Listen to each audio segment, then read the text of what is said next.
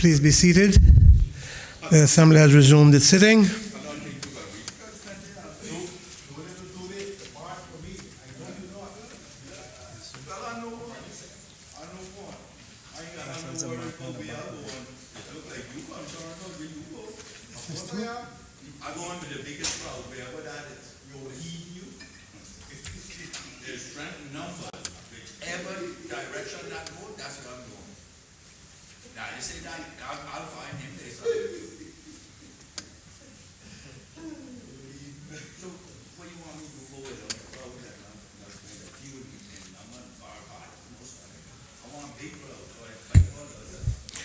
The elected member for Northside, continuing government motion number 3.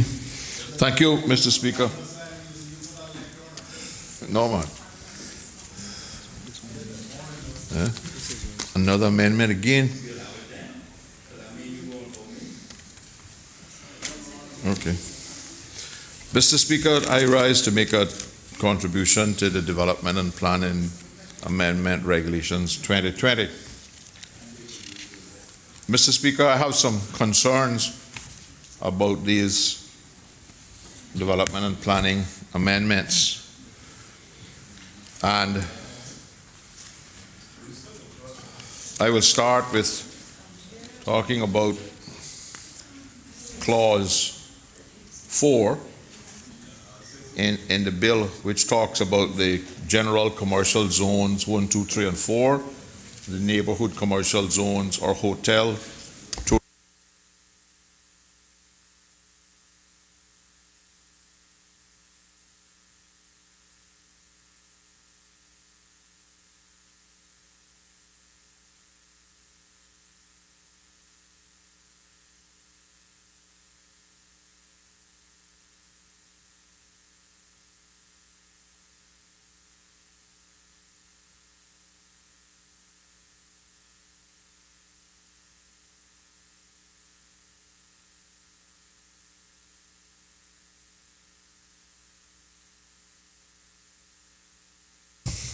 Thank you, sir.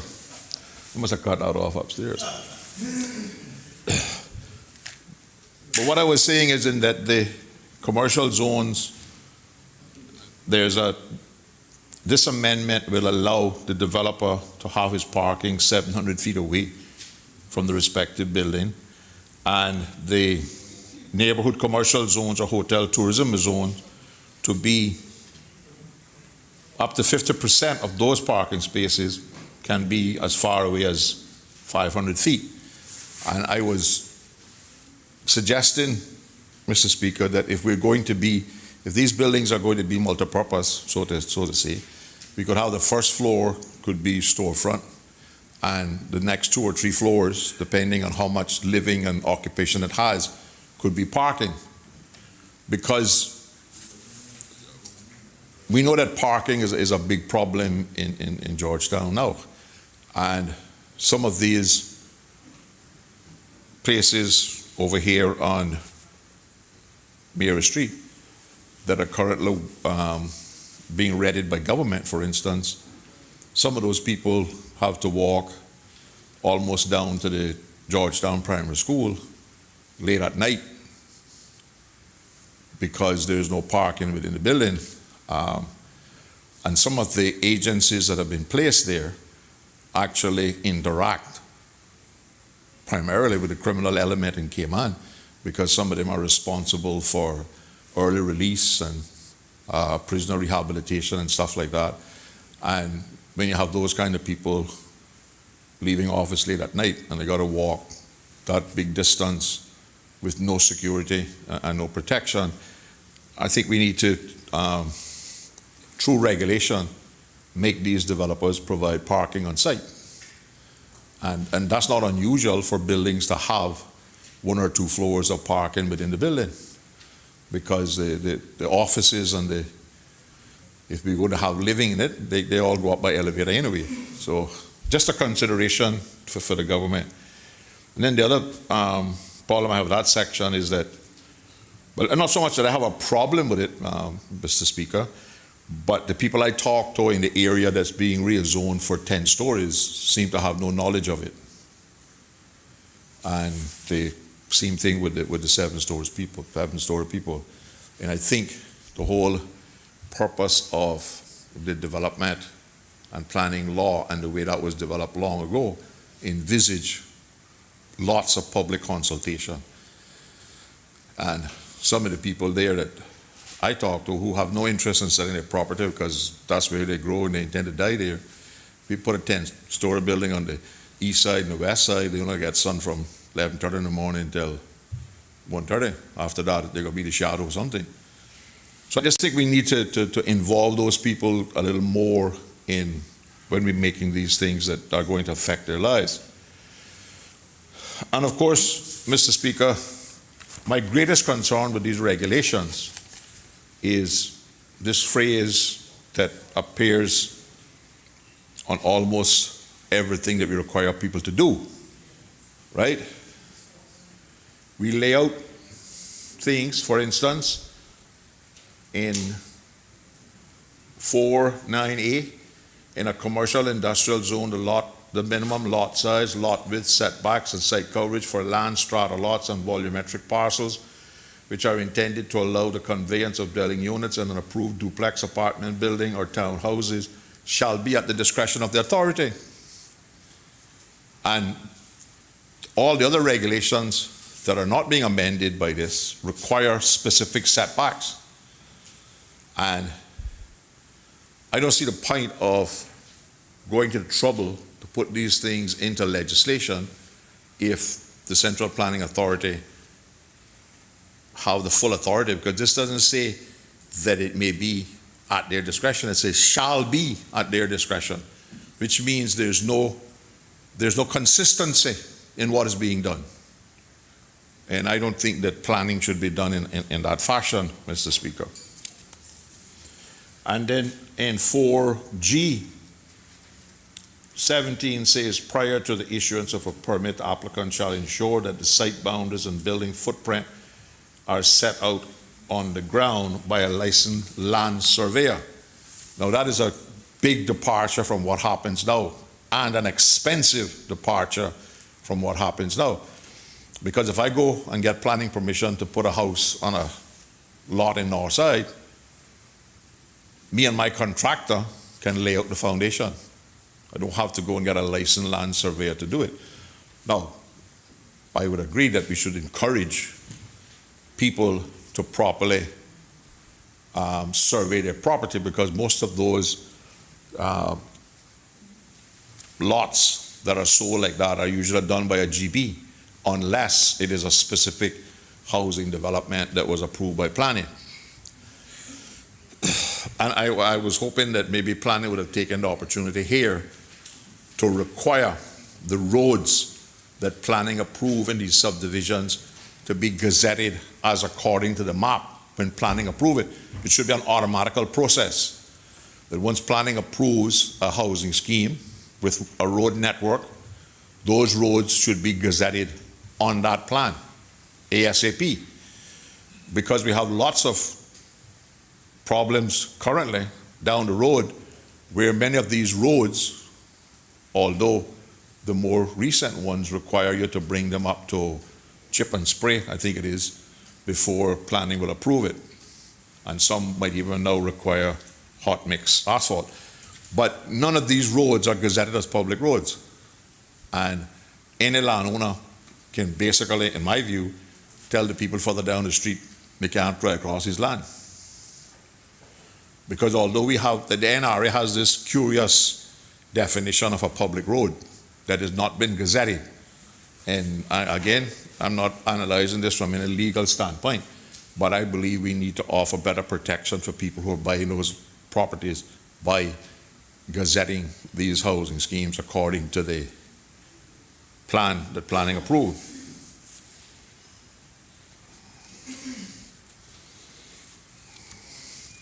Again, in clause 5, everything is at the discretion of the authority.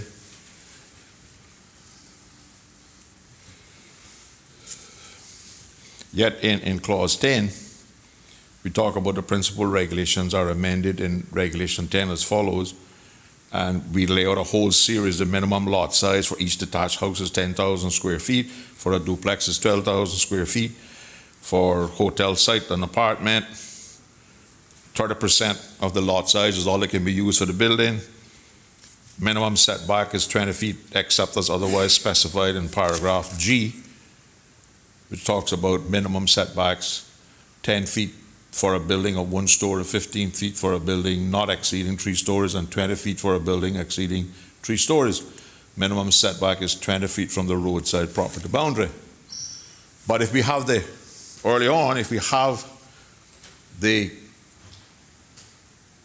if we're giving the Central Planning Authority the absolute discretion to say that none of that applies, the question is, why are we putting it in legislation? Just leave it up to them, fancy dancer to start with. Then, Mr. Speaker, I couldn't figure out why we were putting on the B there, the section 5, which talks about the 6-foot right of way. But then as I read on, I realized that section 11, we were actually repealing the regulation that provided these 6-foot right of ways from the road to the beach.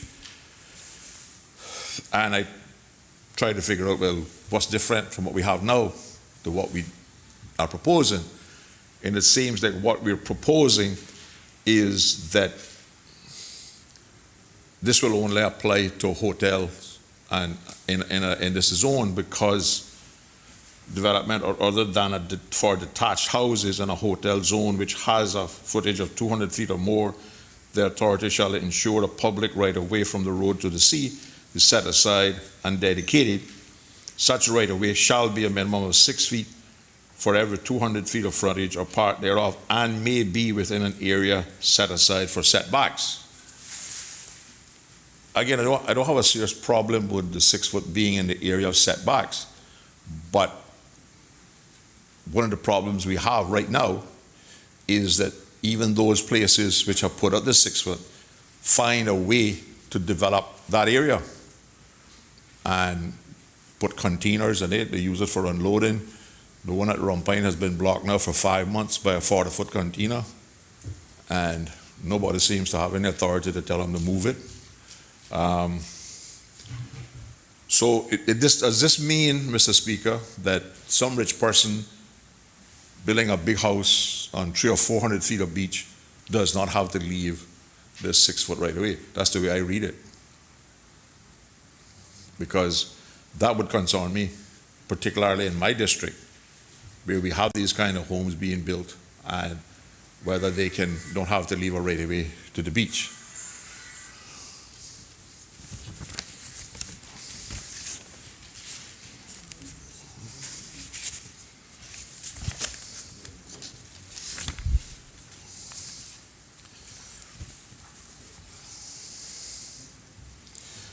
And I'm not sure whether these regulations now will override, because we had made some regulations some years ago which gave special lot sizes for what we call low-cost housing.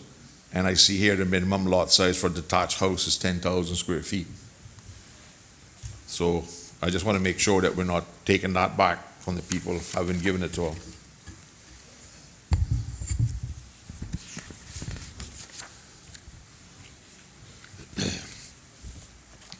Mr. Speaker, with those few comments, I hope to be able to, I have put forward some amendments, but in conversation with the minister, it seems like my negotiation skills are only good enough to get maybe 1 or maybe 2. So I would prolong the House by going through all the amendments that I had filed at this time, and will accept the one that the minister is going to move later on, that deals with the problem of persons who erect fences along roadside, right on the edge. I mean, I have it in my constituency. It's going to cost the government an extraordinary lot of money and probably legal fees in the Rum Point area now, because people have built a fence on the line for the road and planted a hedge on the outside the fence. And the hedge is now 4 or 5 feet wide. So they're taking up, some of those places are taking up 10 foot of road space. And when I had a public meeting with them in February 2018, might have been, yeah. 6 to 5 of them came, and their first claim was that because they had put their garden in the road and had it there for so long, they now own the road by quiet possession.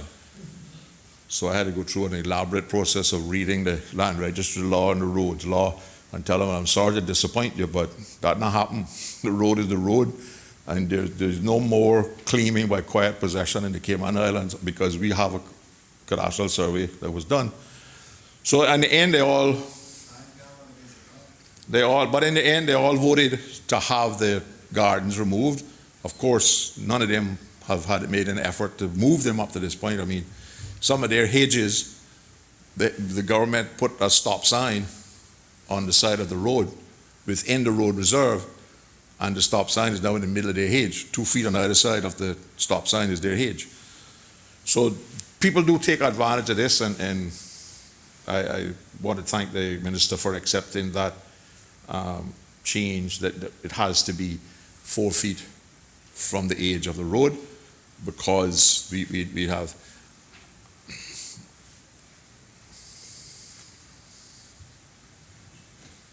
So, Mr. Speaker, with those few words, I will try and find a way to support the regulations. Thank you, sir. Does any other member wish to speak? Does any other member wish to speak? I'll call now on the minister for his right of reply.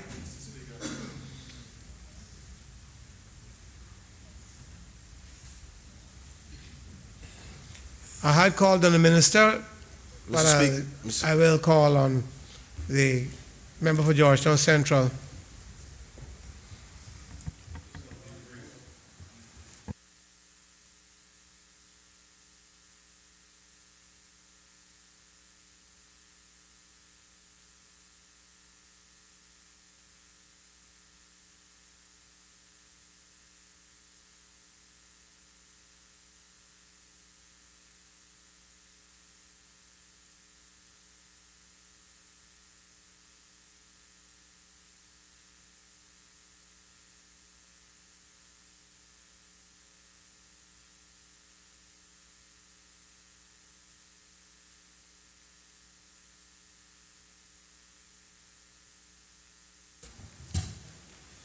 Thank you, Mr. Speaker.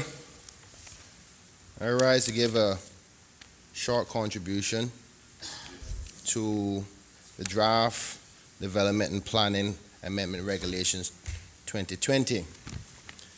And Mr. Speaker, I'm happy that my colleagues, the Leader of Opposition and the elected member from Northside, has covered many of the concerns that I had and brought them to the attention to the minister and this government. But I will, in the effort of not repeating and breaking the rules of the standing orders, I'm going to focus mainly on an area that has not been covered so much, my constituency. Mr. Speaker,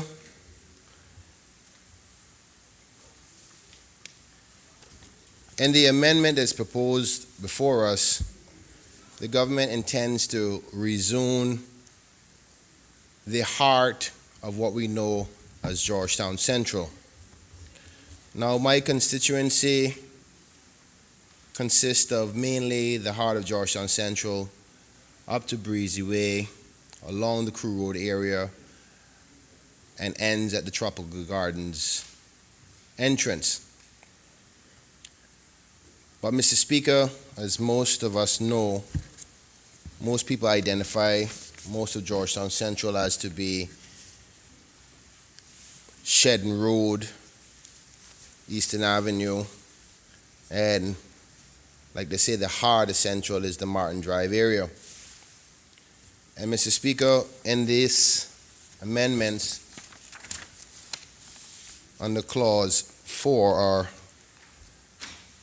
in Clause 4 where the amendments are proposed, under B, it talks about the principal regulations are to be amended in Regulations 8 as follows. And on B, it gives the commercial zoning that they have now changed. And B, it says in paragraph 2, by deleting subparagraph A and substituting the following subparagraphs. A, in the general commercial zones shall not exceed 65 feet or 5 stories, whichever is the least, except when the building is commercial zone 1. And in the map, we have the different commercial zones. And the commercial zone 1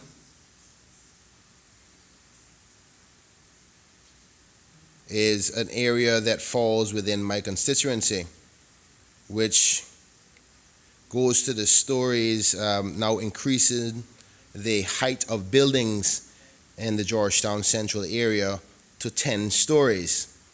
And commercial zone 2, increasing the height from 5 stories to 7 stories.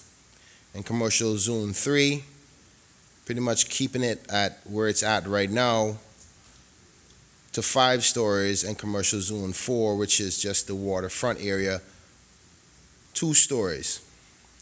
Now, Mr. Speaker, I want to say that before I get started about my concerns about these building heights, I want the government to know that I am understanding that we are a developing society. And much of our growth is where our success comes from. And offering modern facilities and development is something that I think is positive for the country. I think it's fair to say that me as an individual is pro-development. But I have to remind myself, Mr. Speaker, that I'm not here about myself. I'm here on behalf of the good people of Georgetown Central. And Mr. Speaker, what is being proposed in this amendment will have some significant changes to the lives of the many people who live in the Georgetown Central area. And I must dare say, Mr. Speaker, as well as many of the constituents of Georgetown North, as well as Georgetown West. And Mr. Speaker, though I am pro-development, sometimes I wonder whether or not we involve the people that we represent when we make these changes. And I've been thinking as a young 40-year-old, fresh from July, how often we change the laws in respect to development and planning. And I saw, interestingly, that this law and the regulations have been changed over 33 times over the last 45 years. And Mr. Speaker, what it tells me is that we're constantly changing and changing and changing and changing and changing. And at this rate, I am concerned where we could possibly be in the next 45 years. Because I recall just when I got out of high school that the highest building that we had was 5 stories. And that was a big deal. And Mr. Speaker, if we continue to change our heights of our buildings at this rate, because I think the last time we increased the heights to 7 stories in the central area was under your regime, Mr. Speaker, which was in the 2009-2013 administration. We had the first 7-story building in Georgetown. Now, Mr. Speaker, I am not primarily against taking advantage of the opportunity of the land parcels and maximizing the value of each lot, because the higher you go, the more a developer or a landowner who's Caymanian can get more value out of their property. But, Mr. Speaker, it would be remiss of me if I pretend, or this Honorable House pretends, that this is not fundamentally changing the way Cayman is as an island. If the Lord keeps me alive for another 40 years, I am certain that if we continue at this rate, we'll probably be in what we know as Florida, Miami Beach. Because there seems to be, in my humble opinion, Mr. Speaker, a plan to change the face of what we know Cayman to be, and the plan that nobody knows about, or at least the people of Georgetown Central have not been informed about.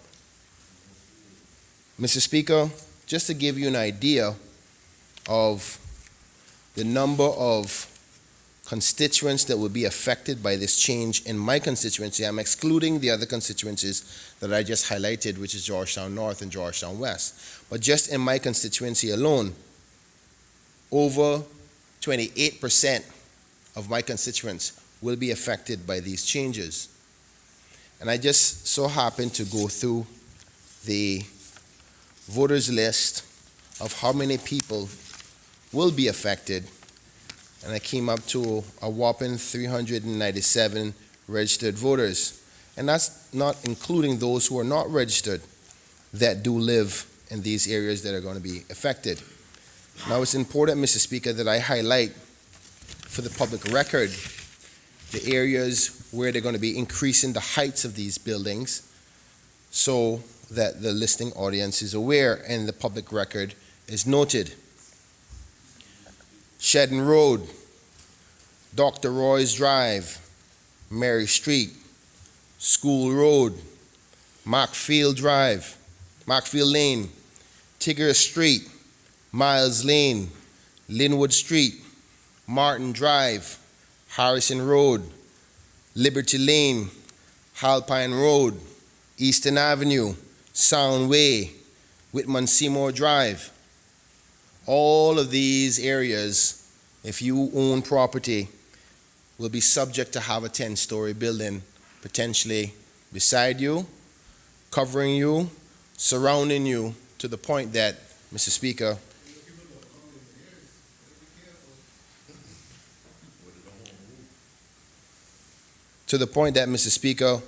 they may not be able to feel the good old Caymanian sea breeze. Now, Mr. Speaker, some members have highlighted a very important point in their contributions, and I heard from the Honorable Premier just now about the value of people's property that will increase. And undoubtedly, Mr. Speaker, that is correct. These changes will increase the property value of most of these lots that are in these zones. But, Mr. Speaker, that is a positive thing if you intend to sell your property. If you intend to give up all your family memories and all of the history that you've had as a young Caymanian growing up in the central part of Georgetown and move out. Because, Mr. Speaker, when I look at the many changes that have happened to the planning and development law and regulations over the last 45 years, it tells me there seems to be a plan that the people are not a part of. And when I say a plan that the people are not a part of, I say that because, Mr. Speaker, I don't recall the Honorable Minister at least reaching out to the representative of the constituency that is most effective to say, listen, you are the voice of those who are in this particular area. Here are some of the changes that we intend to do. Maybe we can sit with your people to explain to them what will happen. That was not awarded to me. And disappointingly, I wish the minister would have had at least the respect for the people of Georgetown Central to have done that.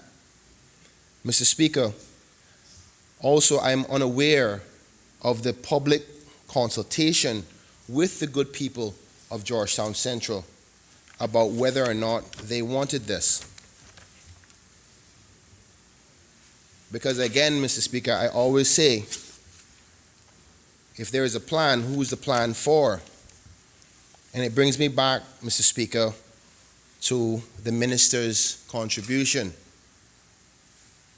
And the minister said that they had industry stakeholders had bought in to this idea of these amendments. And Mr. Speaker, I wonder who the stakeholders are, because I take pride, Mr. Speaker, in staying in my community and knowing what's going on. And I cannot recall, Mr. Speaker, when they brought this information to the people of Georgetown Central who will be affected.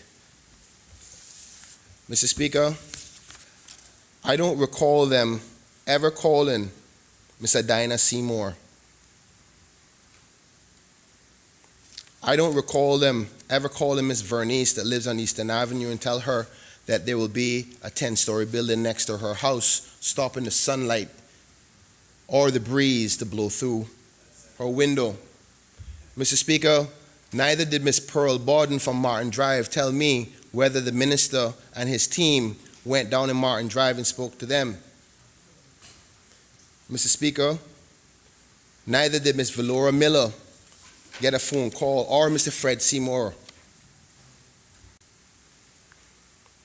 or Ms. Jane Ramon. None of my members that I've reached out to said anybody reached out to them to say, listen, I am going to change your environment to the point where, like the prescription law says, that you have a right to sunlight, that your sunlight may be taken away. And Mr. Speaker, allow me to refer to the prescription law under Section 4, and I'm going to get to a specific point with this. It says, when any beach has been used by the public or any class of public for fishing for the purposes, Section 3, forgive me, Mr. Speaker, when the access and the use of light or air to and for any dwelling house, workshop, or other building has been actually enjoyed therewith for 20 years without interruption, the right thereto shall, subject to subrifso, forgive me if I pronounce that wrong, hereinafter contained, be deemed absolute and indefeasible unless it appears that the same was enjoyed by some consent or agreement expressly made or given for that purpose in writing. Ultimately, Mr. Speaker, protecting the right of persons' access to light. And Mr. Speaker, what is transpiring is, I recognize, Mr. Speaker, that we've had buildings increasing slowly but surely. And I'm not opposed to that. What I'm opposed to, Mr. Speaker, is the good people that I represent not being involved in the decision and the discussion as to accepting that new reality. Because the truth is, Mr. Speaker, Miss Ora, who lives on Eastern Avenue, could be potentially surrounded by 10-story buildings in the next 2 years, where she won't be able to see the sunrise or the sunset. She won't be able to feel the good old Cayman breeze coming from the ocean either. And we are failing to realize that particularly in our district, we still have a lot of Caymanians who live and reside in their homes, and their memories are there. And they're not willing to sell out. They don't want to move. And I don't think, Mr. Speaker, there's any consideration for them outside of the excuse to say, well, their property value is going to go up. We all know that. Georgetown is a developing district. The country is a developing country. Every day the property values go up. That's why Caymanians can't buy no property now, Mr. Speaker. That's not the point. You can't say, oh, I'm going to give you some more value to your property. Some people, it's priceless, their location. So that's not enticing to them. And they are deserving of the right to be involved in a discussion whenever you change their environment. And I think that the government should have done that for the good people of Georgetown Central. They are deserving of that, Mr. Speaker. Mr. Speaker, I recognize that the government does have a job to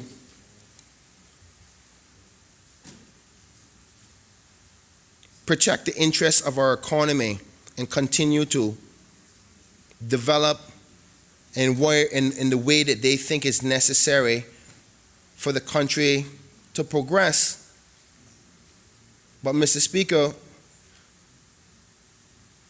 when we are making decisions about what direction we want to go in, we keep on failing to remember that we're not making decisions for 19 persons. We're making decisions for over 20,000 registered voters and over 60,000 residents of this country. And Mr. Speaker, when I look at the map, it really hurts my heart to know that the minister recognizes, he knew when him and his team were sitting down and saying, you know what, we're going to change this to 10 stories high. They knew that I am the representative for this area. And I can only come to the conclusion that they intentionally avoided me from having discussions about this. Or even deciding to say, listen, Kenneth, here's what we would like to do. Do you think there will be any opposition to it? Mr. Speaker, if it wasn't for me reaching out to them to ask them about this, there would never even have been a discussion. That's disappointing. And Mr. Speaker, I refer back to the leader of opposition saying the same thing. They're making decisions in areas in our communities without even speaking to the representative. That's the least you can do. What you're supposed to be doing is going back to the people that will be affected the most. Who are the stakeholders that we keep on talking about? Is it just the developers that you're speaking to? Is it the people who are interested in building this 10-story buildings and the apartments? Who are the stakeholders? Because I don't recall, and I made some inquiries over the weekend. And thank you for the leader of opposition for directing me on how to go about some of this debate. Because I'm not going to shout and scream like I normally do and fight and debate about what you guys are doing. You have the numbers. You have the numbers, and whether I agree with this or not, you're going to pass it. Too much has gone into this. Too much have happened behind closed doors for this not to happen. So I know what has happened. But I hear quotes about the Georgetown revitalization, and I see parts of this amendment where you're allowing the parking to be a very far distance away from the actual development, and we're talking about changing the residential area or the building codes to allow living and business buildings in one,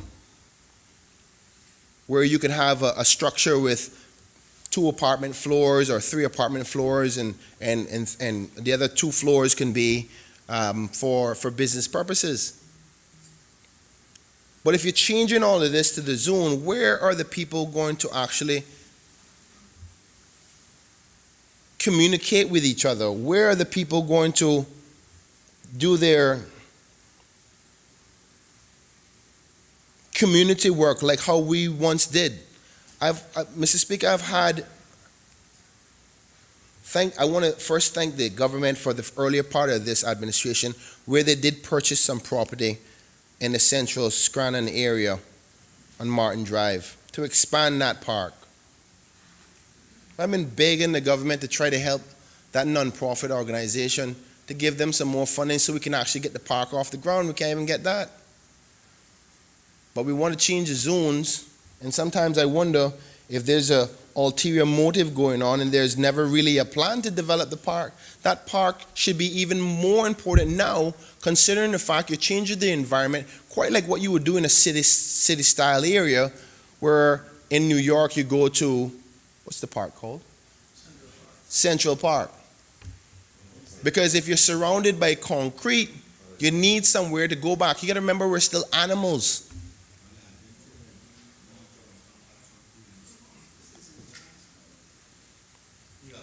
Mr. Speaker, I sometimes question why the government only gave that nonprofit organization only 3 years. Oh, forgive me, Mr. Speaker, that was the first initial proposal. After I started making some noise, they give them 5 years. So what happens after 5 years? Do they plan to build some 10-story buildings on that park? What's the plan? What's the plan? Because they're rezoning this area. I haven't seen them say, well, okay then, we're going to build Georgetown. We're going to do revitalization. Where's the zoning for green areas? Or is it all going to be concrete? Where is the priority on that? I don't want this honorable House or the listening audience to think that I'm anti-improvements to our country. I'm not anti-improvements. But whatever development we do, we have to do it for our people. That's who we work for. And we can't honestly say that we're making this decision on their behalf if they don't even know about it.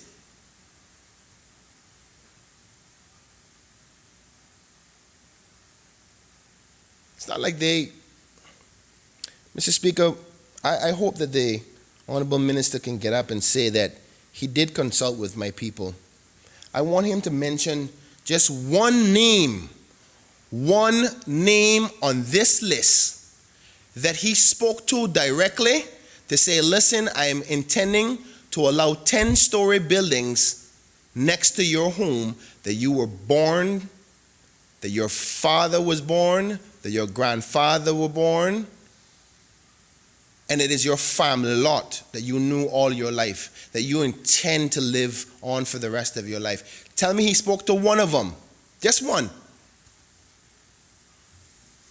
And his response. And the people that will be, that are registered voters that will be affected is 389.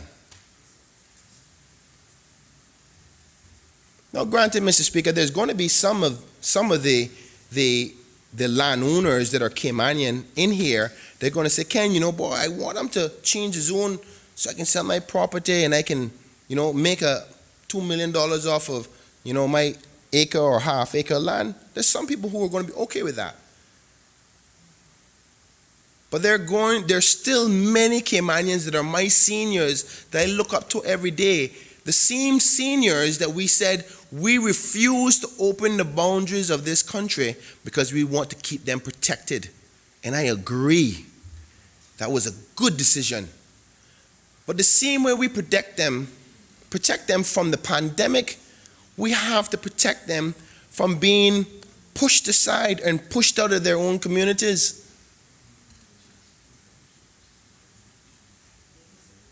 Mr. Speaker, at this rate, I hate to say it, but if this continues to happen like this, and that continued push, this movement is intended to kill the heart of Georgetown Central.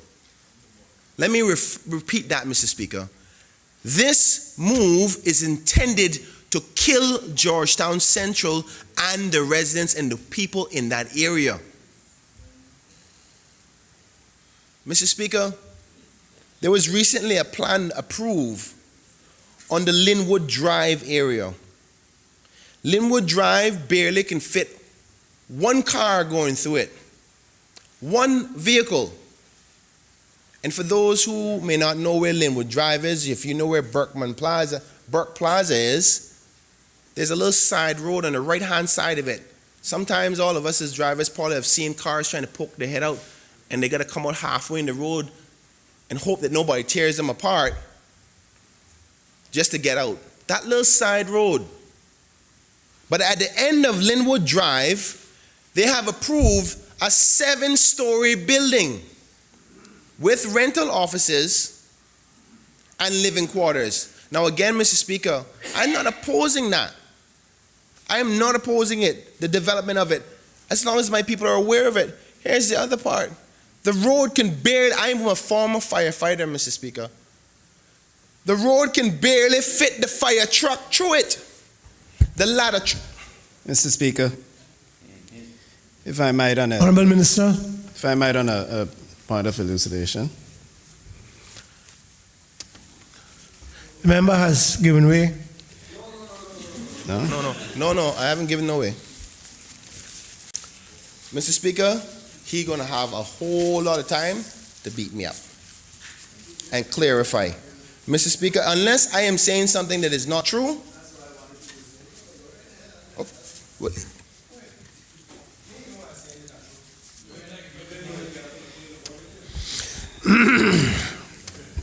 Mr. Speaker, just trying to, before the member said anymore, the application that was submitted for the development in Linwood Drive was actually refused by the CPA. So it was not approved. There was an application for development, but it was refused. Thank you, Mr. Speaker, and I thank the minister for that clarification. That's news to me. That was news to me, Mr. Speaker. But that being said, it's still good news, because the truth of the matter is not the development itself being not approved, but the fact is that how in the world did that even get to that stage when the road was this thin? There wasn't even objections from the fire department on it. And I spoke to the developer. The developer is actually a really good person.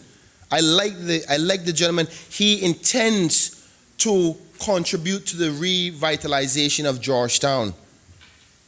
But Mr. Speaker, my only query is, where is the discussion? We have, this is the reason why the indigenous Caymanians feel like they're taken apart.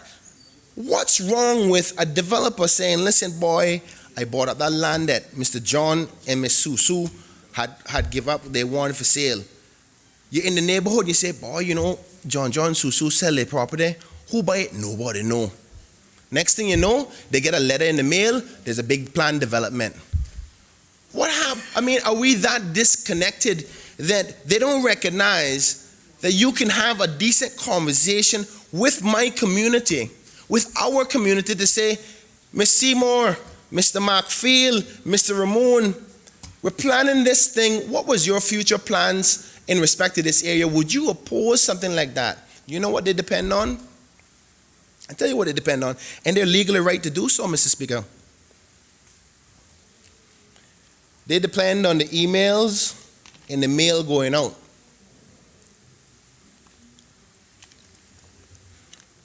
They genuinely don't want to speak to them. They hope that nobody responds to the proposals and make it slip through. Quite like what we do here in the Legislative Assembly.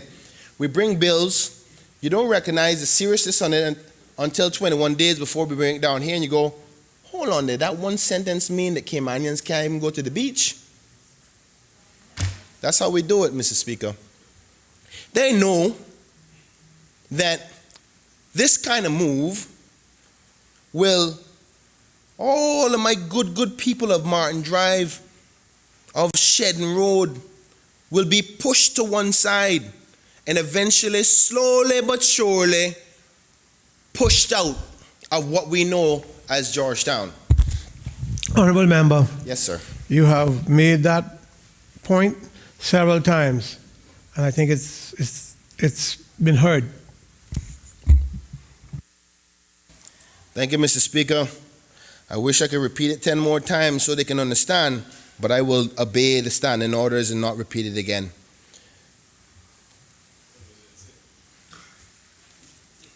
Mr. Speaker,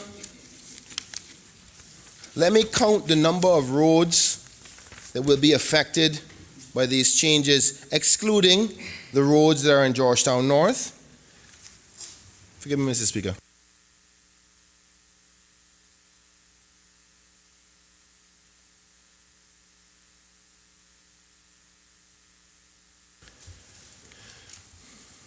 Excluding, Mr. Speaker, Georgetown North and Georgetown West, which has a number of about another 15 roads, but I'm just going to count the number of roads that are affected by this development in my constituency that they were unable to come and talk to me about.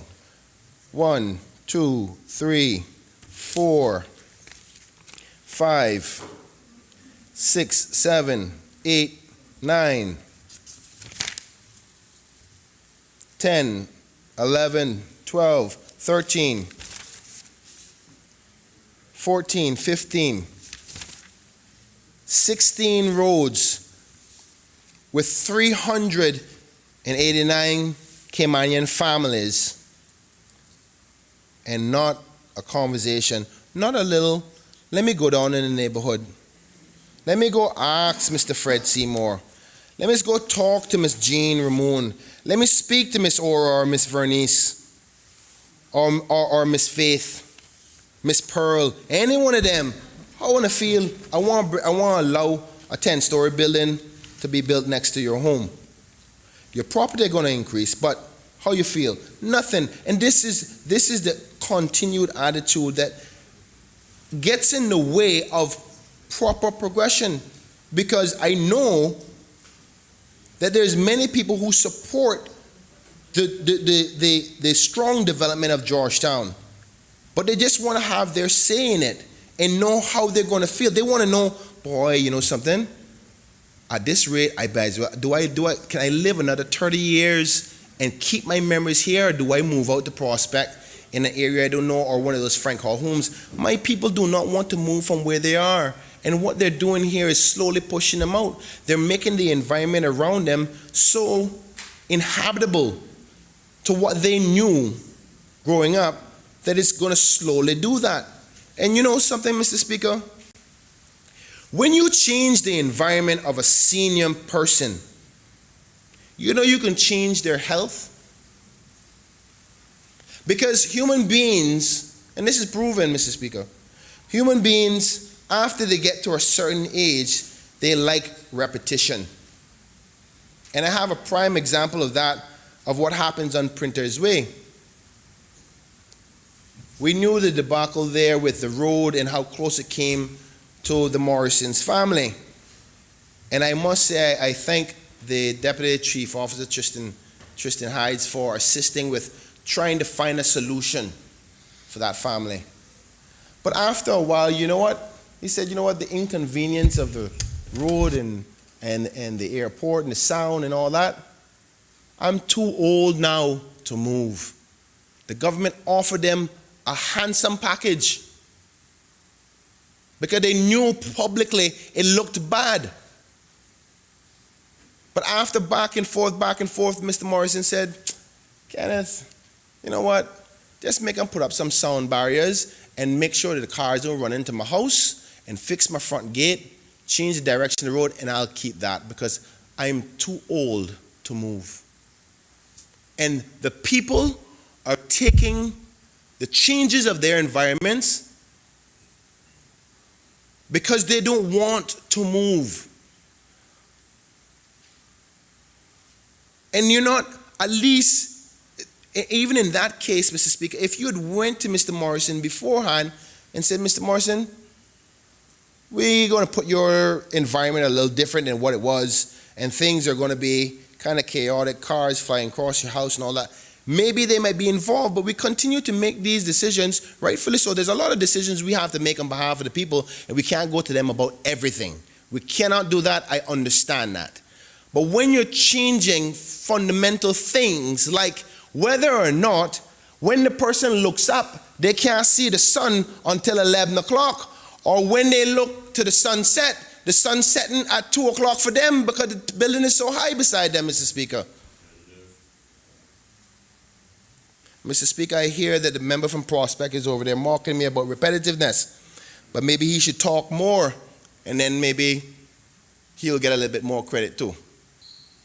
Mr. Speaker, that being said, if you have something to say for the member of Prospect, you can get up and defend the government's plan, because they're not coming into Prospect yet, you see. But once, don't worry, the developers are going to get the Prospect and come take your people out too.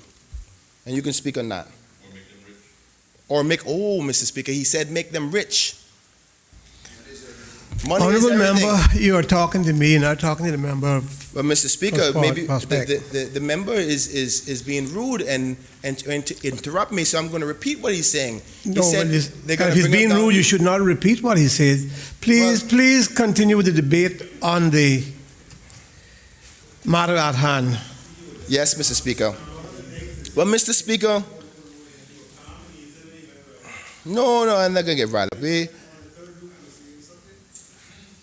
Fourth loop coming up soon. Mr. Speaker, some members think it's about getting rich. It's not about getting rich. It's about making sure that our people have a good environment that they're acceptable to. Mr. Speaker, in closing, I would like to ask, because I believe that they're going to pass this bill regardless of what I say.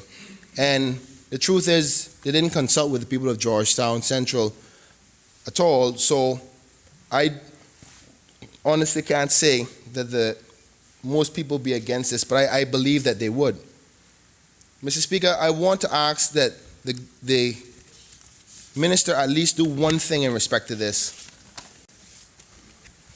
In respect to the printed regulations, when they're, if it passes, I'm assuming it will, that a clearer map be awarded so the people can see. So they know if they go, well, you know, was my house in that zone? Or what streets was it? That they can actually look at it. Because, Mr. Speaker, as you heard the minister say, he actually had to provide an extra map big enough for us to see it. Mr. Speaker, I had to guess which roads this development was going to fix when this bill came to me. And they didn't even name all the roads either. I think it's the appropriate thing to do was to list all roads that would be affected by these zones. So, for example, Mr. Speaker, General Commercial Zone 1 or GC1 will be X amount of roads, whether it's Eastern Avenue, School Road, Rock Hole, what have you. And GC2, X roads are blocking parcels. So people know exactly what it is. Visually from a map, especially when a map is going to be so small and pixelated, where it's not clear to see, if somebody said, let me go to the Legislative Assembly or go to that great website that the Attorney General has just created, where I can go and see the draft development and planning amendment regulations, when they look at this, they can't tell what it is. The people deserve to have clear information, especially when you don't talk to them about what you're doing. But that being said, Mr. Speaker, most things in this honorable House could go a lot easier with a lot less debate, a lot less repetition and emphasis, only if you at least respected the individual who represents that area.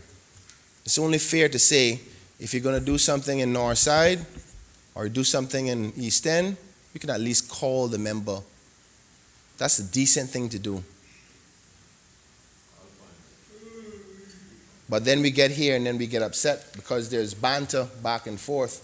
What do you think I was going to do? Get up here and smile? You think I was just going to be cool about this? I'm actually pretty cool right now.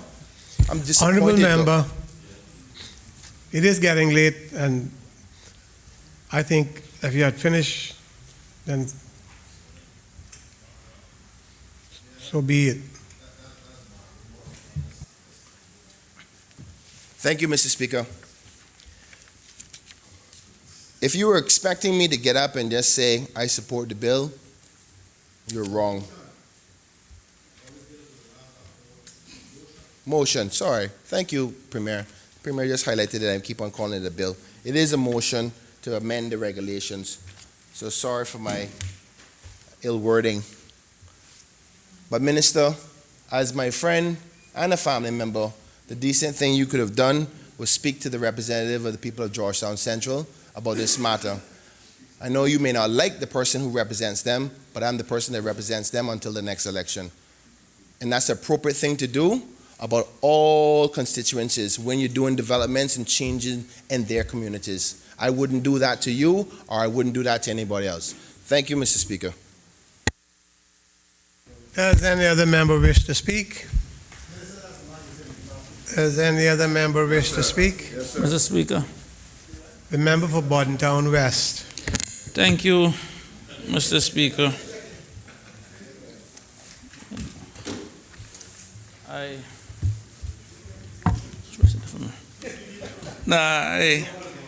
He offered that I didn't want to be rude. No, Mr. Speaker, I really didn't plan on speaking on this motion, so I have no notes or anything written. But I think it's important, Mr. Speaker, to put this in context. And I think when we look at the bigger picture, and it is, what I'm about to say is going to be uncomfortable for some, but nonetheless, I think it's something that needs to be said. The one thing I was looking for in this motion and everything, because I want to say up front, Mr. Speaker, I do support the idea of having 10-story hotels in certain parts of this country.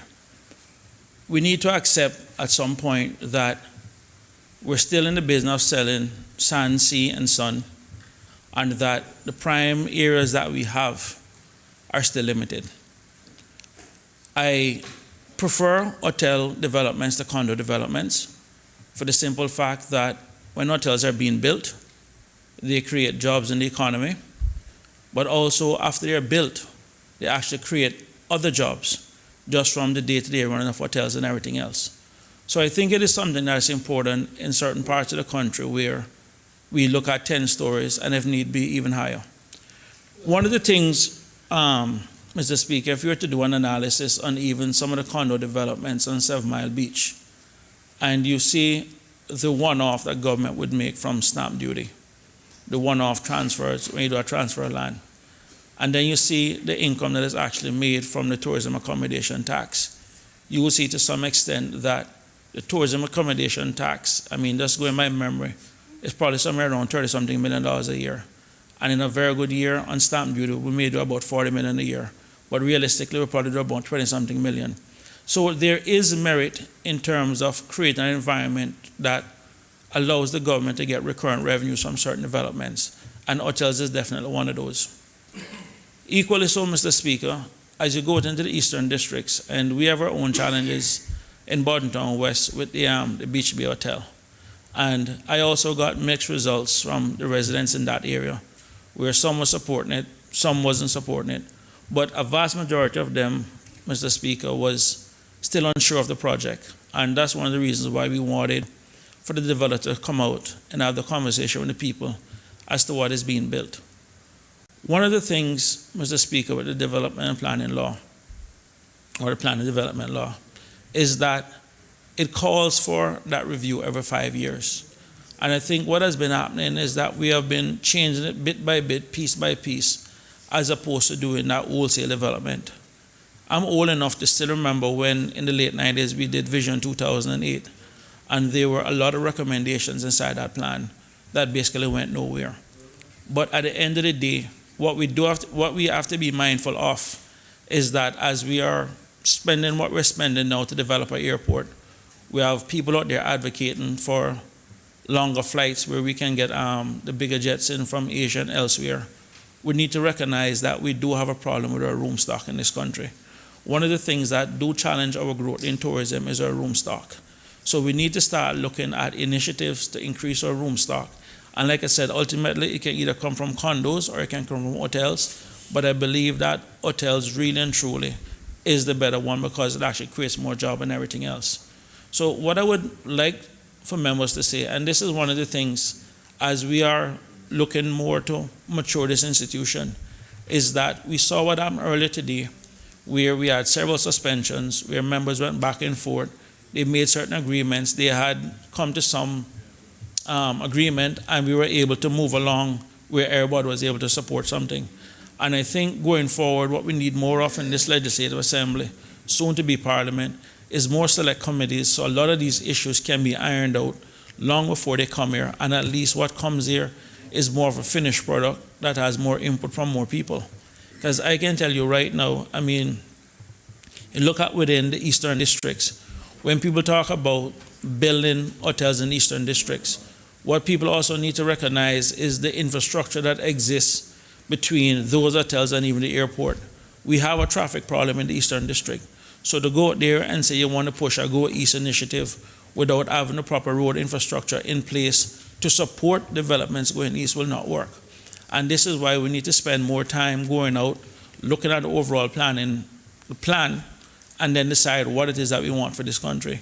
And one of the things I would encourage the minister to do, and I hope it's something he raises during his wrap-up, is where we are with the overall review of the planning law, the development planning law, to see exactly where it is that we're going. It is the piece approach that has basically created a lot of the challenges that we have. And until we move away from that piece approach and agree that this is where it is that we want to go, then this is something that we need to do. Equally so, Mr. Speaker, during the break, we were reminiscing, those of us who grew up in Georgetown, myself being one, when we remember the Block Factory and Norwalk Bakery and everything else, and all the people back then who were actually working at Berkeley Bush Tate and the whole 9 yards. We ourselves also bear witness to many of the changes in Georgetown itself. Now, ultimately, I am not the representative for Georgetown. I know the representative for Georgetown Central spends a lot of time on the ground speaking to his people, and I know he would definitely have the feedback from his people. So I would not even suggest or even try to get into other people's area. So as the Honorable Leader of the Opposition with regards to his contributions and what it is that the people of East End want. I can only speak directly for what the people of Boddington West want and also what it is that they want in that area. But what I will say to all members of this Honorable House is that we need to sit down and have a very serious conversation with regards to what we want with tourism. As I said in one of my previous debates when we were making changes to financial services legislation, we're at a point now where only 7% of the people that we have employed are within financial services.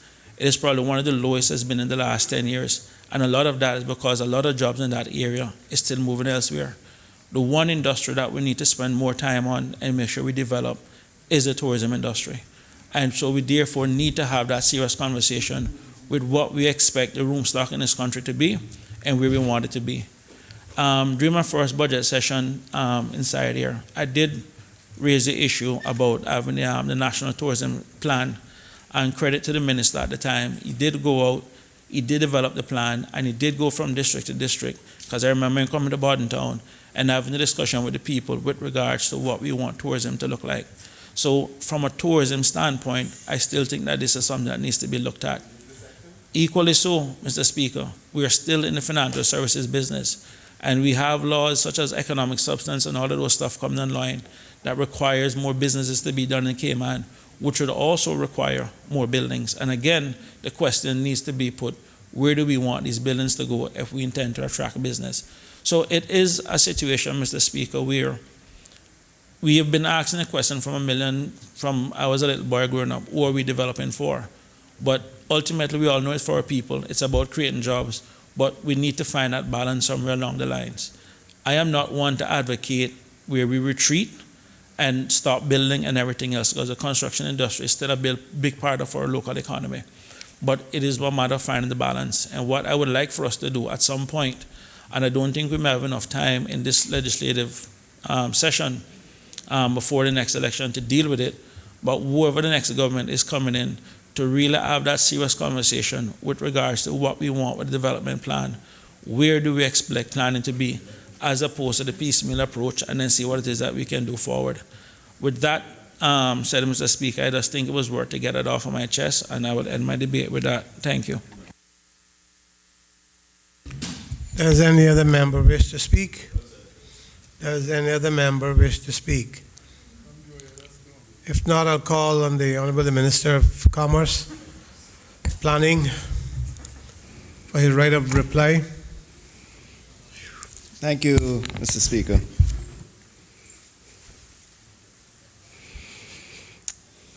Mr. Speaker, I know it's getting late and we still have quite a bit tonight. I'll try to do my best to be as brief as possible. Mr. Speaker, I want to thank the Leader of the Opposition who offered his overall support for the amendments to this development and planning regulations. But he voices concerns regarding the zoning of the tourism area in East End to Hotel Tourism Zone 2, which would allow them to build up to 10 stories. Mr. Speaker, I must say that I had been under the impression that this was in fact supported by the member from East End, and perhaps that is something that I should have confirmed personally. But in any event, I completely understand his position, and he is the representative for East End, which is still quite a small community and a quaint community, not as spread out as some of the other constituencies.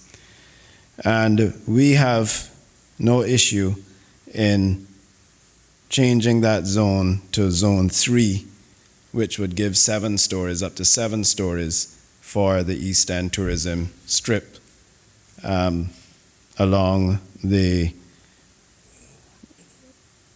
Queens Highway, or heading into the Queens Highway along by Moritz and the other developments.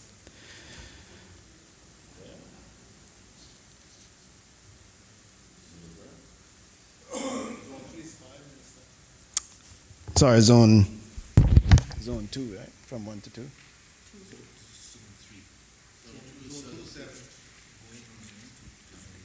Right.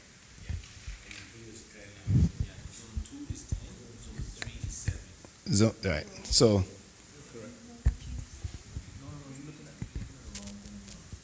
So in the Hotel Tourism Zone 3, that would be up to 7 stories, in keeping with the northern end or North Church Street area where we have development happening along that strip as well in the Hotel Tourism Zone. Mr. Speaker, in the contribution for the member from North Side, and I think also the member from Georgetown Central mentioned the off-site parking. Mr. Speaker, this is a part of, or this allows the developer to present to the CPA a parking plan. And this is in combination with the ministry's desire to seek public participation and to encourage private sector development of parking garages. So, Mr. Speaker, in the Georgetown area, the cost of retrofitting buildings, whether to go higher or to do residential or mixed use commercial, the challenge there is to include parking within that building in such small footprints, as well as the additional cost of retrofitting a lot of the buildings. So what we hope to do as a holistic approach is to incentivize and encourage the development of parking garages. And the only way that the parking garages can be viable is if the redevelopment, if the buildings that are developing, and let us say a hotel goes downtown, that they can purchase or lease parking spaces in that parking garage and use that, for instance, for their valet. So in part of their parking management proposal, they will say we have X amount of parking, we have handicap, we have electric car parking, we have delivery bays, and we're going to be offering valet parking, and we have purchased or leased or contracted X amount of parking spots in this parking garage within X amount of feet or yards away from the development. So it is overall a holistic plan. Later down the road, as we develop the Georgetown revitalization plan, and as I alluded to earlier, we're working on a pilot project with a hop-on, hop-off bus. This will all be a part of it, where persons will be encouraged to develop these parking garages. Individuals can either drive into town, park in them, use a hop-on and hop-off to get all the way around town, Elgin Avenue, the hospital, etc. Or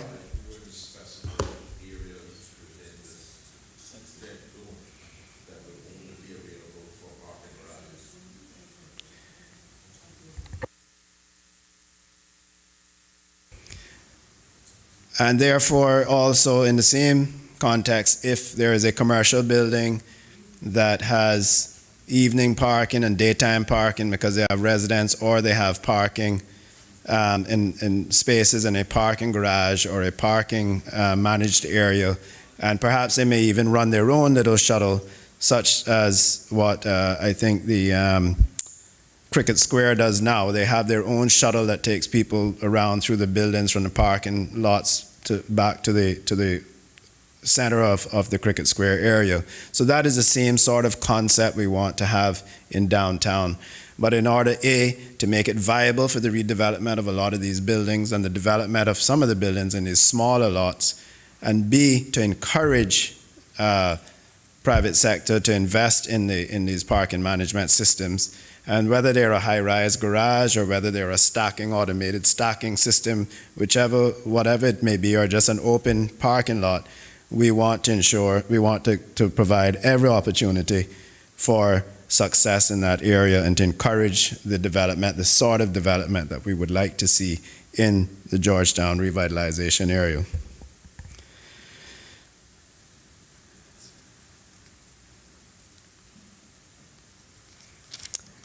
Mr. Speaker,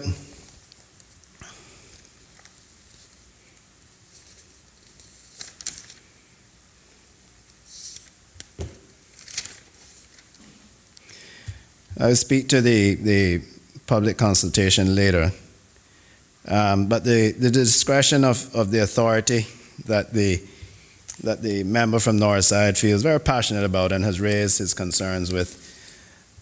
Mr. Speaker,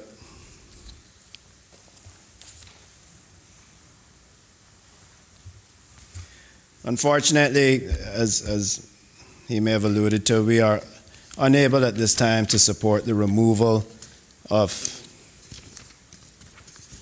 those provisions. And let me just give you an example. In 4D, the actual, where it says shall be at the discretion of the authority, this would mean if we remove that, the board would not be able to vary a lot size in a residential application, which we want to have the ability to do along with the volumetric parcels, the ability for persons, Caymanians in particular, to participate in developing and investing in real estate. Some of the traditional lots and the way they were originally subdivided requires that the planning on occasion have to make variances. And so in 4D, by inserting, it reads as this: 4D, by inserting after paragraph 9 of the following paragraph, 9A, in a commercial or industrial zone, the minimum lot size, lot width, setbacks, and site coverage for land strata lots and volumetric parcels which are intended to allow the conveyance of dwelling units in an approved duplex, apartment, building, or townhouse shall be at the discretion of the authority. So that's a necessary tool or necessary,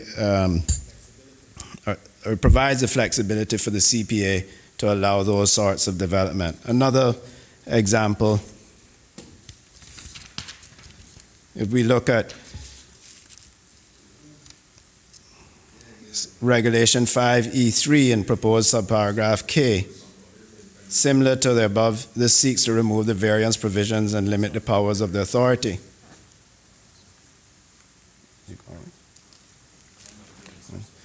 K, the minimum lot size, lot width, setbacks, and site coverage for land strata lots and volumetric parcels which are intended to allow the conveyance of dwelling units in an approved duplex, apartment, building, or townhouse shall be at the discretion of the authority.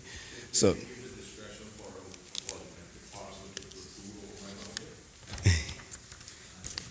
no, they would have to be within the setbacks of their property.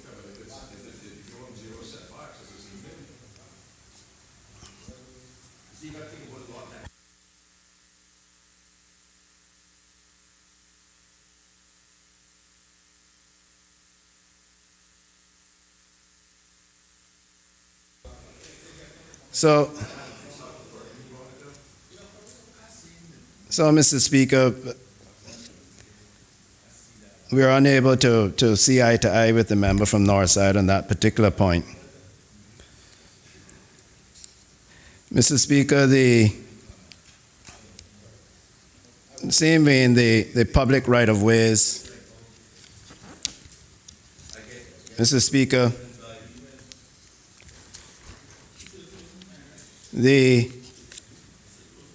what we are doing, Mr. Speaker, is going back to the original regulations, Regulation 32, and the wording, Mr. Speaker, where planning permission is granted for a development other than for detached houses in a hotel tourism zone, which has a frontage of 200 feet or more, the authority shall ensure a public right-of-way from the road to the sea is set aside and dedicated. Such right-of-way shall be a minimum of 6 feet wide for every 200 feet of frontage. And then what we've added there, Mr. Speaker, is or part thereof, and may be within an area set aside for setbacks. So, in other words, if it was just a part thereof, or if it fell on the border, they would still have to provide that public access. There was some ambiguity there. It never did, no.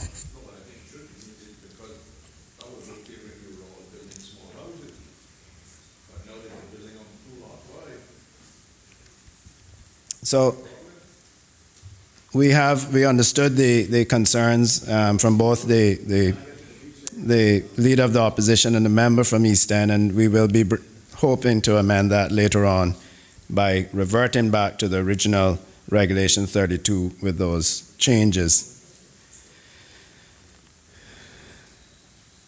And as the member mentioned, Mr. Speaker, we will also hope to amend later on the issue of the 4-foot setback from, fences on the roads.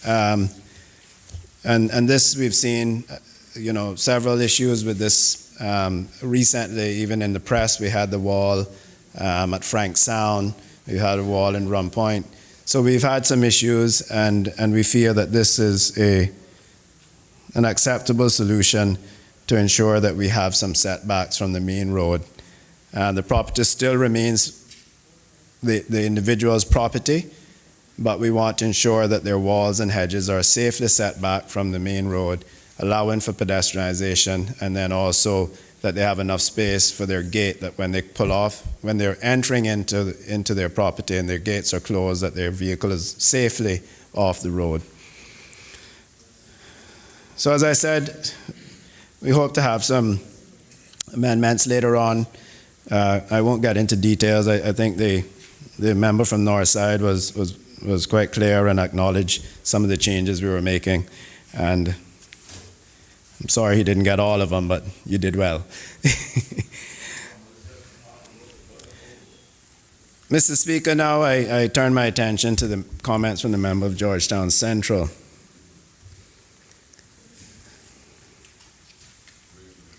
Yeah. Let me start off, Mr. Speaker, by addressing the issue, because it was raised also by others, by addressing the issue of the consultation. Mr. Speaker, the public consultation and the publicity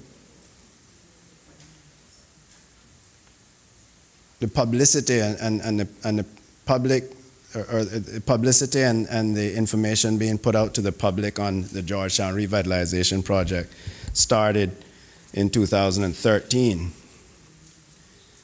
And we have been continuing to do that. We had a full town hall meeting right next door.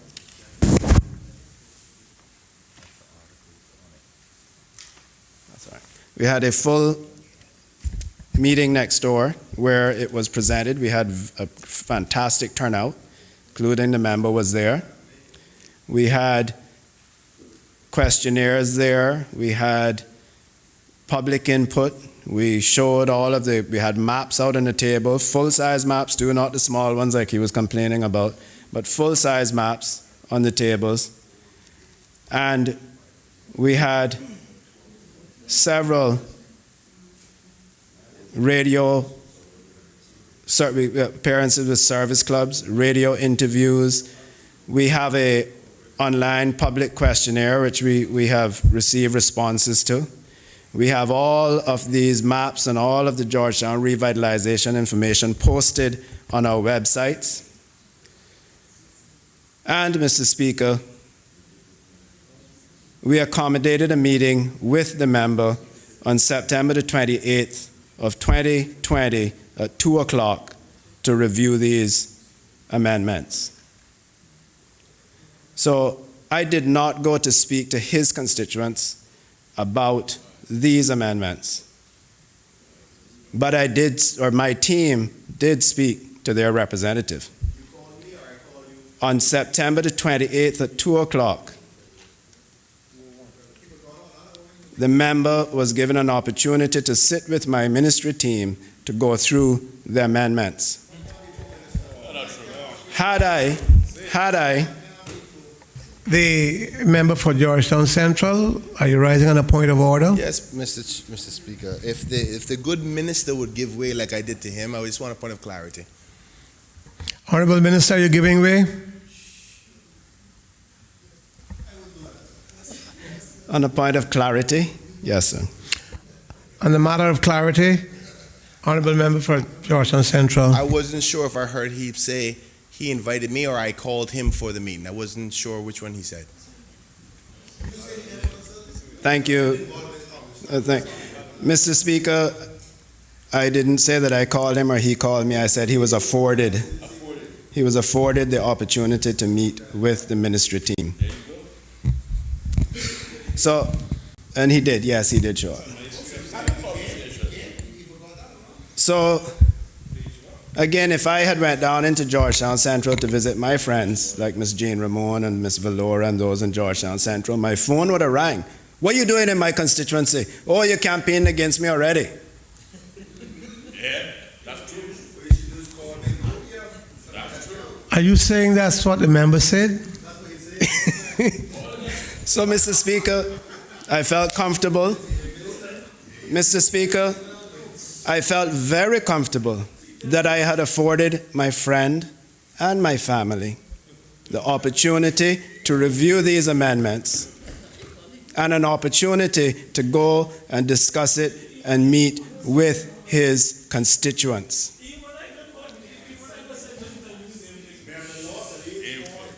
Mr. Speaker, the member also went in great depths of naming out all of the areas that people will have a 10-story building built next to them.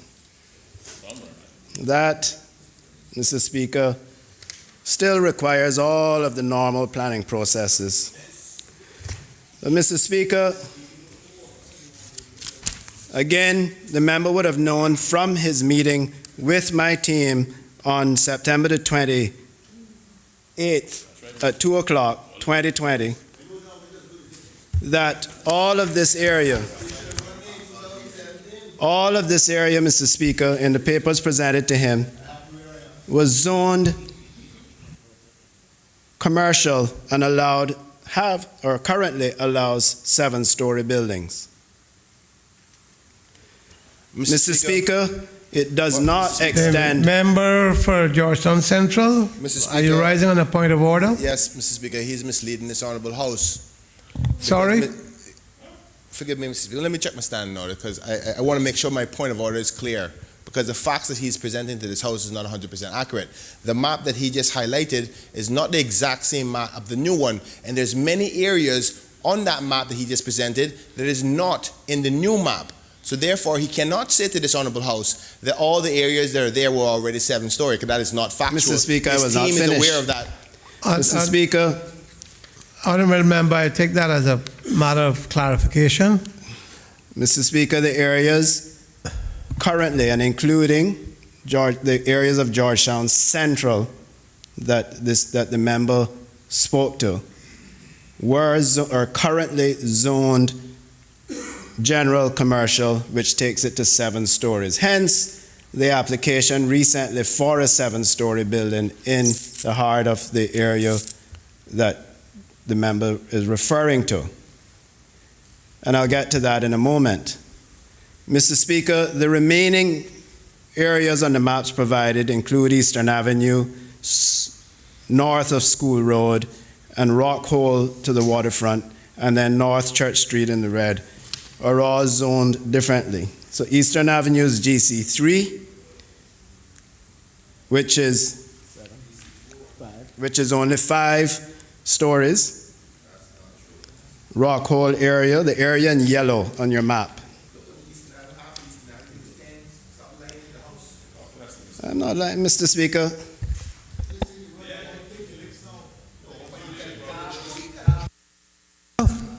Order, please. So, Mr. Speaker.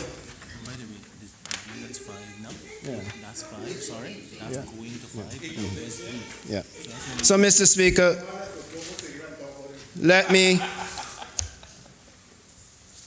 Mr. Speaker, we have all been talking about Georgetown revitalization. We've all been encouraging the development of the central Georgetown area. Mr. Speaker, the member from Bordentown West, who when he gets up and speaks quite often, you pay attention because especially when he said he didn't plan on speaking, it usually means that he has some salient observations. The member from Bordentown West not only supported and encouraged that we continue with our Plan Cayman initiative, which sees us reviewing the National Development Plan every 5 years, using 5 zones and reviewing 1 zone a year for 5 years and then starting back over. That way we can accomplish the complete review of the island of Grand Cayman using the 5 zones, doing 1 zone a year. We were starting with the 7 Mile Beach corridor, which got delayed due to the COVID pandemic. We have now approved the team to go out and we approved the cabinet paper, which now triggers a public consultation period of 60 days, which will allow the teams to go out and have town hall meetings and have consultation with the affected public. And then we will move to the next zone next year, and then the next zone. So every 5 years, we would have completed a complete review of Grand Cayman. If members would remember, last year, we had the consultation, and we had tremendous feedback on the,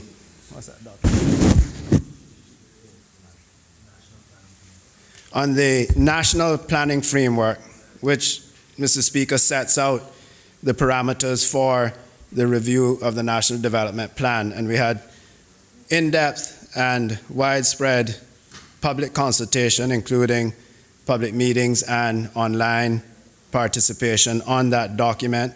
That document was then approved by the Cabinet, and then now we're moving in to the area by area review of, or the plan review of the areas, the 5 areas set out in the zones, or the 5 zones set out in reviewing that plan. So we are working towards that. That's in motion. It doesn't matter who the government is next year, that will continue. And we found that this is the easiest way for us to achieve the full review of Grand Cayman every 5 years. What had happened previously is every attempt that was made was to try and have one swooping review of the entire island, and it just became too big for the government to carry out in the 4 years, and we start over. So we feel that this zone by zone, 5 zones, do 1 zone a year, after that you start over again, and at the end of every 5-year cycle we would have reviewed the entire island, which is what the law calls for. But a member from Boddentown West also spoke about tourism versus condos. And just to say that I agree with his analysis, but we recognize now in particular how important the extended stay tourists are, or extended stay residents are. We as a government targeted over the last few years and attracted these extended stay visitors. We changed the immigration regulations to allow them to stay for up to 6 months if they own property here. Previously it was 3 months. Now they can get, once they become registered as a property owner and they come in, they can stay an automatic 6 months. And we see how important that has been now post shelter in place, where a lot of these individuals stayed here. A lot of them are now returning or coming to the island, and they will stay here for several months at a time, eating out at the restaurants, shopping at the grocery stores, hopefully using some water sport operators, taxi drivers, etc.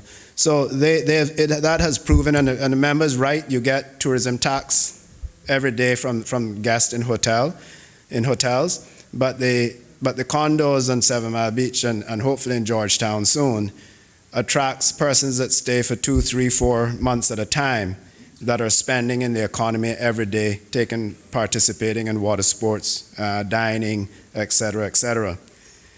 And then the member from Boddentown West spoke about the economic substance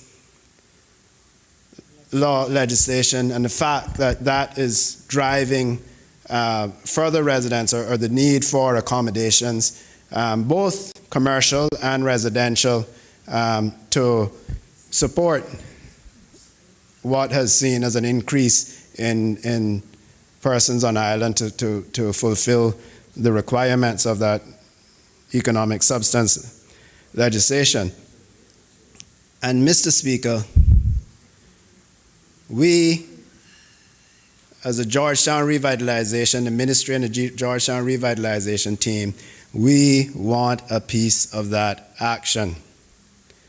We do not want all of these companies to come in and go to other planned area developments and leave our buildings empty here in Georgetown as they've been for the last few years. We want a piece of that action in Georgetown.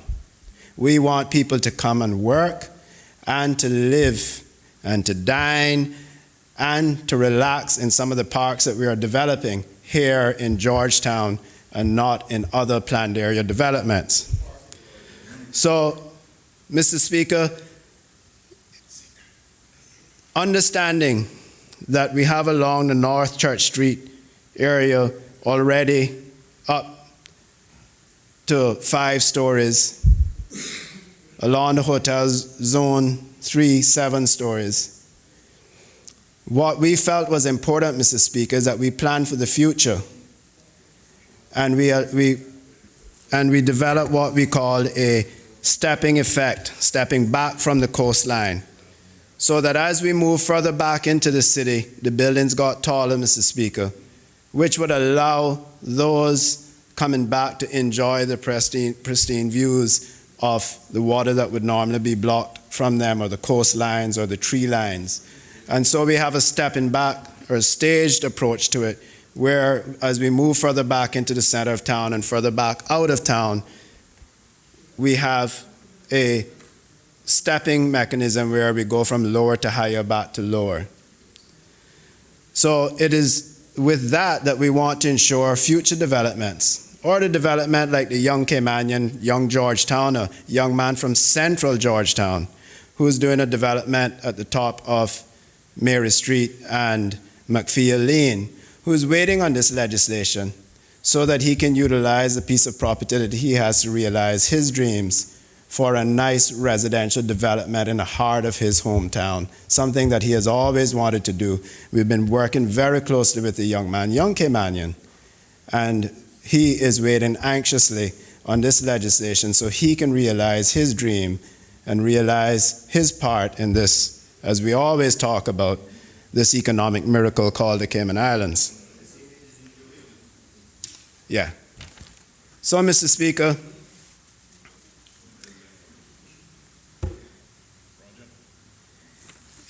Mr. Speaker, I had a lot more to say, but I'm certainly not in the mood tonight, sir. And I want to say that I appreciate the member from Georgetown Central's enthusiasm and his dedication to representing his constituency. But I also want him to know that we are a government that cares for our people. And I care about my constituents as well. And we can't just plan for today. We can't just look at today. We have to plan for the future, sir. And so I believe, and I believe in structure, that to compete and to preserve Georgetown in the future and to give it a fighting chance to survive, we have to plan for the future. We have to give individuals a clear indication of what they can and cannot do. And by laying out these zones, making it very clear what you can and cannot do in what areas, gives us the best chance of rejuvenating our town capital. And at the same time, Mr. Speaker, there are other conditions and regulations and requirements under the CPA that protects individuals, that we do not have persons surrounded in their little home with 10-story buildings or highways going over their heads. So again, Mr. Speaker, I thank all the members for their contribution. And Mr. Speaker, I do have, due to the discussions had with members on both sides of the floor, we do have some amendments that I would beg the leave of the House to lay on the table. Mr. Speaker.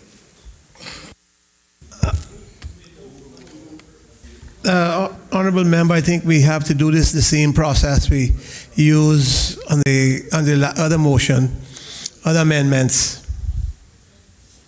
Thank you, Mr. Speaker. Thank you for your understanding. So, Mr. Speaker, be it therefore resolved that the Draft Development and Planning Amendment Regulations 2020 be approved by the Legislative Assembly in accordance with Section 42(3) of the Development and Planning Law 2017 revision, subject to the following amendments.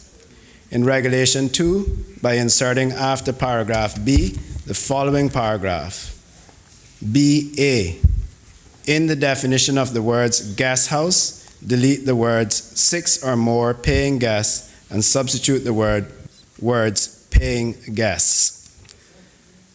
B, in Regulation 4, in relation to the proposed amendments to Regulation 8 of the principal regulations, as follows. 1, in paragraph A1, by deleting the word and at the end of the subparagraph, and 2, by inserting after paragraph A2 the following subparagraph 3.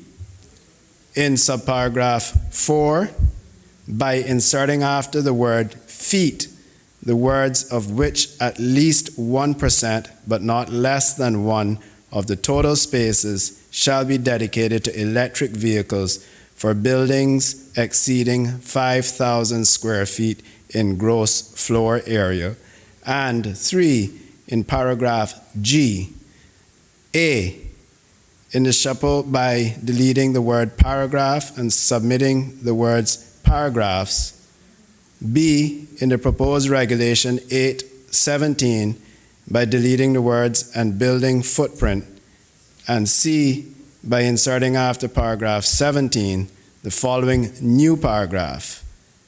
18, walls and fences adjacent to a road shall be set back a minimum of 4 feet from the roadside parcel boundary, and vehicle gates adjacent to a road shall be set back a minimum of 12 feet from the roadside parcel boundary. In regulation D, in regulation 6:1, in paragraph A, delete the words "and" at the end of the paragraph and substitute a full stop. And 2, delete regulation 6B.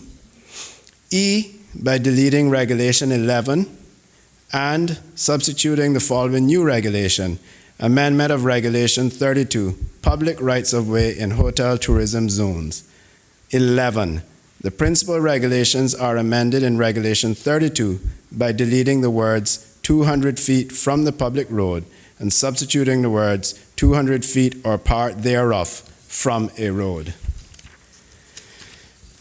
And F, by deleting regulation 15 and substituting the new regulation, amendment of Schedule 3, general commercial zones. 15, the principal regulations are amended by deleting Schedule 3 and substituting the following schedule, Schedule 3, general commercial zones. And G, in regulation 16, by deleting the first plan to be inserted in Schedule 4 of the principal regulations and substituting the following plan, Hotel Tourism Zone 3. I have given permission for the amendments to be moved. Is a member speaking there too? Thank you, Mr. Speaker. Just briefly, I'll try to run through those. Mr. Speaker, the first amendment dealing with guest house sets a clarification that allows the planning authority to deal with what is becoming more and more prevalent, and that is the advent of Airbnb and whether a house is a home or a guest house. And so it's just a further clarification so that we can clearly define between a home and a guest house being used more for tourism accommodations or short-term rentals. The second one, B, Mr. Speaker, has to do with the national energy policy and the government's move towards lowering our carbon footprint and encouraging the use of electrical vehicles by ensuring that buildings over 5,000 square feet gross floor area has at least one reserve parking for EV vehicles or electric vehicles. Mr. Speaker, the next amendment is some cleaning up, and then also due to concerns by the member for North Side on the requirement to have a certified surveyor set out the footprints of your home, the proposal is to delete the words building footprint and inserting after paragraph 17 the following new paragraphs. By deleting the words and building footprints. So now what we're requiring, which will take care of the issue, Mr. Speaker, is that you have to have your lot properly surveyed and your boundaries marked. And then your contractor can set out from your surveyed boundaries the footprint of your home adhering to the proper setbacks. And the next one, Mr. Speaker, was the issue of walls and fences, which I addressed in my wind-up, speaking to some of the concerns we've had with those and looking out for pedestrian safety and vehicular safety, etc. Mr. Speaker, the Next major amendment was that of, again, I spoke to this in my comments winding up, returning to the Regulation 32 on the public right-of-ways for hotel tourism zones, and including the words part thereof to ensure that even if they do not have the full 200 feet, but just a part of it, they would still have to provide the public right-of-way. Mr. Speaker, F, Schedule 3 was just an administrative oversight, which was related to the civil aviation flight zone, and so we had to amend that zone by adding the GC2 to the Schedule 3 general commercial zones that adhere to the no-fly zone or the flight path for civil aviation. And finally, Mr. Speaker, in Regulation 16, Hotel Tourism Zone 3 is the concerns raised by the member from East End and his plea by the member from East End to restrict or to move from Hotel Zone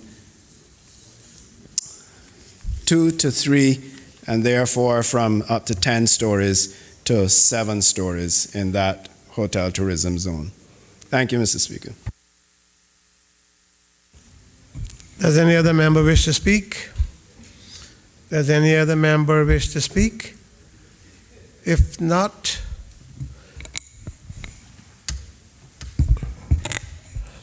I'm not sure that the Honorable Minister.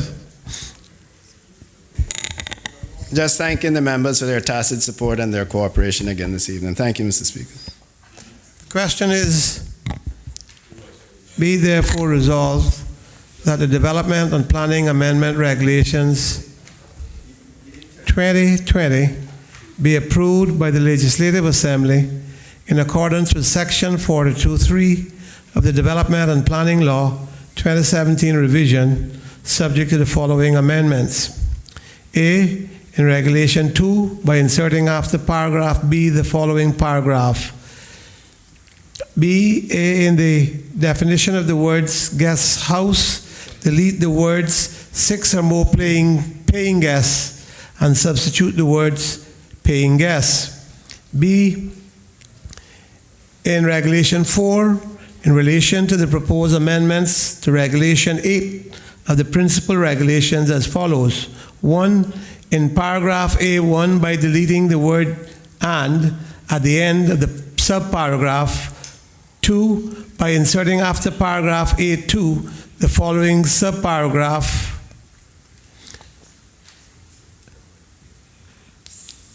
3, in subparagraph 4, by inserting after the word feet the words of which at least 1%, but not less than 1 of the total spaces shall be dedicated to electric vehicles for buildings exceeding 5,000 square feet in gross floor area. And 3, in paragraph G, A, in the SAPU, by deleting the word paragraph and substituting the word paragraphs. B, in the proposed Regulation 817, by deleting the words and building footprint. And C, by inserting after paragraph 17 the following new paragraph. 18, walls and fences adjacent to a road shall be set back a minimum of 4 feet from the roadside parcel boundary, and vehicular gates adjacent to a road shall be set back a minimum of 12 feet from the roadside parcel boundary. D, in Regulation 6, 1, in paragraph A, delete the words and at the end of the paragraph and substitute a full stop. And 2, delete Regulation 6B. E, by deleting Regulation 2 and substituting the following new regulations. Amendment of Regulation 32, public rights of way in hotel tourism zones. 2. Is that 2 or is that 11? Are you following, Minister?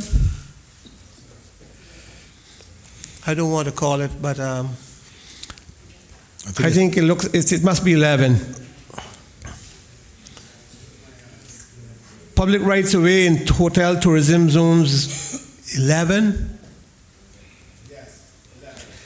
The principal regulations are amended in Regulation 32 by deleting the words 200 feet from the public road and substituting the words 200 feet or part thereof from a road.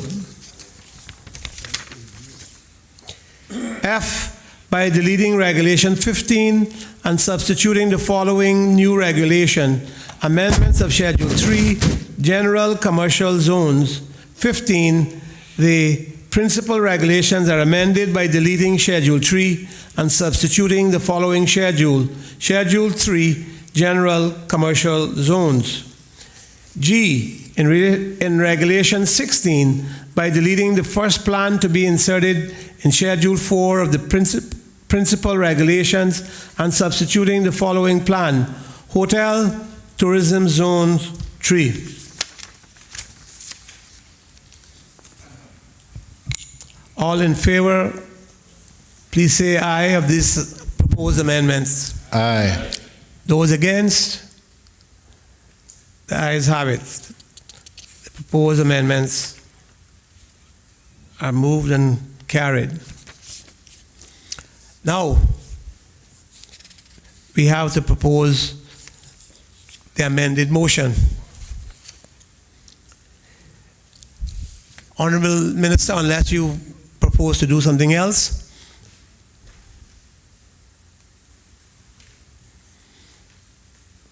I do believe that all that wanted to clarify or make any remarks have done that at this point. So I'll just move the motion as amended. Be it resolved that the draft development and planning amendment regulations 2020 be approved by the Legislative Assembly in accordance with Section 42(3) of the Development and Planning Law 2017 revision, subject to the following amendments. A, in Regulation 2, by inserting after paragraph B the following paragraph. BA, in the definition of the words guest house, delete the words 6 or more paying guests and substitute the words paying guests. B, in Regulation 4, in relation to the proposed amendments to Regulation 8 of the principal regulations as follows. 1, in paragraph A, 1, by deleting the word and at the end of the subparagraph. 2, by inserting after paragraph A2 the following subparagraph. 3, in subparagraph 4, by inserting after the word feet the words of which at least 1%, but not less than 1 of the total spaces shall be dedicated to electric vehicles for buildings exceeding 5,000 square feet in gross floor area. And 3, in paragraph G, A, in the chapeau, by deleting the word paragraph and substituting the word paragraphs. B, in the proposed Regulation 8.17, by deleting the words and building footprint. And C, by inserting after paragraph 17 the following new paragraph. 18, walls and fences adjacent to a road shall be set back a minimum of 4 feet from the roadside parcel boundary, and vehicular gates adjacent to a road shall be set back a minimum of 12 feet from the roadside parcel boundary. D, in Regulation 6.1, in paragraph A, delete the words and at the end of the paragraph and substitute a full stop. And 2, delete Regulations 6B. E, by deleting Regulation 11 and substituting the following new regulations: amendment of Regulation 32, public rights of way in hotel tourism zones 11. The principal regulations are amended in Regulation 32 by deleting the words 200 feet from the public road and substituting the words 200 feet or part thereof from a road. F, by deleting Regulation 15 and substituting the following new regulation: amendments of Schedule 3, general commercial zones. 15, the principal regulations are amended by deleting Schedule 3 and substituting the following schedule: Schedule 3, general commercial zones. G, and Regulation 16 by deleting the first plan to be inserted in Schedule 4 of the principal regulations and substituting the following plan: Hotel Tourism Zone 3. All those in favor, please say aye. Aye. Those against? The ayes have it. Government motion number 3 has been passed. Minister, the next time you really have to tell those guys that are doing this, don't do it at Form 2. You have to do it at least Form 5, 6, up to 14 for me. This, I could barely read this. I think the civil servants were trying to save space. But I did. No.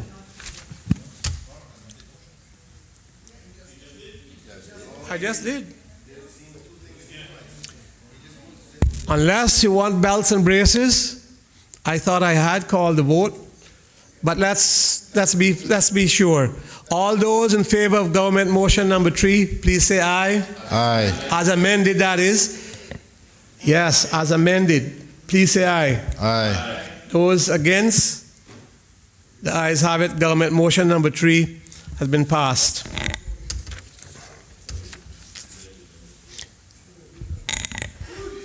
Other business, motions, private member motion number 5, motion on invoice submission on medical bill claims, to be moved by the elected member for Bordentown West. The elected member from Bordentown West. Thank you, Mr. Speaker. I rise to move private member's motion number 5 of 2020-21 that is standing in my name. And the motion reads as follows: whereas Section 5 of the Health Insurance Law 2018 revision requires compulsory health insurance for all employees in the Cayman Islands, and whereas Section 8 of the Health Insurance Regulations 2017 revision requires that a health care facility or a registered medical practitioner submit a claim form to an approved insurer within 180 days of providing a prescribed health care benefit for the approved insurer to be obligated to deal with such a claim. And whereas if an invoice is not submitted within 180 days, that the employee may be liable to cover the cost of the invoice, be it therefore resolved that the government considers amending the Health Insurance Regulations 2017 revision to require that a healthcare facility or a registered medical practitioner submit an invoice within 180 days after providing a prescribed healthcare benefit to the employee for the employee to be obligated to deal with such a claim. Thank you. Seconder, the Honorable Leader of the Opposition. Thank you, Mr. Speaker. Mr. Speaker, I beg to second the motion. Honorable Member for Bordentown West. Thank you, Mr. Speaker, and this is actually going to be very brief. Don't let all the papers fool you. I just need something to lean on. 1 second.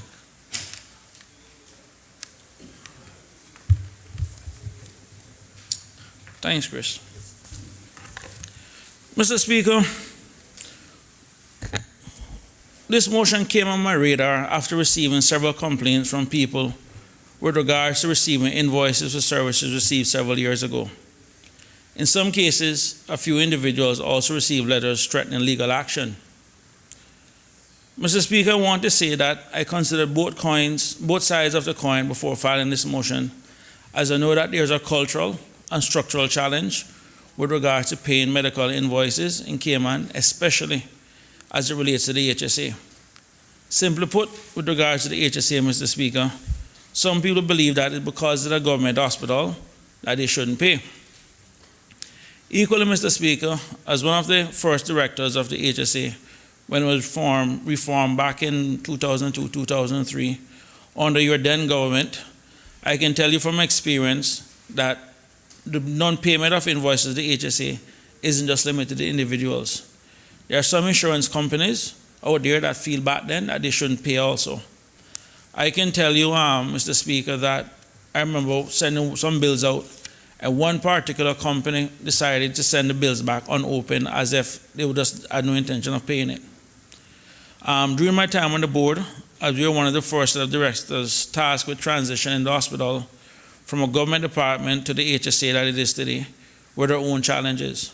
The implementation of a Cerner system was something that we inherited, and it was not without its own challenges.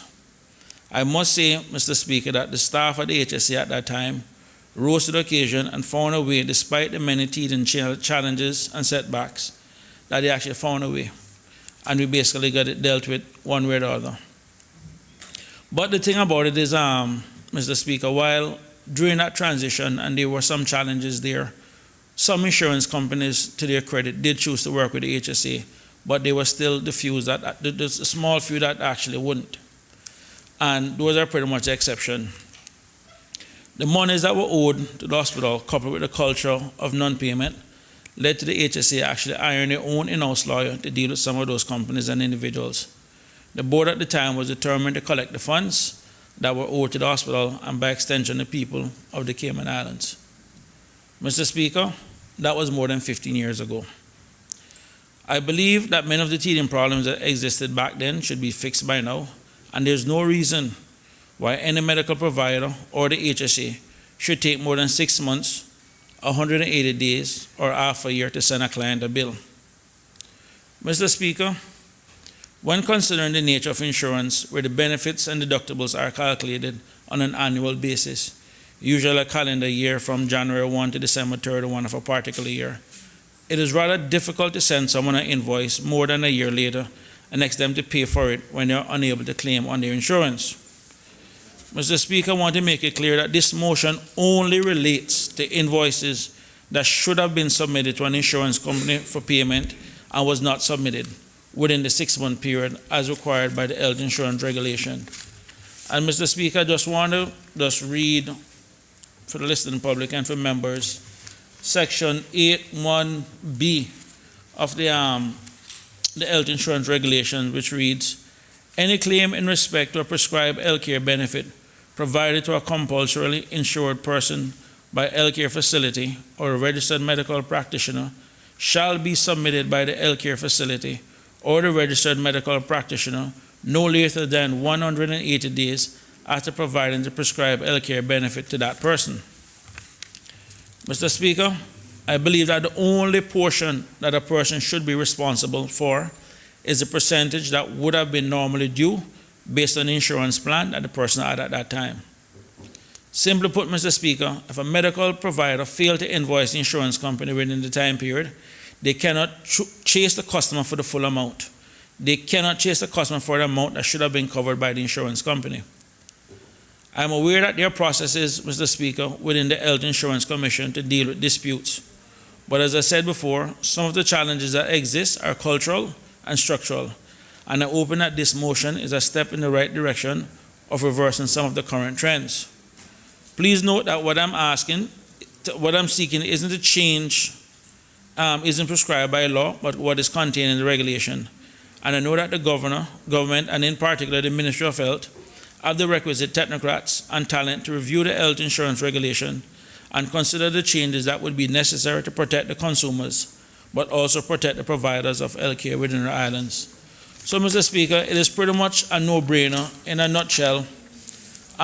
If a medical person failed to send someone a bill that, if a medical person failed to send an invoice to the insurance company, and after 6 months within the 6-month period, and it is not paid, what we don't want is for them to start chasing the customer for the full amount that should have been covered by the insurance, by the insurance company. The only thing that we're saying that anybody should be responsible for is a portion that they would have normally been responsible for. And that's just one of the things that I think that needs to be sorted out, because we do have that situation a lot. So, Mr. Speaker, that's pretty much it. And I can say I've spoken to the minister in that regard on this, and I know he's also aware of the same issues, because he has also received the same complaints from the people within our community also. And with that, Mr. Speaker, I just want to thank everyone. Question is, be it therefore resolved that the government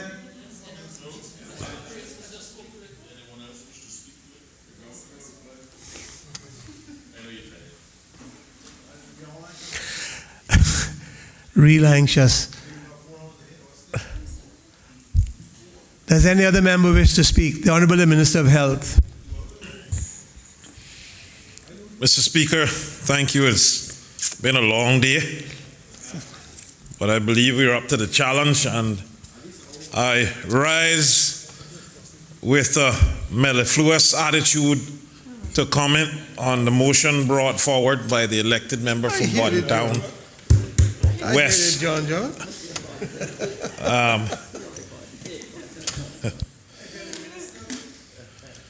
Mellifluous is sweet sounding. Yeah. But We like your words. I and seconded by the leader of the opposition, elected member for East End. For the benefit of all, Mr. Speaker, Section 5 of the Health Insurance Law 2018 revision mandates compulsory health insurance for all persons residents in the Cayman Islands. Regulation 8(1) and 2 of the Health Insurance Regulation 2017 revision requires the following. Regulation 8(1), any claim in respect of a prescribed healthcare benefit provided to a compulsory insured person by a healthcare facility or registered medical practitioner, A, shall be made by the healthcare facility or the registered medical practitioner in a form of published from time to time by the American Medical Association, and B, shall be submitted by the healthcare facility or the registered medical practitioner no later than 180 days after providing the prescribed health care benefit to that person. Section 2 states a claim submitted by a health care facility or a registered medical practitioner under this regulation shall be accompanied by A, detailed documentation from the health care facility or the registered medical practitioner showing the payment that is due to the health care facility or the registered medical practitioner from the insured person or other proof of the cost incurred by that person. And B, such information relating to the benefits received by the insured persons as the approved insurer may reasonably require for the purpose of determining the claim.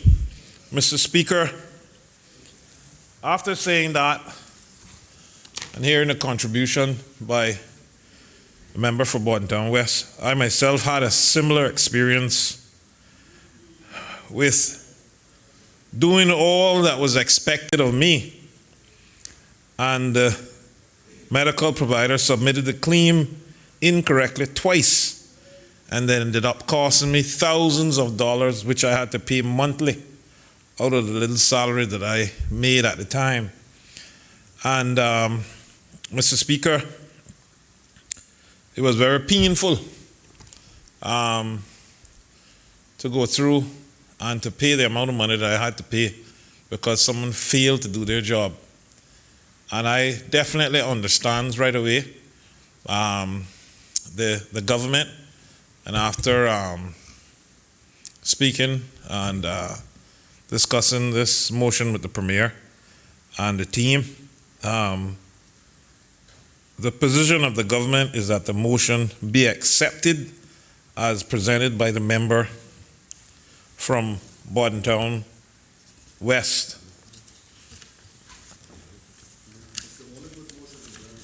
And Mr. Speaker, I must say this one has been accepted because this has been a good motion.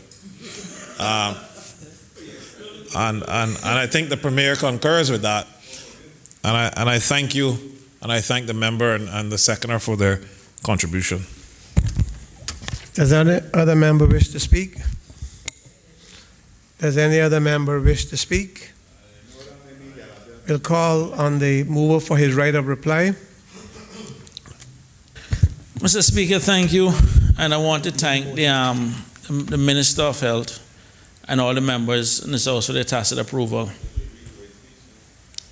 Mr. Speaker, I want to say, despite the back and forth, I mean, even early on different bills, I think it's good that we end this legislative session with something positive. But I wanted us to take this time out Mr. Speaker, to really personally thank the Minister of Health, because I did call him in advance of this motion before I was filing it, and some of the challenges that I had raised with him, he had also heard similar concerns from people.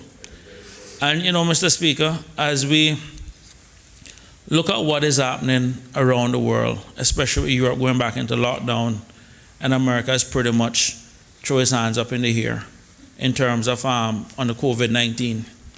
I think I just want to personally, and I've given the Premier and his team enough credit publicly already, but I really want to, from the bottom of my heart, sincerely thank also the Minister of Health for the role that he has played during this pandemic. I think it's fair to say that throughout this pandemic, he has expanded the role of what a typical Minister of Health would have done. And when you look at the definition of what health is as defined by the World Health Organization, it basically says in a nutshell, it's not just a matter of the absence of disease or infirmity, but also peace of mind. And I think the approach that he took, especially through those press briefings and during the press briefings, gave the country a lot of peace of mind in that regards. And simply as you see it, even his translations, I can tell you, I had people that was actually calling me up and sending me different translations to also send him. I remember getting one that was literally written in Hebrew. And they sent it to me in Hebrew, and to call the person back and say, you need to send a voice note. I know to read this because neither the minister or myself can read Hebrew. But the point I want to make, Mr. Speaker, is that going back to the World Health Organization definition that speaks about also having a peace of mind, I think it's important for the calmness in which he also carried himself throughout that time. And I want to say, as a fellow Bordentowner, I am really proud of him during that time and what it is that he have did. Despite what many people may think, I really believe that this also was the Minister of Health. I can tell you at a time when we needed masks and everything else, he and I have the two largest districts, and he was actually there for me, literally giving masks out the back of his car and everything else so that I can distribute. So to the Honorable Minister of Health, on behalf of the people of Bordentown West, I want to thank you personally and publicly for your contributions throughout this entire pandemic. And Mr. Speaker, I want to thank everyone else for their approval. Thank you.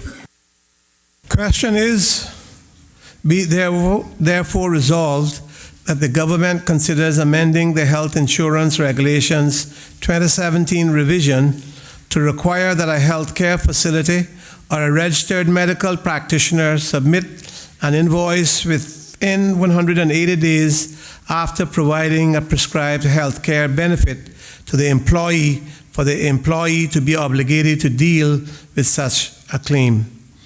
All those in favor, please say aye. Aye. Those against, the ayes have it. Private member's motion, number 5, has been duly passed.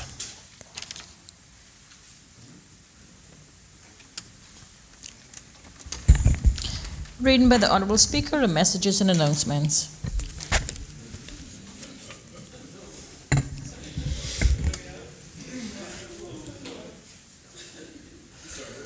Honorable members, I am, and I take note of the late hour.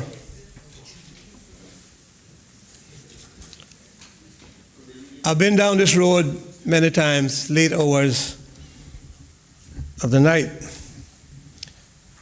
I do take this opportunity to put on record of this Honorable House on this very historical day a portion of my career spanning over 48 years in the political life of our country and over 36 years as an elected member of this Honorable Legislative Assembly.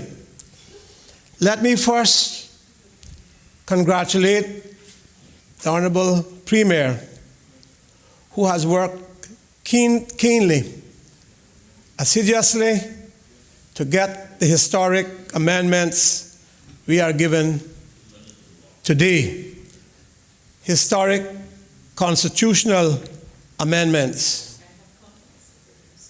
we are given today. Something the Foreign and Commonwealth Office declared for years would not happen again after Bermuda, and that is for an assembly such as ours, as an overseas territory, to become a parliament, moving from this legislative assembly to become a parliament. And so I gladly welcoming what I call is a maturing process.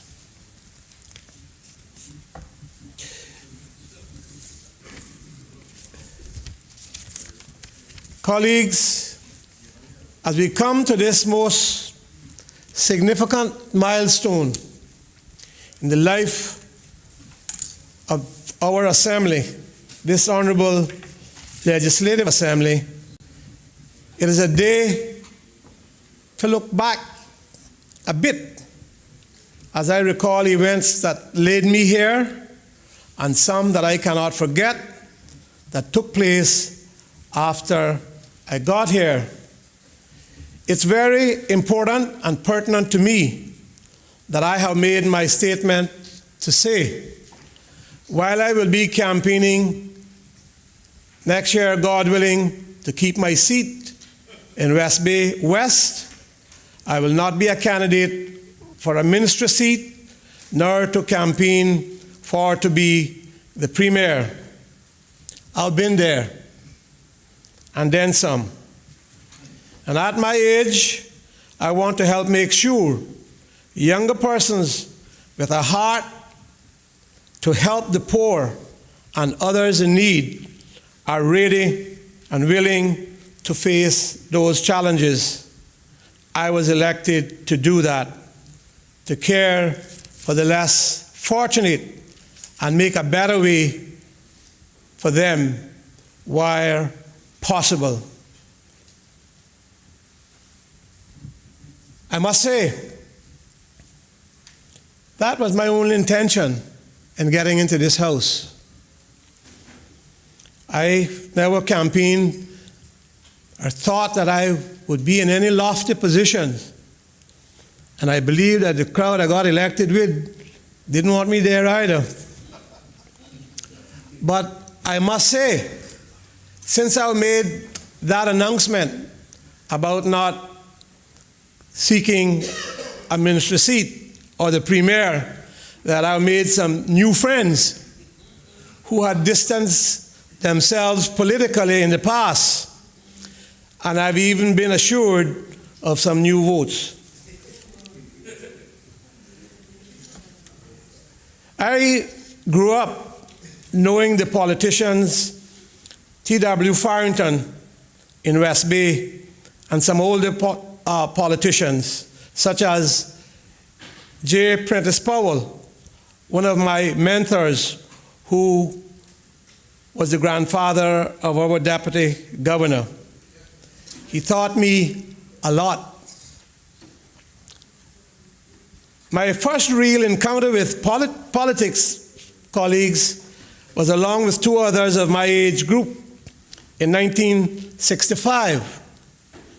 We were put on the bonnet of a very big car and drove around very slowly through the main roads of the district and was told to tell everyone to vote for T.W. Farrington. I was 10 years old. That was fun for me. Many memories came after that, stayed with me. 1968 was a hiatus in Georgetown. The other districts went ahead with their elections. Georgetown did not. They complained that there was not enough of their people on the electoral rolls. So they did that all over and then had the elections. 1968 was quite a consternation in West Bay with the late Spurgeon Ebanks losing to Brother John Jefferson in West Bay. Colleagues, that was a big thing. A lawsuit for one candidate claiming another sold dead meat. He was a butcher. In 1972, I remember well, was to be my first entrance on the platform to read a poem at a meeting to be held in Central West Bay by T.W. Farrington and colleagues. However, on my way out to the meeting, I had to pass my wife-to-be then grandfather's home, Captain Ali E. Banks' house, and who was Benson E. Banks' father-in-law. And he was sitting in his hammock, and he said, "Here you, young man, come here." He went on, "I hear you going on Willie platform tonight." Well, until now, I don't know how Captain Ali found out that. I proudly said, "Yes, sir. Oh, yeah." And he said, "Oh, yeah? Let me tell you something. If you go on that platform tonight, don't you let me catch you on Gloria Alley porch again." Well, I had a lot to consider. That was Captain Ali's daughter, who was Kerry's mother, and my future mother-in-law. Well, you can figure what happened. I couldn't go on that platform.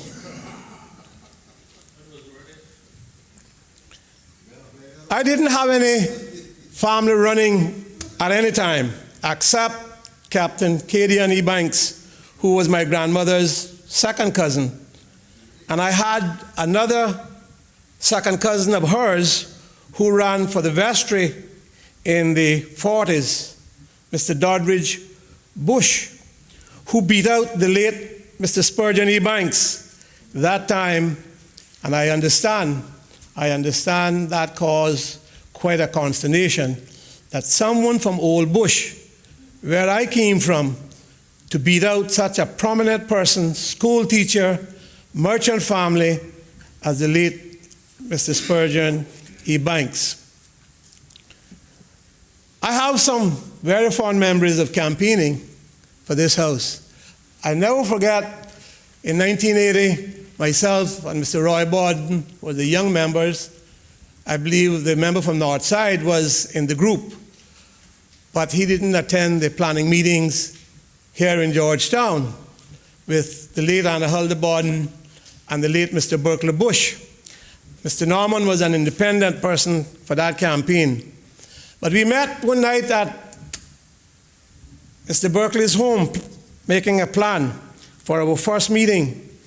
I remember well because they put me to speak last and on agriculture. And then they gave me a script and told me not to go beyond that. I never forget myself and Roy trying to get a word in at that meeting, that planning meeting at Mr. Berkeley's, when Miss Annie shouted out, "Dim, shut them two fops up, give them a sandwich, and keep their mouth shut." Those are fond memories for me. Never forget, in campaigning also, we staged a march. Miss Annie would call me 5:30 in the morning sometimes, 6 o'clock, 6:30. Mr. Ormond did so as well. And the day we had the march, we planned it and we said that we didn't want too many people out, we didn't want a great fuss. Miss Annie had a meeting the night before.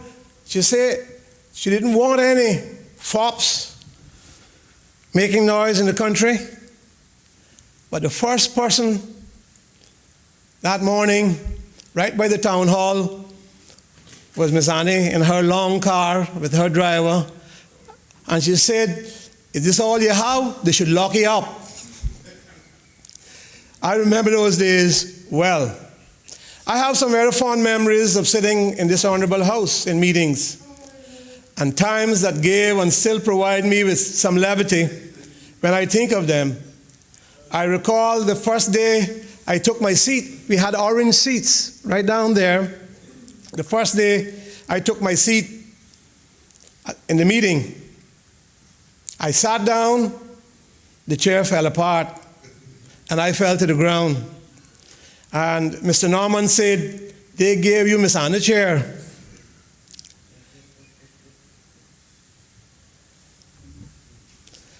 I have one to tell, but I've told that one before. I'm going to save that for another time, about how good it is when the opposition stay out and you can pass your budget.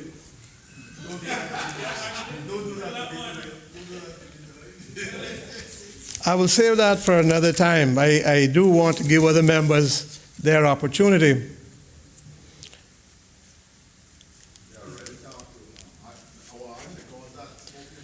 I never forget the day that there were no facilities here. We had that little room there for everything. We meet our people. We went there afterwards for lunch or for a break. That's all we had. It was that little room. The sergeant at arms had one chair and a table over in that right-hand corner, far right-hand corner, and southwest corner of this building. Sergeant then was Mr. Bert Watler. And he used to hang his coat, his sergeant's garb, over the chair. But this morning, Mr. Curwell took the sergeant's coat from where it was hanging on the chair, put it on, and walked down the street with Mr. Bert Watler running behind him, shouting, "Give me my coat!" To top it off, about 12 passports dropped on the road from the coat.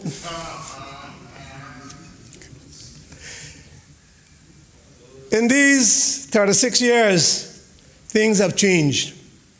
Our country is far different today than it was when I entered this assembly in November 1984. While there are several times I felt, yes, this is my last time, I do love this house. I do love the politics. And if one person come back and say, "Thank you for helping me and my family," I am zipped up and ready to go to carry on. As I look back, there have been many challenges, some greater than others, but I became interested in serving people from this house. I was then much concerned that social development were nil. While we were growing economically, our poorer people needed help. Families needed help. And while I don't have the time to name each area, I can say there were no parks for our people. The only park we had was right here, the Princess Royal Park, and this building had been put here in 1972. So that park went. There were no parks for our children, and there are today. And not just for my work, but other governments played their role. There were no labor legislation to protect our workers. The Premier reminded us the other day that he was, in the early days in the 80s, before that, he was one of the labor officers, a young man at the time. But there were no labor legislation to protect our workers. I did lead the fight for that to change and move the motion. And while it's not perfect today, people do have vacation pay that must be paid, not at the whims and fancies of the employees. Today, you don't have to work for 40 years and hold your hand behind your back while you're going to try to get something. the governments of our days, we provided it, and other governments contributed to a stable situation. There were no maternity leave. My wife went back to work at Bank America, where she worked for 25 years, for, I think, 2 weeks after the baby was born. There was no compassionate leave. And while the gratuities are still being stolen, it is better than what it was in 1984.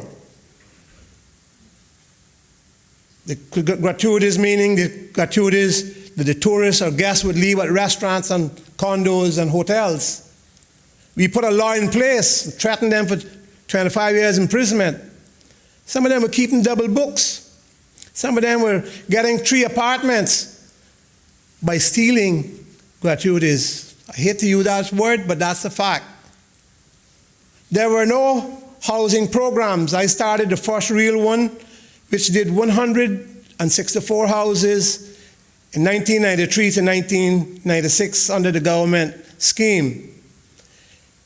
Pensions were nil. There were none. And it needs much work today. But at least because of what was put in place in the 1990s, they had something to draw on in this pandemic. I got cursed then, and some members are still loath to admit that at least my fight got us somewhere. I am still proud of it. It needs a lot of work, a lot of work. I recall that if young girls got pregnant while in school, they were put out. I stopped that with the Young Parents Program. Ms. Lucille Seymour was my permanent secretary, and I can never forget the fight that she had to help me with that, and to put in place a program in the prison to help teach prisoners. She was with me on that.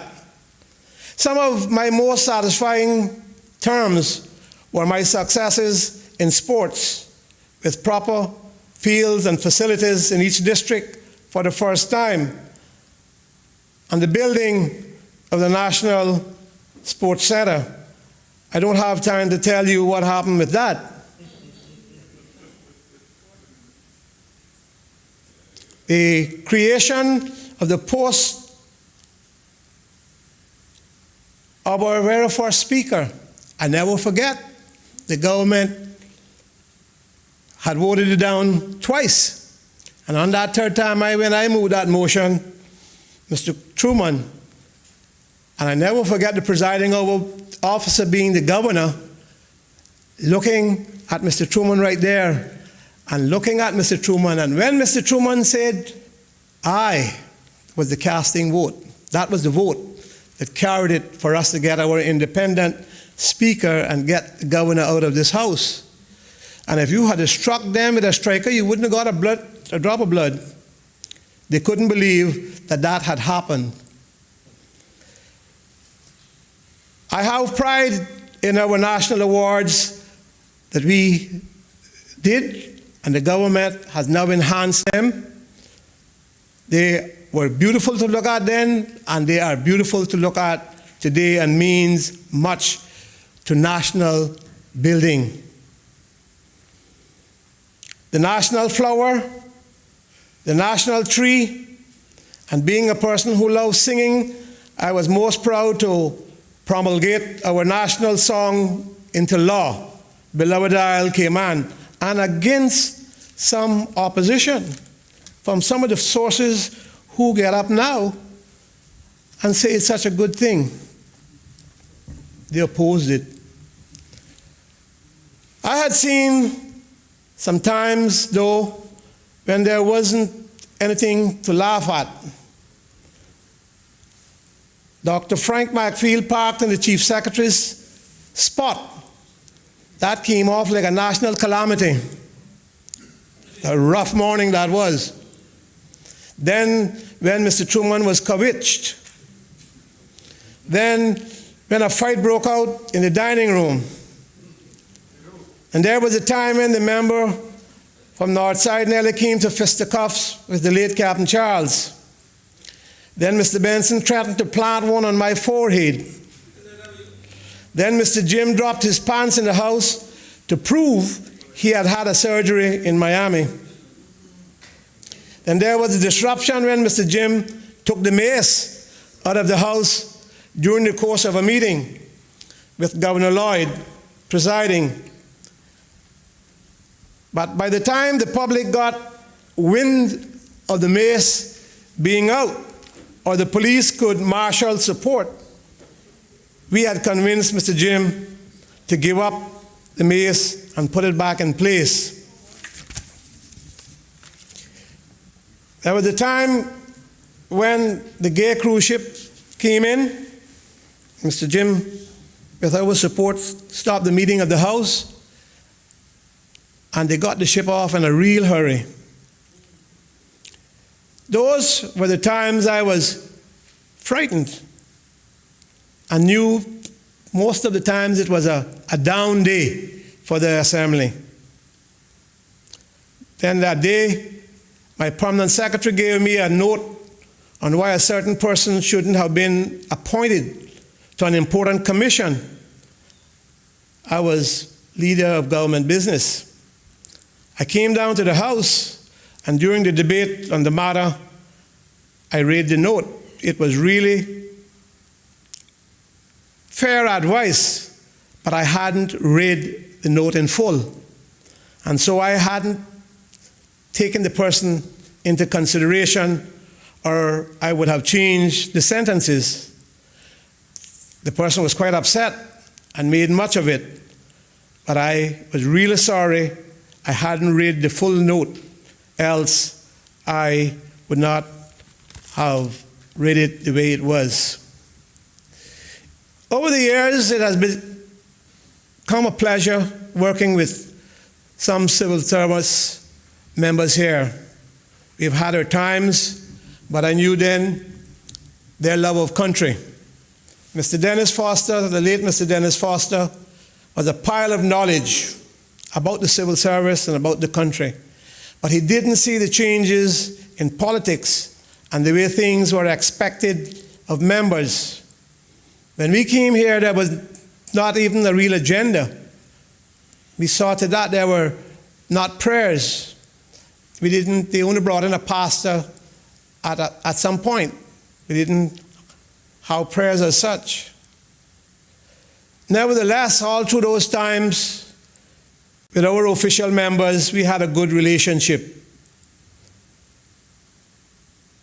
There was a difficulty in getting standing orders changed to reflect the times.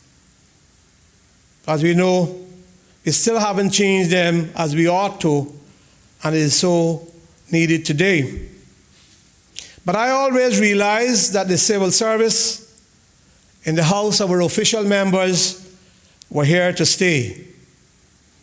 And I must especially thank Mrs. Gloria McField Nixon and the Deputy Governor for the way they have assisted the Speaker's office. They have worked indeed very hard to get the autonomous bill passed and now started wheels in motion for a smooth transition of this historical move. The staff of the Assembly over the years has been hard workers. The clerks, Ms. Sybil McLaughlin, who became our first Speaker, Mrs. Gay Jackson, Mrs. Georgette Myrie, Mrs. Wendell Orr, and the present clerk, Ms. Sharon, Ms. Nana Botwell, the old members, but they had knowledge, and thank God we still have Ms. Sharon here. The sergeants were Mr. Bert Watler, Mr. Radley Guzong, Mr. Klein Glidden Sr., Mr. Waldo Parchment, Mr. Walsham Conley, and our present sergeant and the page. And yes, The young Bothwell, Mr. Shane Bothwell. Who? Mr. Javin Powery. They were temporary members. I more or less put them down to be temporary members, but they did serve this honorable house. Those early days till today and those people were the assistants to the building of our fledgling democracy. And we do owe all of them a debt of gratitude. Ms. Sharon, as I said, is still here for 40 years? And without her knowledge and experience, we would many times be adrift. My personal assistant, Ms. Pat, has been faithful, a hard-working civil servant for many years. Many of them in my various offices I held, and I can't thank her enough for her loyalty, her decency, and her honesty. And the truth is, if I had listened to my driver, I would have at times had taken very good advice, as disagreeable as he is. He always means well.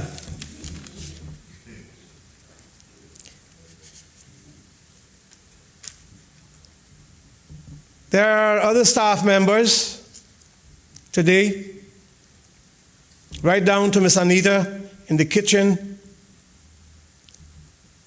adds to the smooth and successful running of this honorable Legislative Assembly. I know I'm not calling every name, but I have said all of them have made their contributions. In closing, want to thank my constituents for their trust and support for me. 9 times they put their confidence in me. 7 times as the first elected member of West Bay. And in this last election, a one-man, one vote, they gave me 71% of the vote. I want to thank the member for West Bay Central, who we have fought many battles and won, and we will win again. He is an honest man. West Bay has done well to have had him as a representative. I must say that this has been an expensive seat in more ways than one, and I've had to defend myself at a very costly expense in more ways than one.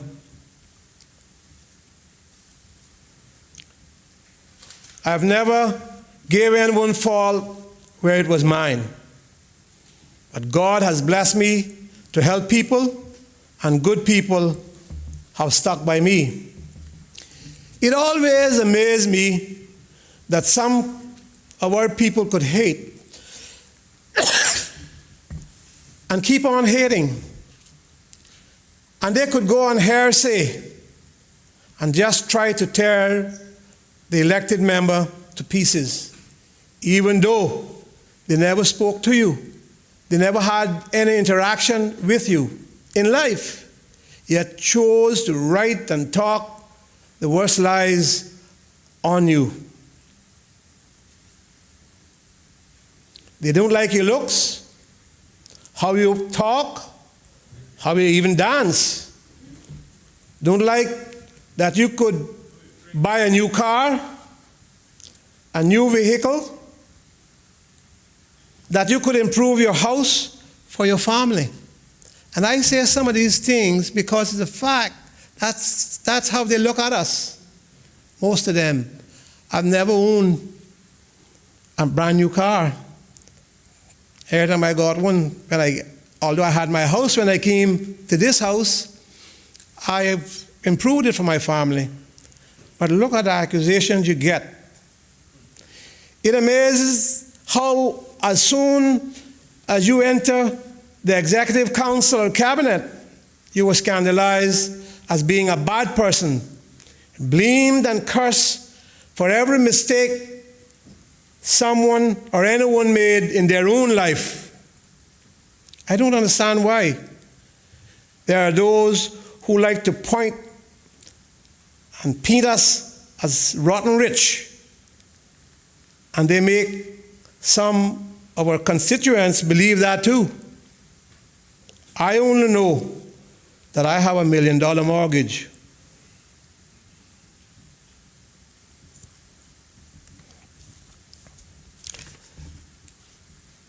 When I look back, I can say this. I've never sat and planned any deliberate attack on anyone to hurt them or their family.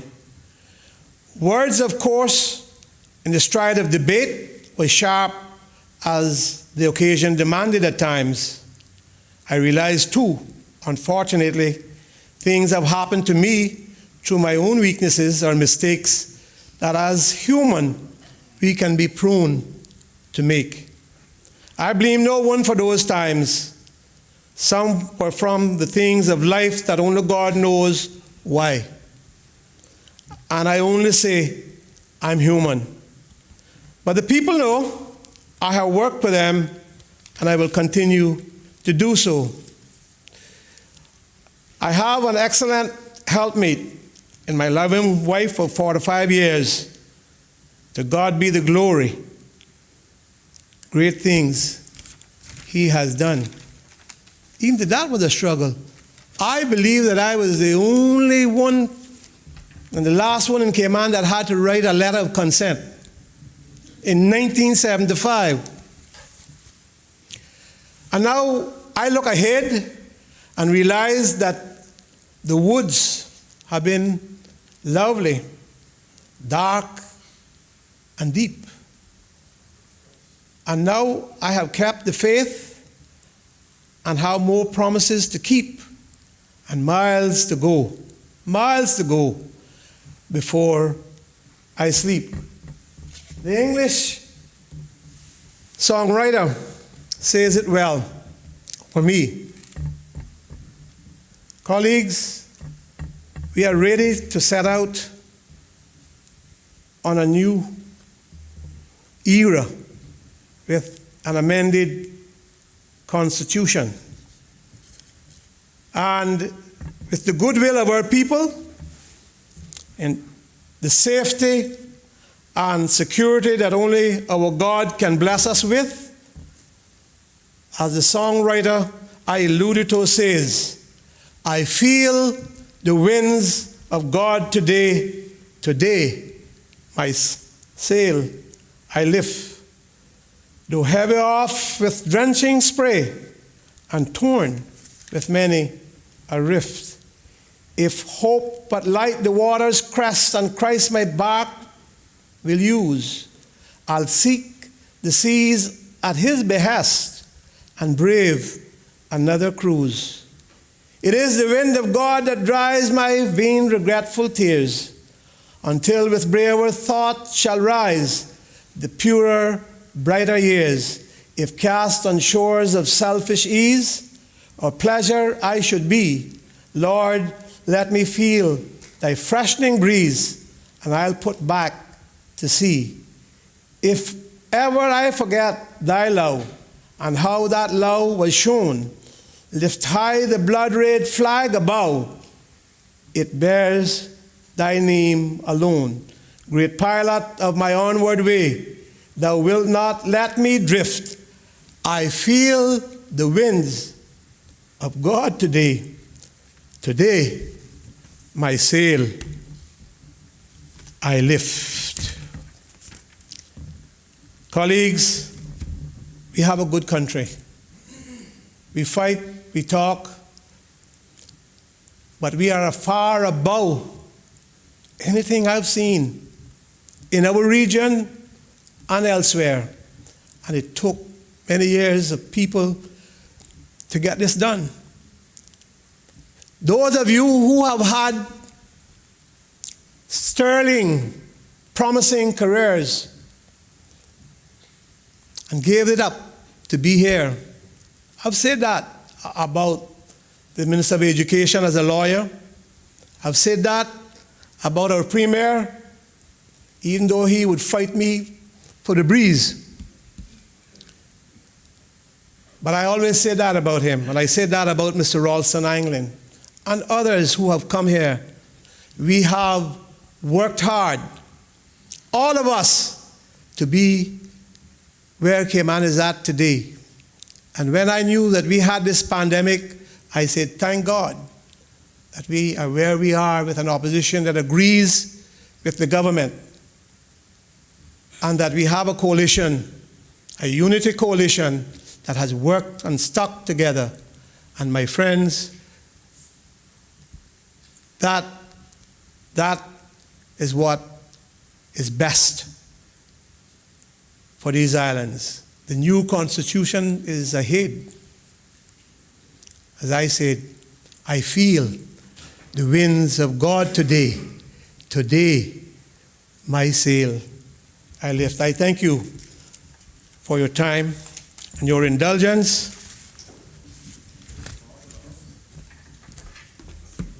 And I thank you for your support of myself as the presiding officer. May God continue to bless our Cayman Islands. We move from this Legislative Assembly. This is the last meeting, historic day for us. Thank you, Mr. Premier, and all others who have made it happen. The Premier.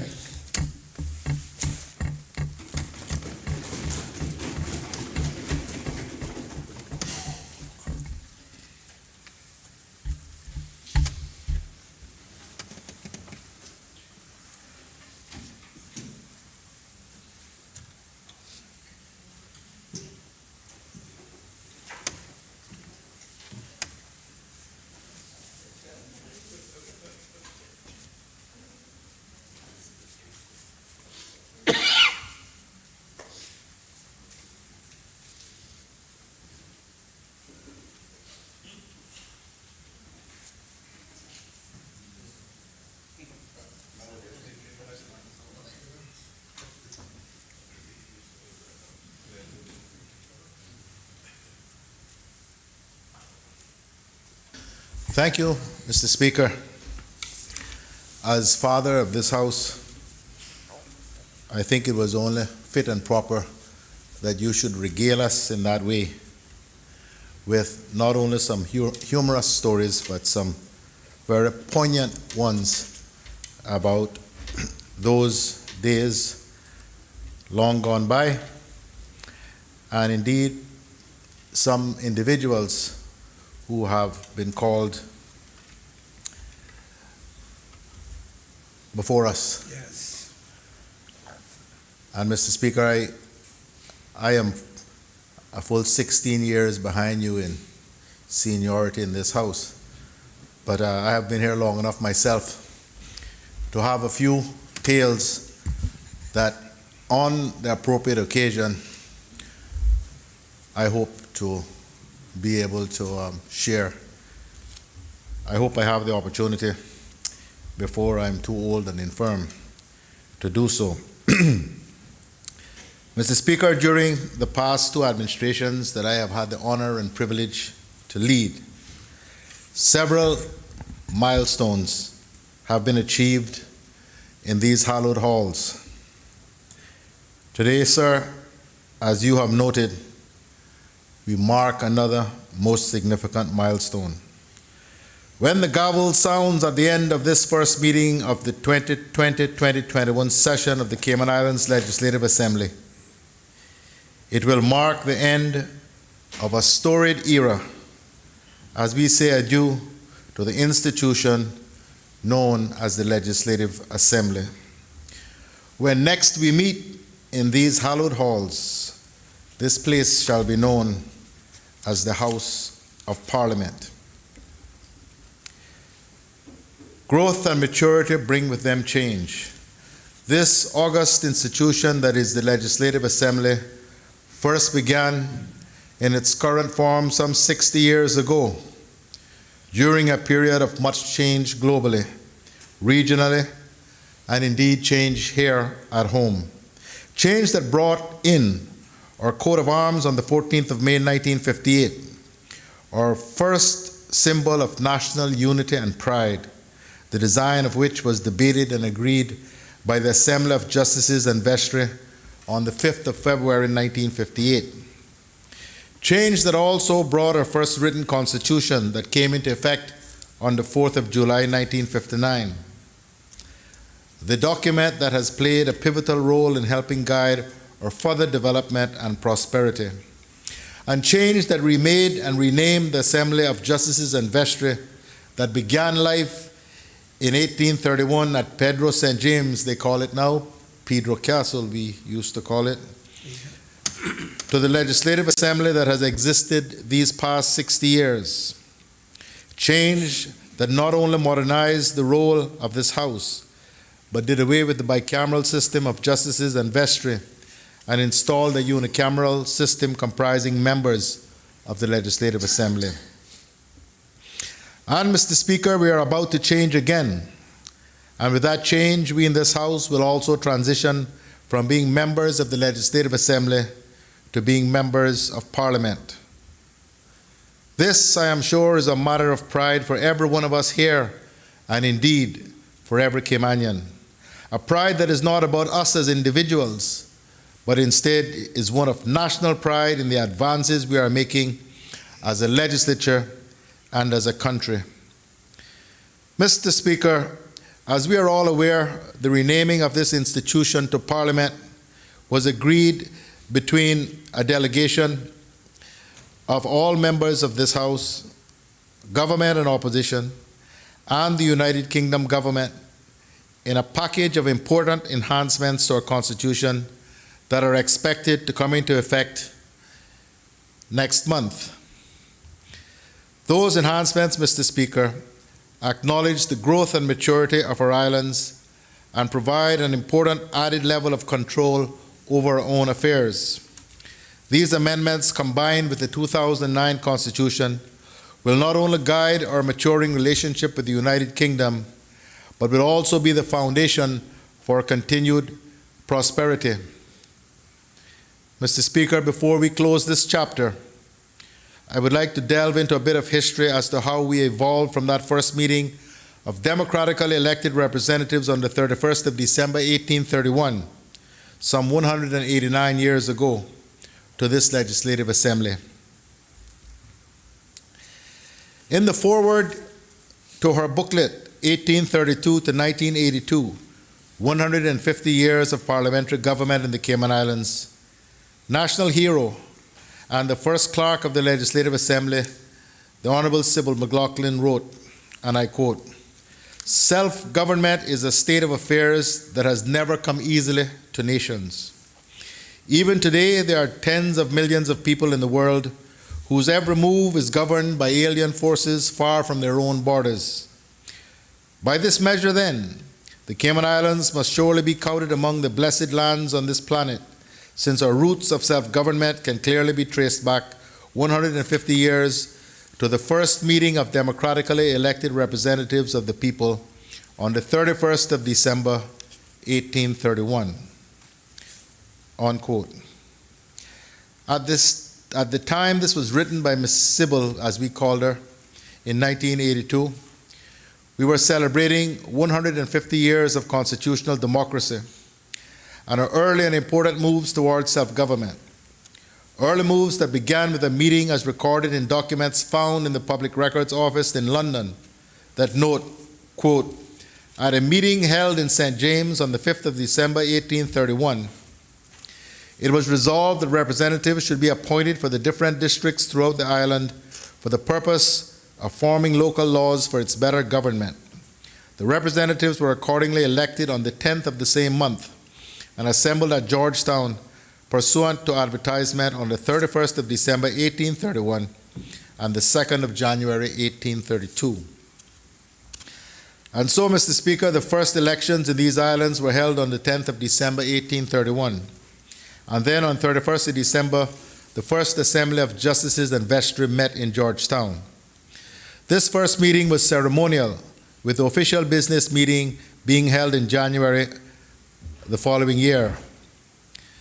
That first group of elected representatives were George W. Wood and James Hunter Wood of Bordentown, James Coe Sr. and William Eden Sr. of Prospect, John Hugh of South Sound, James Parsons Sr., William I. Borden and Thomas L. Thompson of Georgetown, and Samuel Parsons and William Borden of West Bay. The first magistrates were John Drayton, Senior Magistrate, Robert S. Watler, Wade W. Borden, John S. Jackson, James Coe Jr., Abraham O. Furtado, Edwin John Parsons, and Nathaniel Glover, who resigned and was replaced by William Eden Sr. At a meeting on the 2nd of January 1832, legislation titled An Act to Regulate the Legislative Assembly of the Cayman Islands was passed, formalizing the rules and regulations governing the operation of the Assembly of Justices and Vestry. That first sitting of the Assembly was bicameral. In other words, it was divided into two houses, one senior to the other. The first or lower house was comprised of elected vestrymen, also called representatives, who held their deliberations in a different room from the appointed magistrates, which comprised the second or upper house. Laws passed in the Assembly were required to be sent to Jamaica for assent by the Governor of Jamaica. In many instances, years would pass before the Governor of Jamaica would get around to placing his signature on the Cayman Islands legislation. In fact, the first act of the Cayman Islands legislature passed in 1832 was not assented to by the Governor of Jamaica until 1865. I would note for completeness that prior to these events in 1831 and 1832, local public affairs were administered via justices of the peace appointed by the British governor in Jamaica. One of their number was then named as the local governor. And so, with the advent of elected representational government in 1831, Caymanians put an end to the administering power, directly appointing those who would not only create the laws, but who also sat as judges and who administered the affairs of these islands. After 1832, the role of the local governor was changed to that of Custos, who was appointed by the Governor of Jamaica and who served as the head of both the elected and administrative functions. By 1898, the role of a Custos was changed to Commissioner, who, as did a Custos, combined administrative duties with that of a judge of the Grand Court. The Commissioner also presided over the Assembly and as such prepared legal reports to the bills passed in the Assembly. A powerful position indeed on three small islands with a small population. Despite the long-standing role of the Governor of Jamaica in the administration of the affairs in the Cayman Islands, it was not until the passage of the Cayman Islands Act on the 22nd of June 1863 by the United Kingdom Parliament that the Cayman Islands was declared and administered as a dependency of Jamaica. With that, the Governor of Jamaica had the same powers and authority in respect of the Cayman Islands as if these islands had been part of the island of Jamaica. The legislature of Jamaica also had authority to consent to laws passed in the Cayman Islands, as well as to make laws for the peace, order, and good government of the Cayman Islands. All acts or laws that were valid in Jamaica would be applied to the Cayman Islands. With the direct imposition of the Jamaican legislature in the affairs of our islands, the 1863 Act of the United Kingdom Parliament could be viewed as a stumble on our journey towards increased self-government. Nonetheless, the Caribbean Sea and the distance that separates us from Jamaica, along with our small size, allowed us a useful measure of autonomy. Ms. Sybil noted in her booklet on 150 years of government that during the whole of the 19th century, governors of Jamaica visited the Cayman Islands on only 4 occasions, and representations were made that the islands were suffering from neglect. But Caymanian lawmakers did not let that neglect stand in their way, and they continued to exercise legislative powers without any interference from Jamaica. Over time, the majority of assemblymen came to believe that the local autonomy they enjoyed was a right rather than a privilege conceded by Jamaica. And so, over the next 90 years, we continued our slow march toward nation building, building an economy and building our capacity and our confidence as a people and as a country. For most of that time, our islands were a fairly quiet place, and it was not until events of the 1950s that the national pride of Caymanians was stirred sufficiently to pay attention to the politics of the region and the potential changing future of these islands. The West Indies Federation, that was promoted by the United Kingdom after the Second World War, was eventually formed in 1958, but dissolved in 1962, as Jamaica and Trinidad opted for independence and self-determination rather than federation. The years leading up to the formation of the Federation through its demise were pivotal years for Caymanians as our future hung in the balance. Despite the post-war trend that saw a number of United Kingdom colonies opt for federation and then later for independence, the Cayman Islands was determined to not just be swept along in the wake of our larger neighbors. It was hugely important to Caymanians then, as it is today, to maintain as much of our independence as we could and to protect our way of life and our livelihood. And so on 7th of April 1955, 6 Caymanian assemblymen sent a petition to the colonial secretary through the governor of Jamaica. They stated that, quote, "We wish to restate as clearly and strongly as we can 3 main aims. First, we wish to retain the right to control entry to our islands. Secondly, we wish to retain our rights to decide what taxes should be imposed upon us.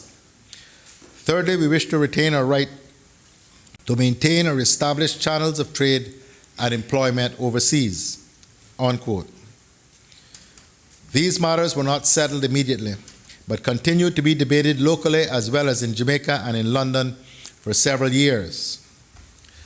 Mr. Frank Hill wrote in the Daily Gleaner of Jamaica on the 19th of November 1956 that, quote, "These are real fears that the ordinary man on Cayman's dusty roads can easily understand and get angry about. And during the past months, he has been led into flaming anger that has brought these 3 islands a new and dramatic political vitality," unquote.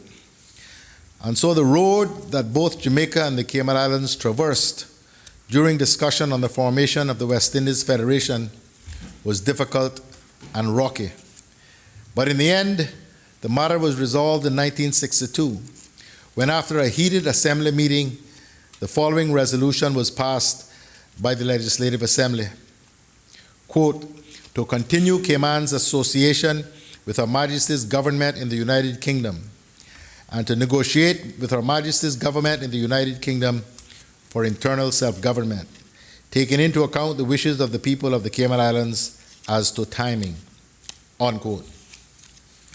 And so we chose to cut our link to Jamaica and the Federation and take greater control of our destiny by becoming a British Crown colony in our own right.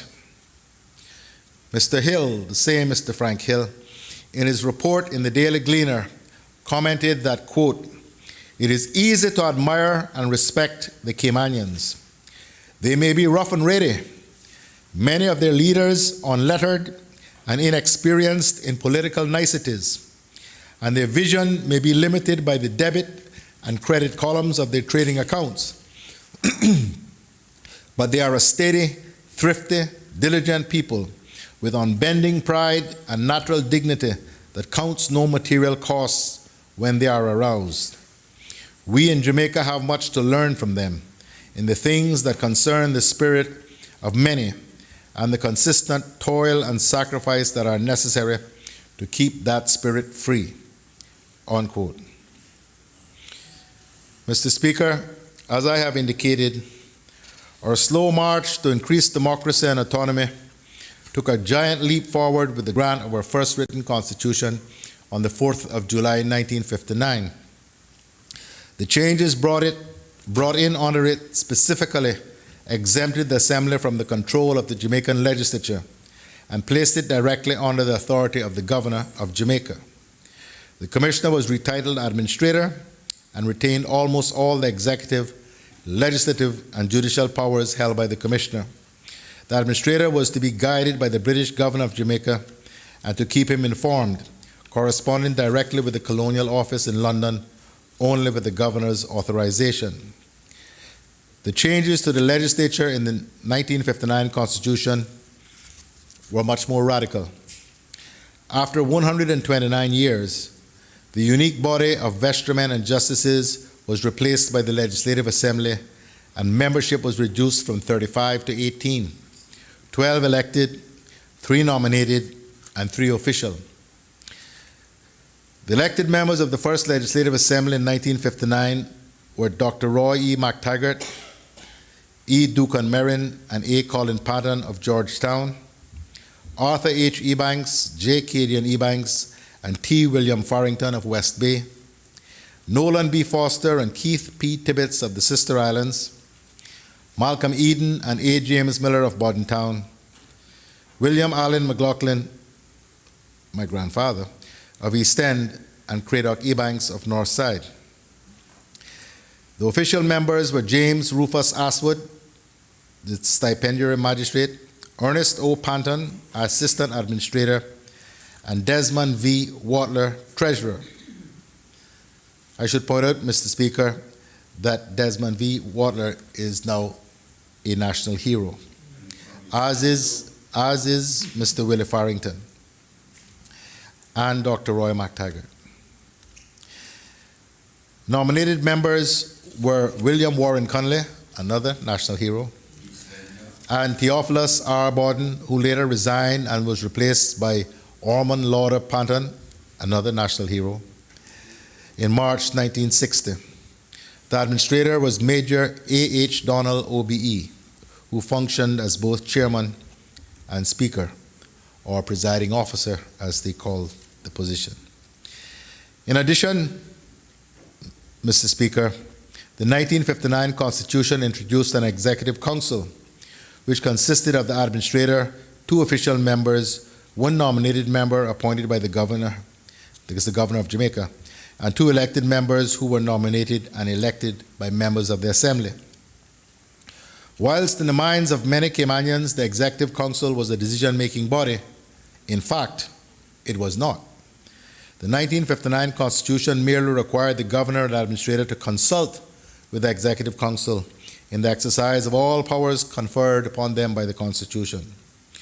However, the governor, that is the Governor of Jamaica, and the administrator were not required to act upon any advice given following this consultation. Nonetheless, the Executive Council arrangement was an advance on what previously existed, as it acknowledged that elected members of the Assembly should have a role in the administration of the affairs of the islands. Mr. Speaker, it is important to note that removing the Assembly from control by the Jamaican legislature was significant, as local legislators now had autonomy over passing its own laws, albeit these had to be consented to by the Governor of Jamaica. It was the decision by the Cayman Islands to forge our own way as a British Crown colony that allowed our own people to begin to make what were, clearly in retrospect, fundamental policy decisions, and to pass the early laws on which we have built our tourism and financial services industries.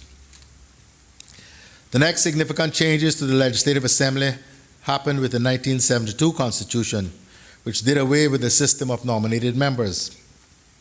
However, 3 official members, the Chief Secretary, the Financial Secretary, and the Attorney General, together with 12 elected members, comprised the Legislative Assembly, over which the administrator, laterally termed governor, presided.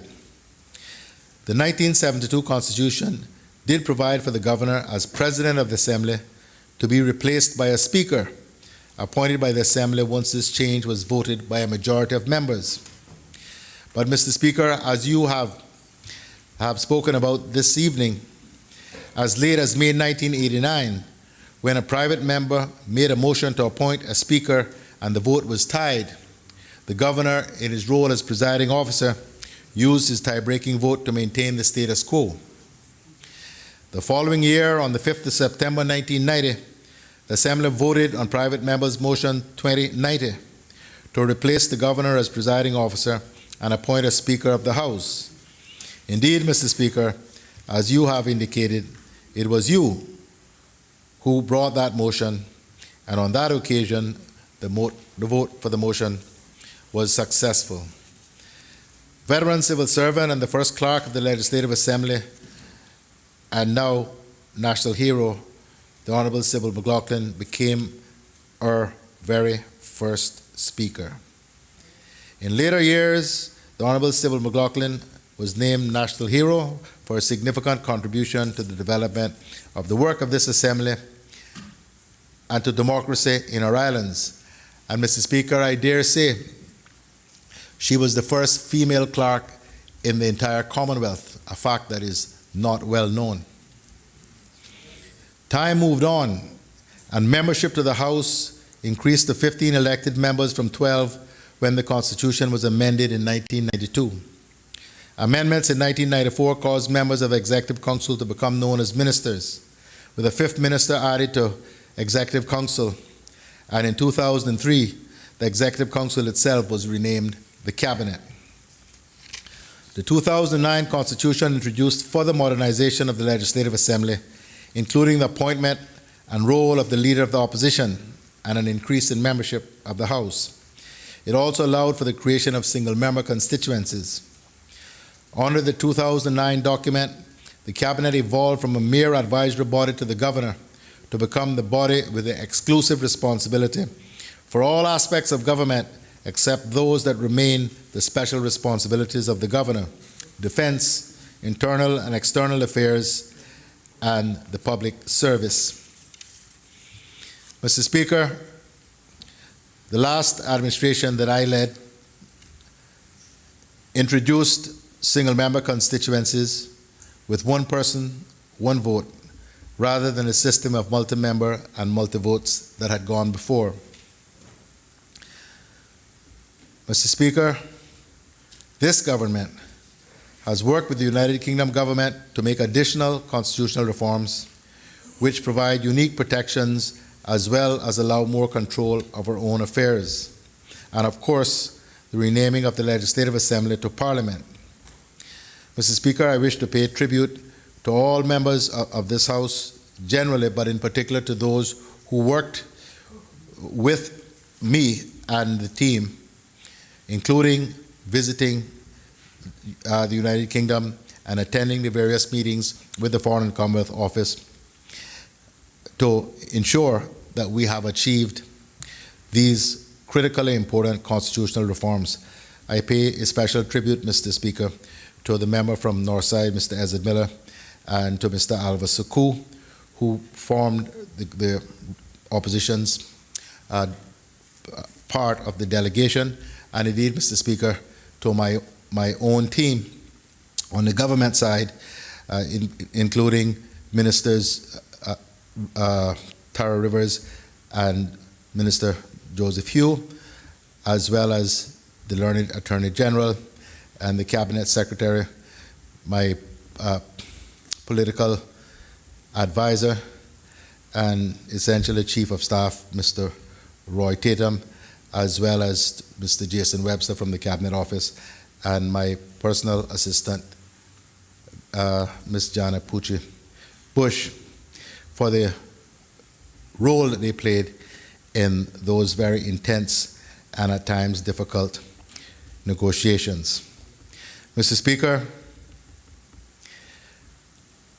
there was a tense period this morning when the Governor spoke to me and said there may be a problem because of the COVID-19 4-week lockdown in London with this matter proceeding.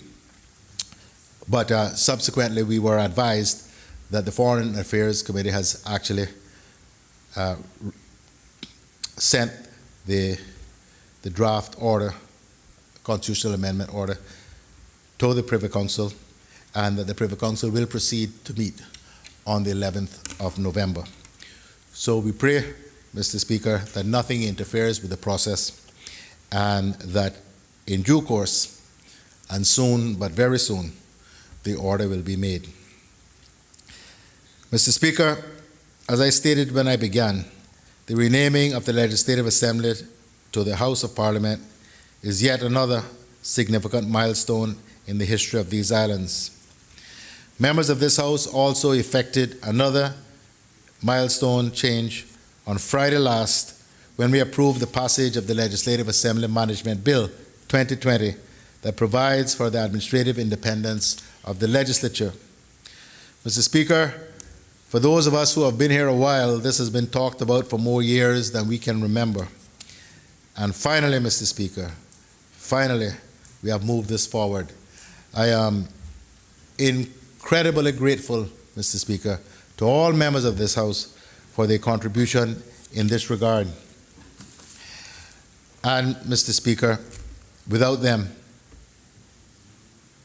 and their cooperation, this would not have occurred. Mr. Speaker, I ought not to have forgotten the involvement and advice of Professor Sir Jeffrey Jowell QC, who was, as he has been for many, many years, the Chief Constitutional Advisor to the Cayman Islands government, for the role that he played in ensuring that we did achieve that significant milestone. Mr. Speaker, all of the changes from 1831 to today have been made by Caymanians who were looking to the future, who are looking to improve these three jewels in the Caribbean Sea and to improve the lives of our people. That was true in 1831, it was true in 1959, it was true in 1972, and Mr. Speaker, it is true today. That sense of purpose, improving the lives of our people, was made clear at the final session of the Legislative Assembly of Justices and Vestry on the 3rd of July, 1959. It is fitting that I draw from the words spoken there as I begin my closing. Vestryman Edgar Duncan Merrin reminisced about the important work of the Assembly, of those serving in it, and the positive impact that work can have on the lives of our people. He said, and I quote, "Since 1952, we really started moving ahead, and this progress is gaining momentum each year. We undertook to build an airport at a cost of over £105,000. As a result of having air transportation, we were able to invite tourists to the island, which meant the erection of hotels to accommodate them, a great move to improve the economic condition of these islands. To add to the improvement of our little island, we undertook the rebuilding of our roads where people can now travel comfortably.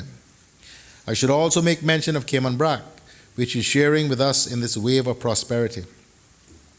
Both Grand Cayman and Cayman Brac are proud of the elaborate homes built on their islands by foreigners, but more proud to see the elaborate homes built by Caymanians themselves. The Cayman Islands are on the map and are being known throughout the world. There are greater things to come, which will mean the spending of millions of dollars, and it will not be long before these developments become a reality." Unquote.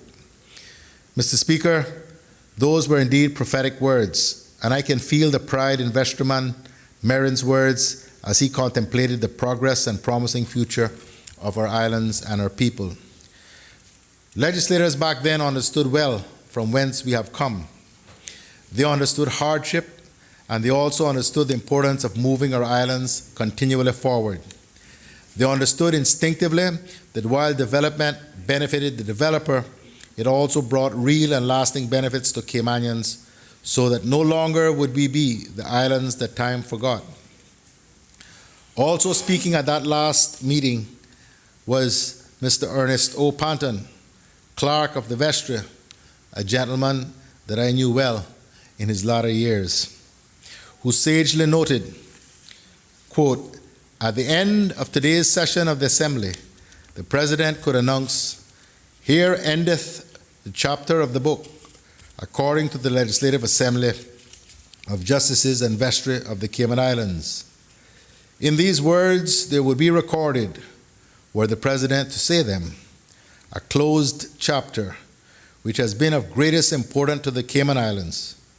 An honorable body of men will cease to function as legislators under the Act of 1832. This Assembly should pay tribute to members of this Assembly who are no longer with us, but who served their time and generation in this Assembly faithfully and well. These men handed down to us a torch that must never be extinguished. They have left us a great heritage. Mr. Panton concluded with, I feel that I can end these few words by saying, hitherto has the Lord led us, and under his guidance may the future to us be a glorious expectation. Mr. Speaker, I pause to interject. I should realize as I get older that my memory is now more fallible than once it was. And when I try to remember the names of people who contribute off the top of my head, I inevitably leave someone out and get in trouble. I do not know, Mr. Speaker, how I could have omitted from my little vote of thanks Mr. Eric Bush, who was head of the Cayman Islands Government Office in London, and without whose organizational skills, ability, and great advice, we would have struggled much more than we did in those negotiations.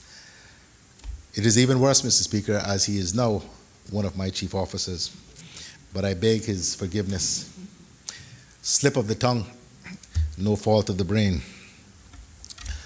Mr. Speaker, I know that we are facing many challenges with the onset of the global COVID-19 pandemic, but I know that each of us here believes that with hard work, perseverance, and the help of Almighty God, our best days are still ahead of us. There are indeed greater things to come, and much of that will be guided by the work that we do in the halls of this Legislative Assembly and in the offices of government. I urge all members here to never lose sight that the reason we are here is not only to serve those who elected us, but also to leave a strong foundation for those who follow us to build upon. So, my fellow members of the Legislative Assembly, the next time we meet here, we shall be meeting in the House of Parliament, and I shall greet you as fellow members of Parliament. I sincerely trust that you are as proud as I am that we are here together at this historic moment, at the closing of one chapter and preparing to begin another. All of the United Kingdom's overseas territories share a long and storied history of parliamentary democracy. Our paths over the centuries have been different, but in many respects we are more similar than we are different. We all have similar forms of government and constitutions, though some are more advanced than others. As I stand here today, there are only two of our sister territories' legislatures that are parliaments. But when we next meet in this House, there shall be three, as we join with Bermuda and Gibraltar. Mr. Speaker, I look forward very much to this next chapter. As you know, I have devoted much of my working life and much of my time here to advancing the affairs of our islands, including advancing our constitutional and political affairs. I have held almost every role there is possible in this House, save that of Speaker. And I am grateful, more grateful than they will ever know, to the people of Georgetown who first elected me almost 20 years ago and who have supported me over all these years. It is because of their trust and support that I have proudly been allowed to contribute to the development of these islands and our people by the work that we do within these honorable walls and outside them. Mr. Speaker, this final meeting of the Legislative Assembly is not only historic, it has been incredibly productive and successful, all to the benefit of the people of these islands.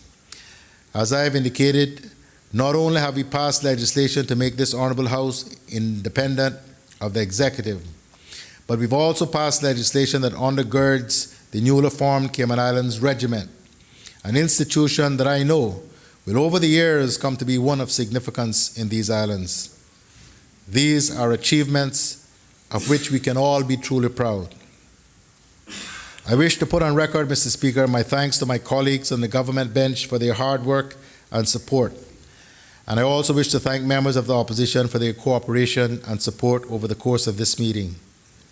Thank you too, Mr. Speaker, for all that you do to keep order in this Honorable House. And I look forward to when we next meet to welcome you as the first Speaker of the Parliament. Mr. Speaker, I also want to thank the clerk and all of her staff for the tremendous work they do, not just on this occasion, but all the time, to help make this place function and to make members comfortable. Mr. Speaker, as this Honorable House prepares to close the Legislative Assembly and turn the page to welcome with pride a new era as the House of Parliament, I reflect on the challenges and hurdles we faced to reach this point. Over the past few years, there have been obstacles, missteps, and missed opportunities. But finally, here we are. As most people know, Mr. Speaker, I am fond of poetry and prose, and have derived much inspiration from them over the years. One of my favorite poems is Longfellow's A Psalm of Life, which I find apropos to this occasion. Tell me not in mournful numbers, life is but an empty dream, for the soul is dead that slumbers, and things are not what they seem. Life is real, life is earnest, and the grave is not its goal. Dust thou art, to dust returneth, was not spoken of the soul. Not enjoyment and not sorrow is our destined end of way, but to act that each tomorrow find us further than today. Our art is long and time is fleeting, and our hearts, though stout and brave, still like muffled drums are beating funeral marches to the grave. In the world's broad field of battle, in the bivouac of life, be not like dumb-driven cattle, be a hero in the strife. Trust no future, however pleasant. Let the dead past bury its dead. Act in the living present, heart within and God overhead. Lives of great men all remind us we can make our lives sublime, and departing leave behind us footsteps on the sands of time. Footprints that perhaps another, sailing over life's solemn main, a forlorn and shipwrecked brother, seeing, shall take heart again. Let us then be up and doing with a heart for any fate, still achieving, still pursuing, learn to labor and to wait. Mr. Speaker, may God continue to guide us all, and may He continue to bless our beloved Cayman Islands.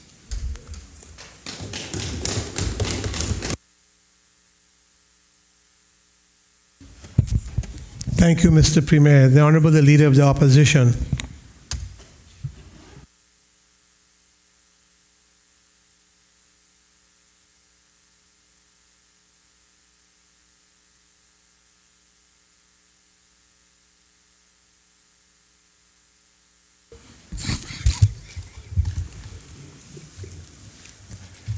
Thank you, Mr. Speaker.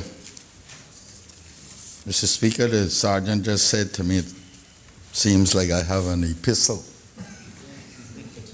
I'm sorry to disappoint him. I do not.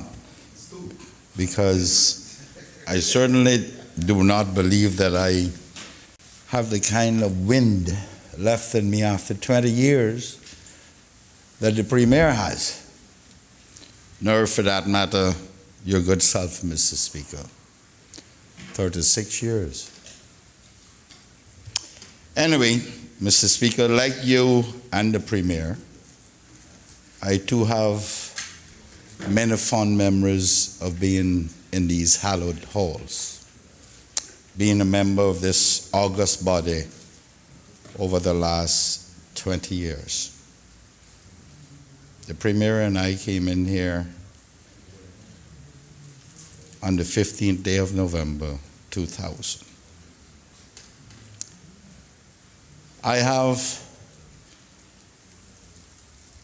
many stories, like yourself and the Premier,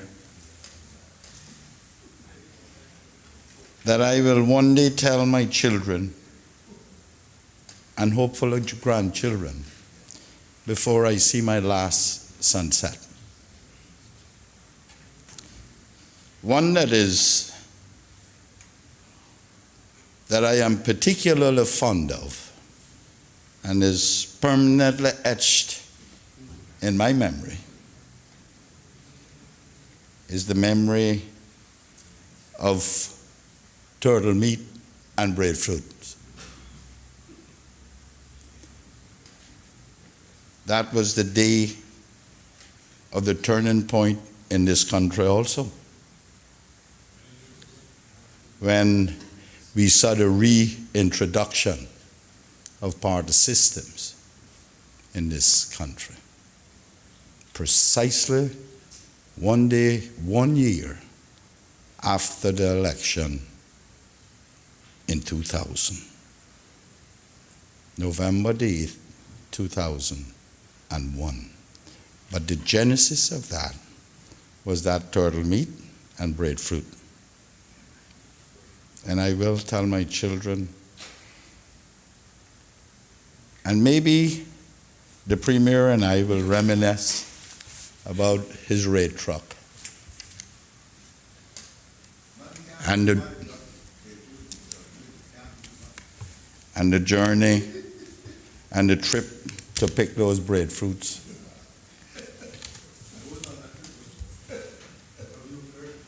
Mr. Speaker,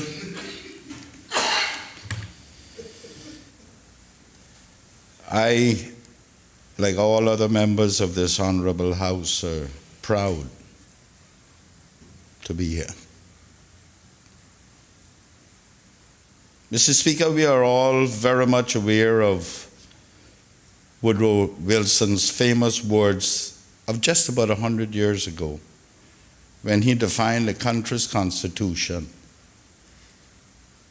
He advocated the idea that a constitution is a living, breathing document. A constitution sets out ideals that the people bound by the constitution believe in and share. It establishes the basic structure of government and defines the government's powers and duties, and it provides the supreme law for the country. A constitution is often called a living document because it can be molded according to the aspirations of the society through amendments. Ours is no different, Mr. Speaker. As our society changes, we have to stay in tune with the ideals of the people and adjust accordingly. Mr. Speaker, the recent proposed changes to the Constitution did not come as a result of aspirations of society, but rather as a result of necessity to try and get more autonomy from those with the governance authority. Mr. Speaker, over the last 20 years, over the last 200 years, we have seen many changes to our system of democracy, which included changes to our legislature, most recent being a change from vestrymen and magistrates to elected representation in 1959. Today, we close the curtains on the name of the Legislative Assembly of the Cayman Islands, assuming that the new proposals are approved to Parliament. Mr. Speaker, we do not want to give the impression that changing the name of the legislature will bring any major changes to the way our country is governed. It will not. Changing the nomenclature to Parliament will hopefully give our level of autonomy greater recognition. While the change may not be viewed as a major step forward, it is nevertheless a step forward towards greater self-determination.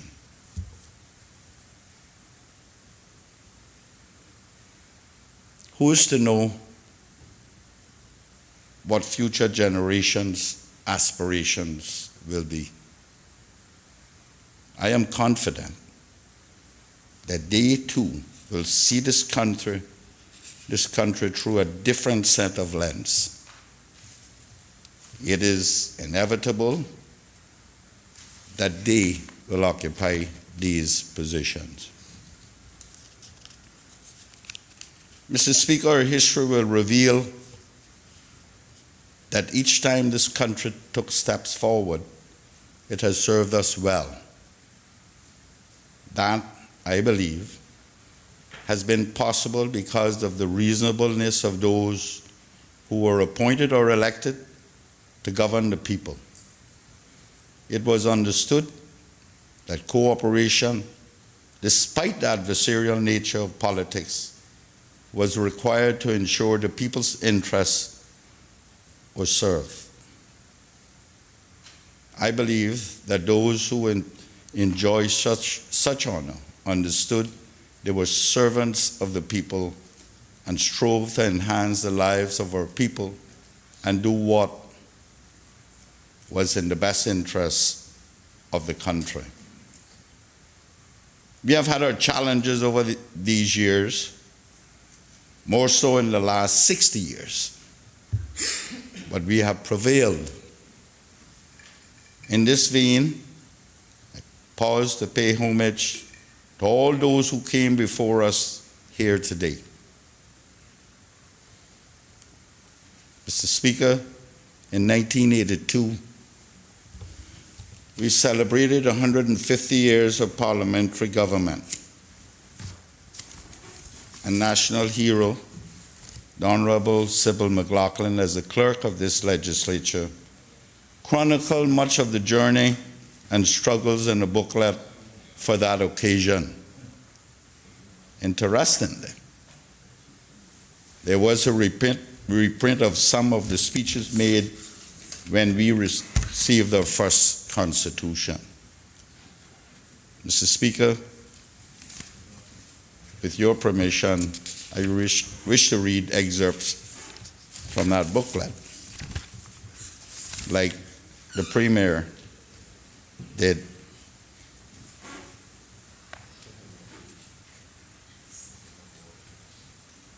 Mr. Speaker, Mr. Farrington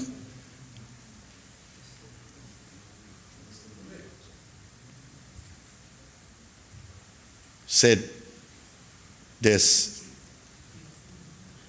as part of his delivery that day. He said, "I would like at this time to quote a remark made to me by Commissioner Cardinal of blessed memory on the eve of his departure on promotion to the Falkland Islands." I wonder if that was a promotion in those days. And I quote, "Willie, my boy, you have now been put on the map. For God's sake, promise me that you will not allow outsiders to come and take this beautiful island away from you," unquote. As we take stock of what is happening all around us, we can well appreciate what Sir Alan Cardinal meant. However, we're all willing and ready to shoulder our responsibilities. We may well look forward to the future with confidence and optimism. And Mr. Speaker, that is quite telling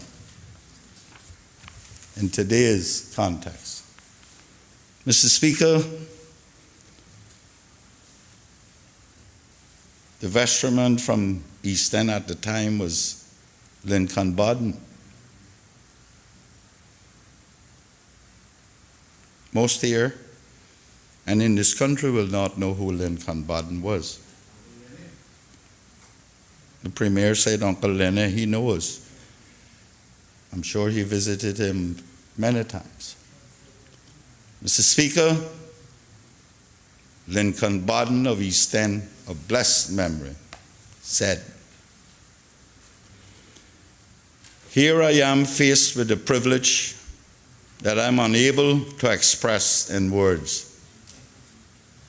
There is more to be said than one can say at this time. But these few words I want to leave with the people of the Cayman Islands.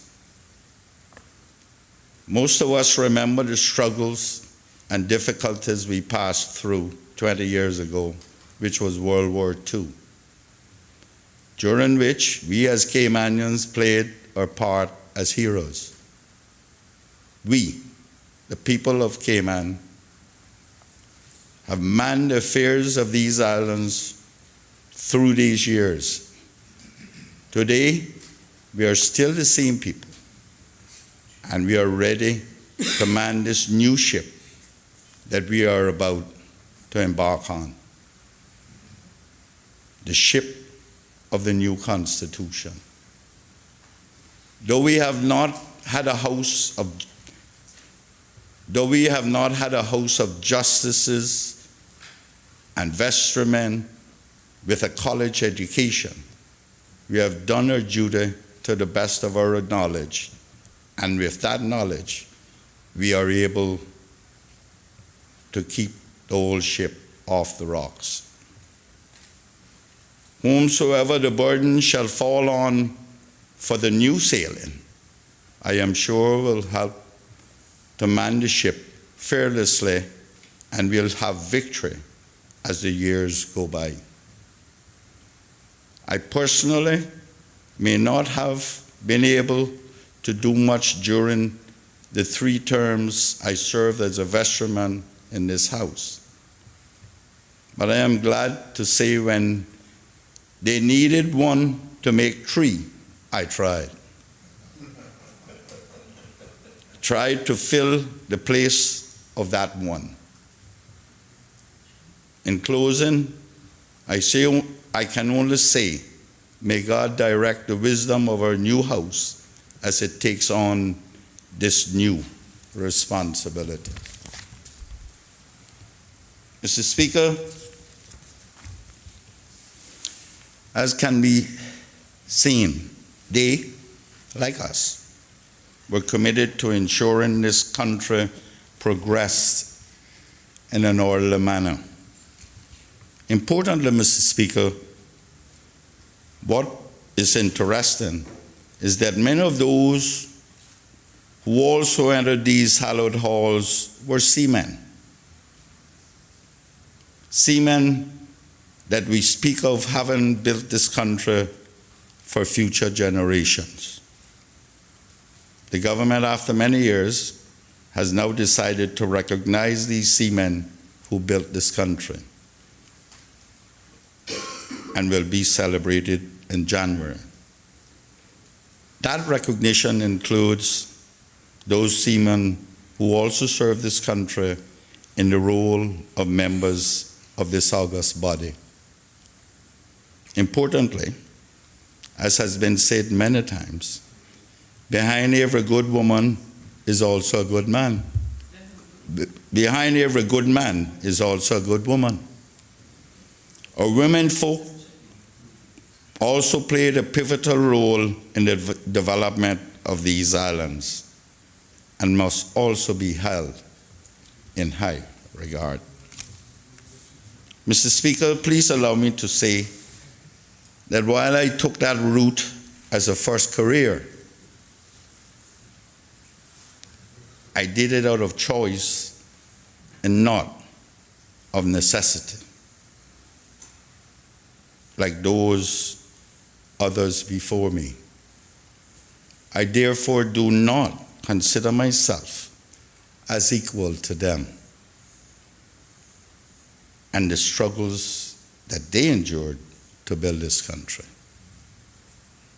Mr. Speaker, nevertheless, I am honored to just be in their company.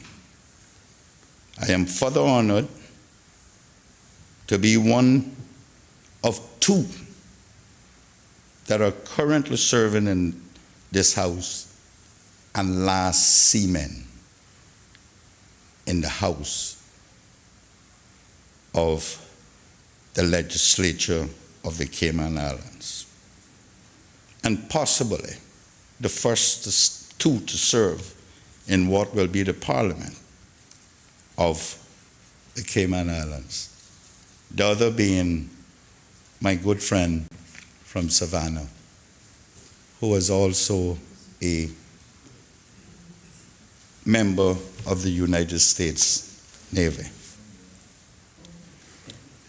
Mr. Speaker, I am proud to be representing them, and I hope that I have represented them well.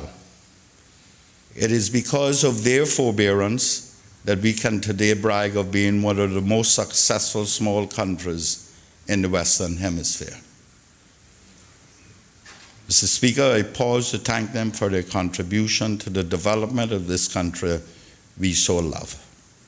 It is because of their struggles that we are who we are. And again, I say to those who know not how we got here, you see our glory, but you don't know our story. Mr. Speaker, it has been an honor for me to serve the people of the District of East End over the last almost 20 years. I have endeavored to serve them with humility, knowing that this is their real estate and that it is at their pleasure that I serve. I have tried hard to ensure I was their voice and advance their ideals and wishes for them and their future generations. I will continue to do so as long as they wish for my advocacy. I am further honored to have been asked to be the leader of the opposition in the Legislative Assembly of the Cayman Islands by the members who make up the opposition. And to them, I thank them for trusting me with such position they thought that I could carry. Mr. Speaker,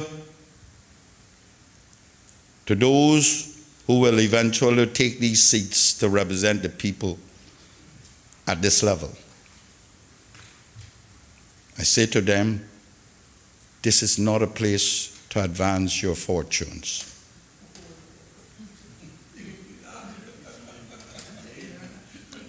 It is about service to your people, and if you are not prepared to give your all to advance our people, do not ask them to send you here.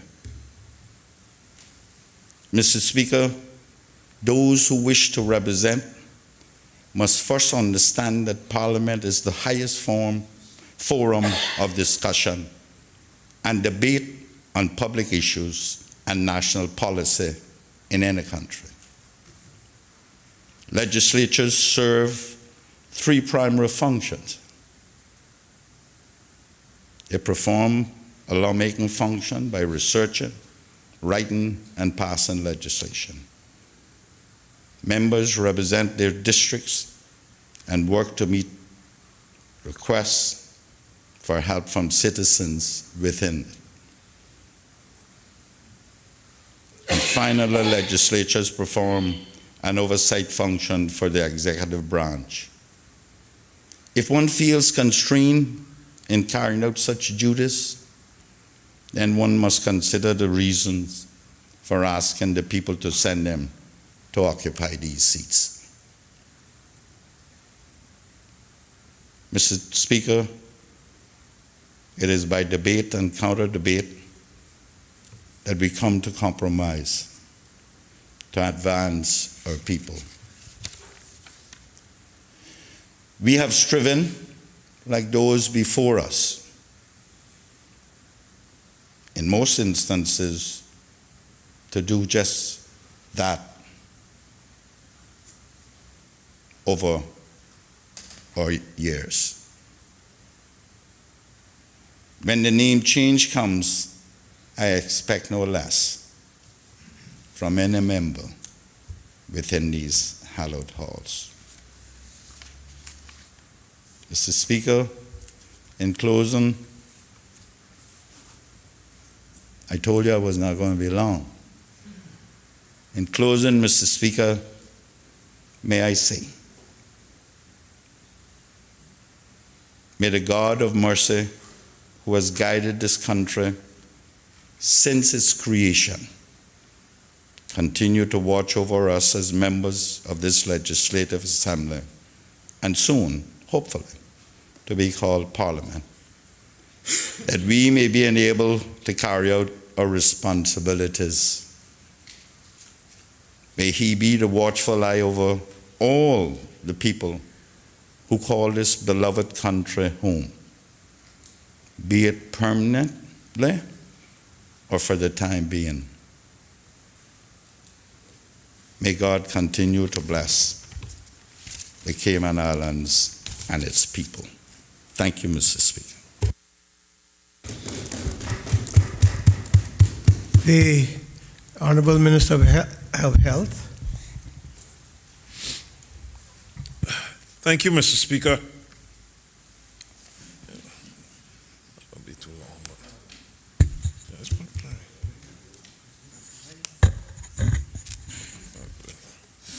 Mr. Speaker, I jump up so quickly, and I hope I didn't offend anyone, but it's not because that I'm anxious to speak, but I'm anxious to sleep. Some would say, Mr. Speaker, this is our last dance. Or the Spanish would say, Último bailar. Right? Mr. Speaker, I would not miss this opportunity to give my contribution on the history and the makings. When we were in school, we were taught about the Legislative Assembly.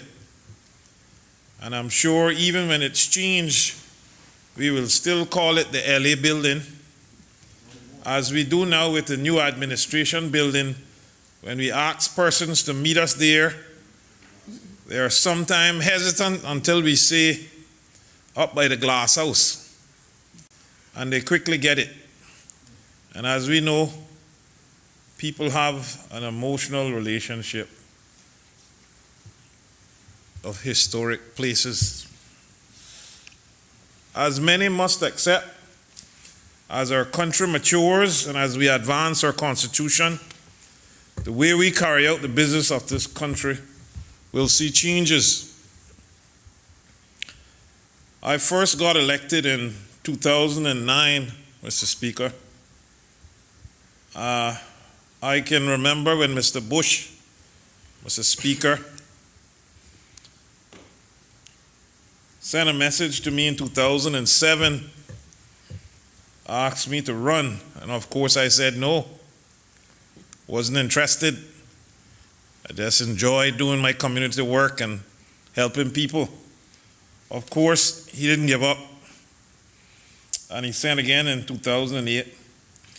And of course, my mother didn't want me to run. My wife didn't want me to run. And I don't know if any of them will ever want you to run. But the speaker kept at me. And they gave in because they see that they couldn't stop me. So they said, go ahead.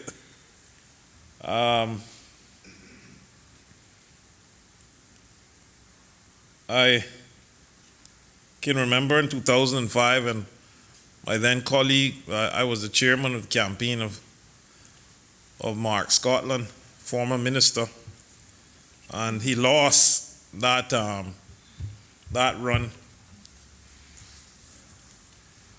after the good A.J. Early James Miller told him that he was the evil he didn't know. But everyone knows the story behind that. But in 2005, Mark said to me he would not run again unless I was running with him. I didn't realize he had that kind of confidence in me. But through this legislative assembly, and the first time I got elected, as I was elected, there was a constitutional challenge which cost me $200,000. Of course, I was not happy about being elected at that point. But we won the case, and the people have certainly heard my voice for the people. But really, the first meeting some 189 years ago in the Cayman Islands was, as mentioned, on the 5th of December, 1831 at Pedro St. James Castle, a great house in Savannah, Borden Town. The name itself, the Legislative Assembly, is used by a number of countries, including member states of the Commonwealth, of nations and other countries.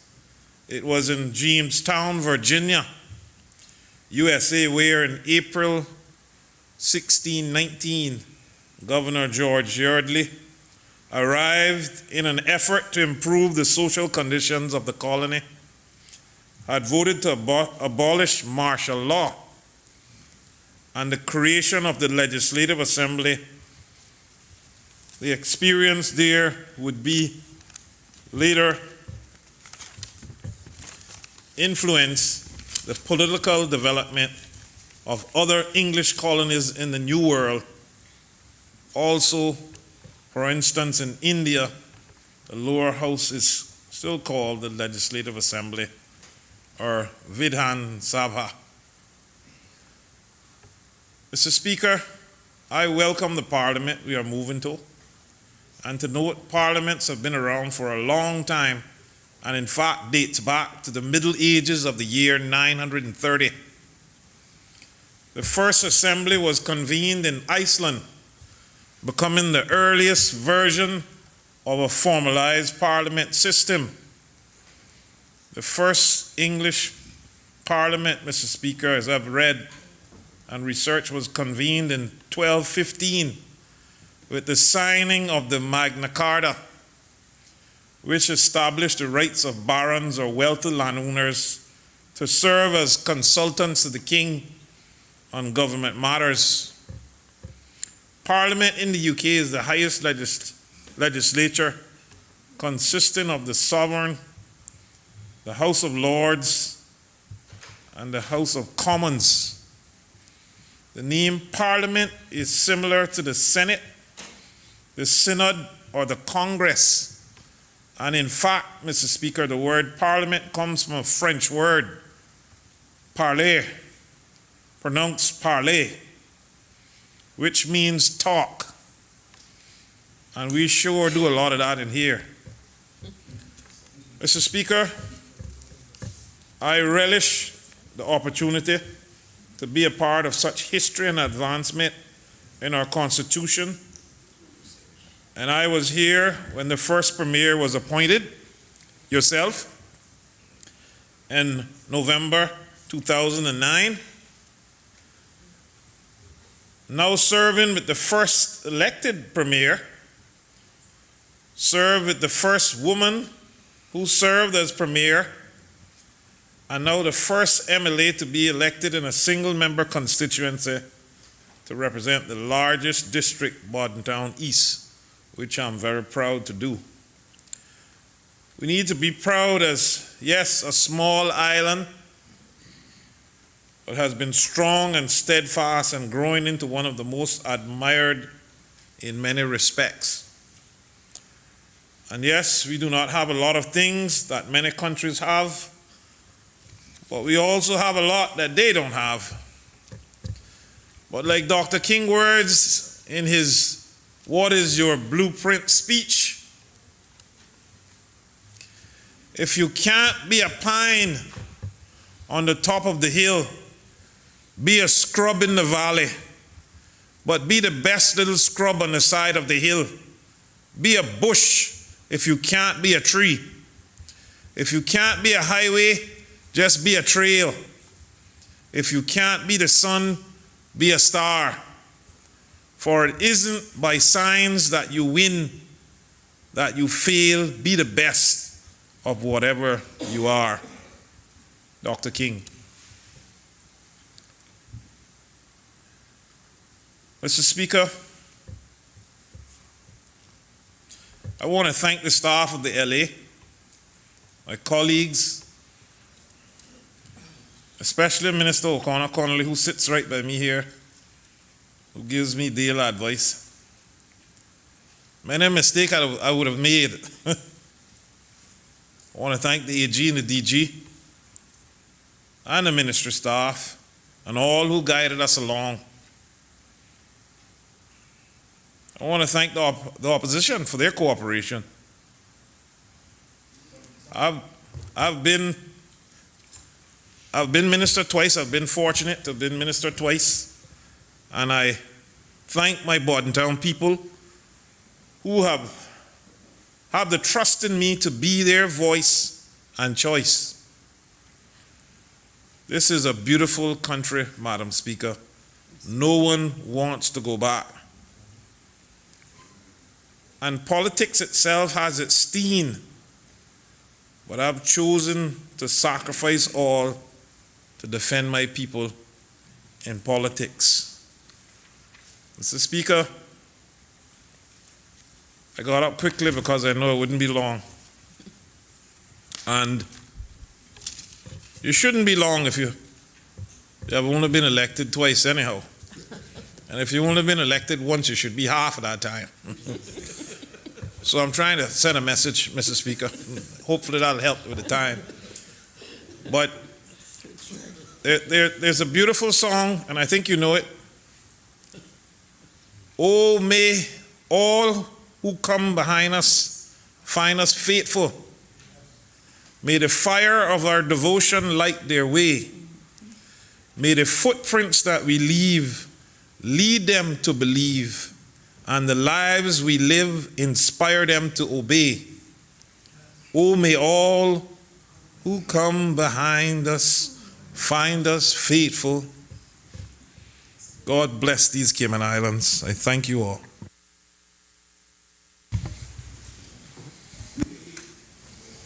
Elected member for Northside. Mr. Speaker, this is a historic day in the development of our democracy, and in particular, our democratic institution. I am proud to have been a part of the negotiating team, sacrificial though it may have been.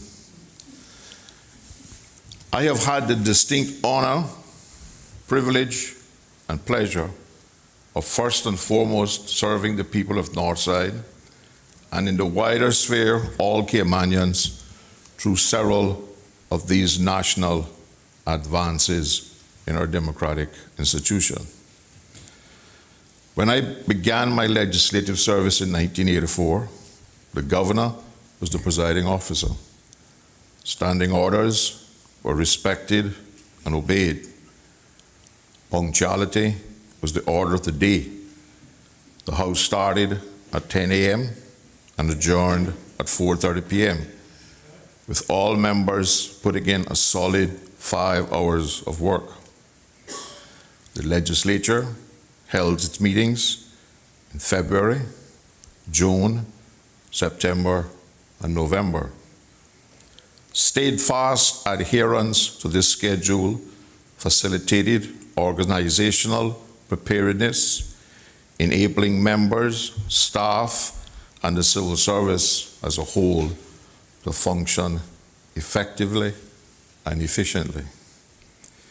I was also serving in this assembly when the governor was replaced by a Caymanian speaker as the presiding officer. This development gave rise to great hope and expectations of improved organizational functioning and benefits to the lives of Caymanians. Regrettably, by any honest and realistic measure, this has not been achieved. Over the years, there has been persistent erosion of the respect for the standards and ideals of this institution.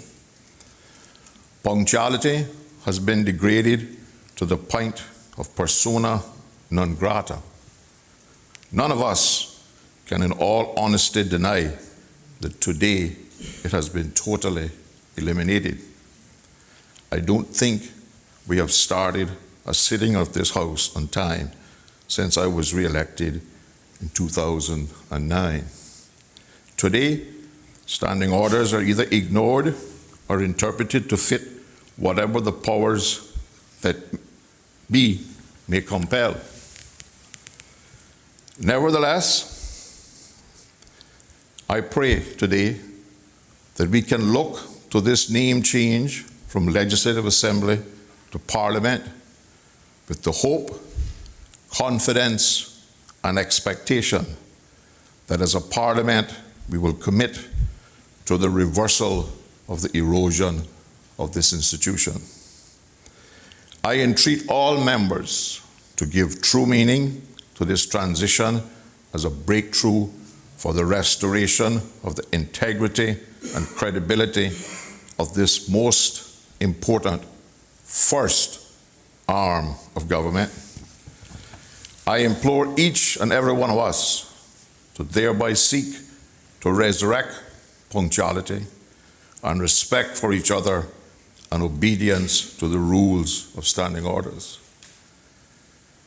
I would also pray as well that we use this opportunity to return to a determined, deliberate application of the renowned work ethic of prior generations of legislators to better the lives of all Caymanians. While I pray that this evolution in the democratic governance of these islands will result in true progress for this institution and the people of these islands, unfortunately, however, I am also resisting intuition that screams, that will not happen. I therefore entreat all my fellow legislators to make this a true moment of our times, so that future generations will look back at this achievement with the pride and respect that it truly deserves. Thank you. The Honorable Deputy Premier.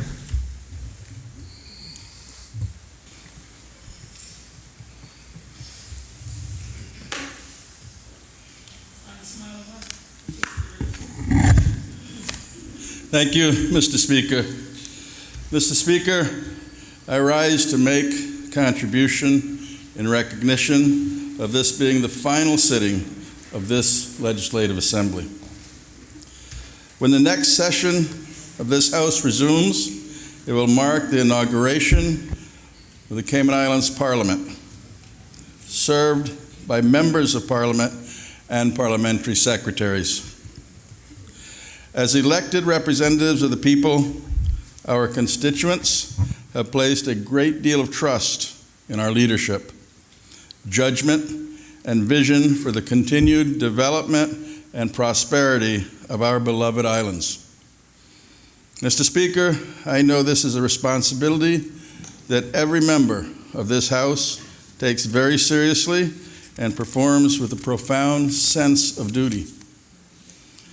While I am respectful of norms and tradition, I also understand and agree that adhering to the customs of the past is not always a good thing, particularly in the context of democratic advancement. As legislators working in the best interests of this country and our people means that we must be willing to not only embrace change, but also pursue it, if it will allow us to achieve more on our people's behalf. The Cayman Island Constitution is without question the supreme law of this land, but it's also a living document which must evolve to ensure its compatibility with our nation's aspirations and expectations.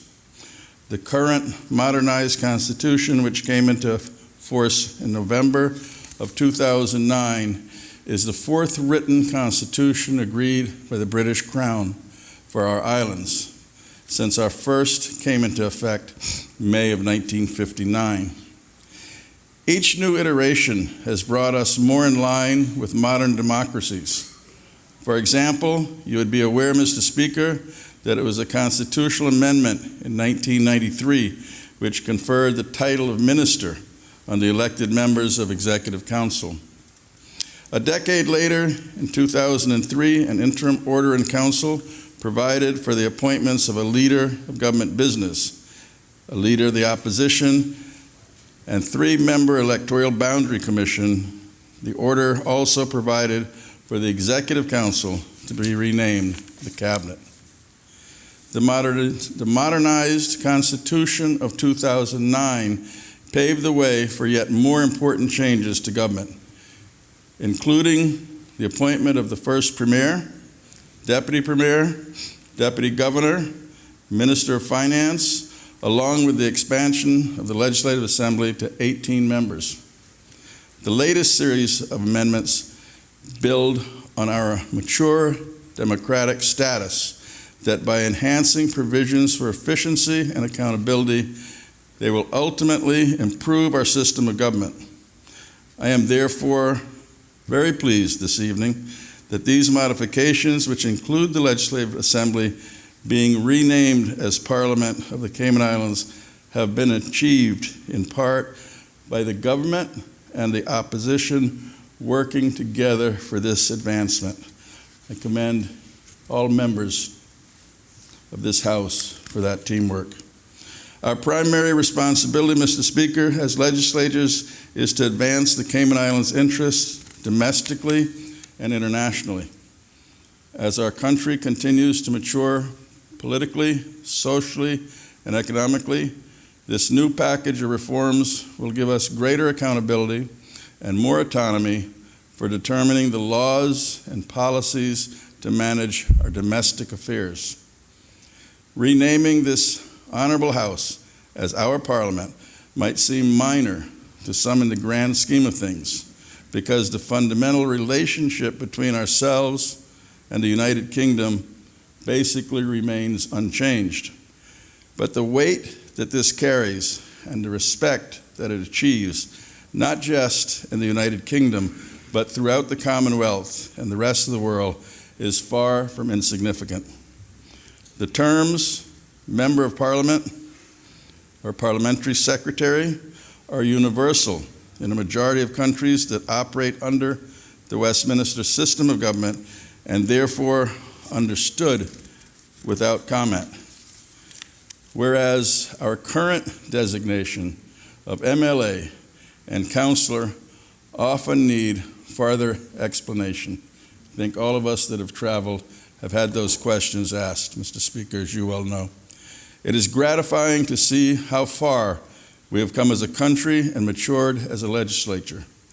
Consequently, I am pleased that Section 44(1) of the Constitution has been amended to allow the next government, following the next general election, to increase the number of ministers from 6 to 7, plus the Premier, which makes for a cabinet of 8 elected members, in addition to the ex officio Attorney General, Deputy Governor, and Governor.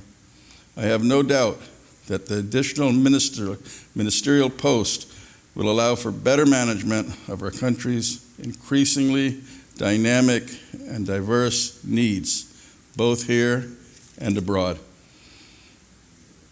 Mr. Speaker, I am somewhat nostalgic this evening on this historical occasion to be participating in this final sitting of the Cayman Islands Legislative Assembly, from which I have represented the people of Cayman Brac and Little Cayman for 15 and a half years. Mr. Speaker, I take the opportunity to thank the people for the privilege of sitting in one of their seats. I also thank my colleague, she's been here a little longer than me, but I've been 15 and a half years as her colleague. I also take the time to thank my committee and all the people in Cayman Brac that give support in a very positive way as we work for the betterment of all. And I also like to thank my family this evening as well for their support. I also, Mr. Speaker, take this opportunity to thank all honorable members here and all members of the fraternity, whether we are called MLAs or now MPs.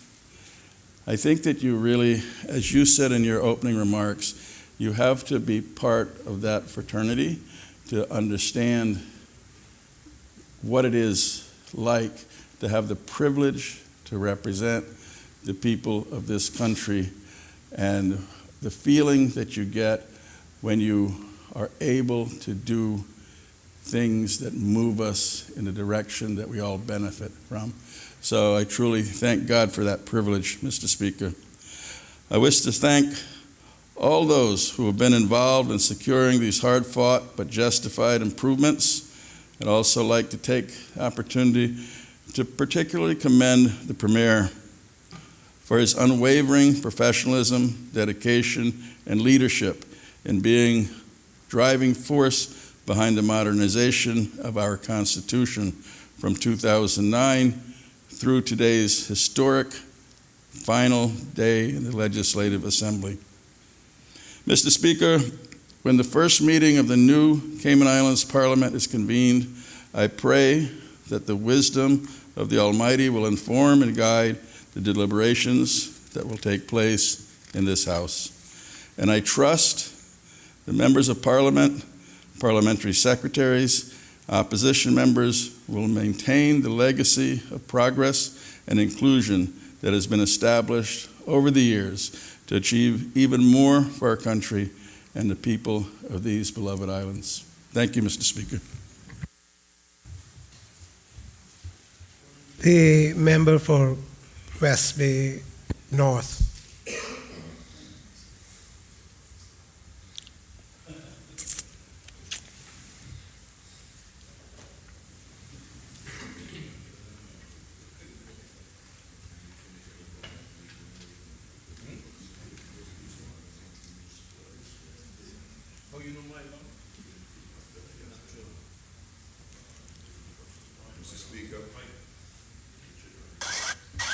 Mr. Speaker, I too am very honored to sit in this seat and to represent the people of West Bay North and the people of the Cayman Islands.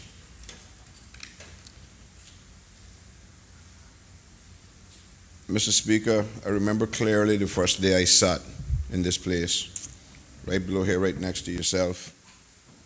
And I was given some advice by some people in here. I've remembered them all very carefully.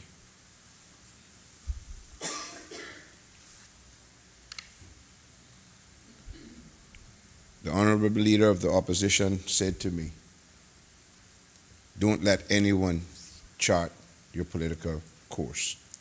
Chart your own. I think I've done that. And I would advise anyone to do that. And do not let special interests or let other people lead you into decisions, Mr. Speaker, that will not benefit the people of this country. The people of this country, Mr. Speaker, they feel that they've been left behind and they need us. I would like to pay homage to all of you, like people like yourself and the Premier and Roy Borden, Gilbert, the member from Northside, all you guys, members from Kimmerbach, who have fought for advancement.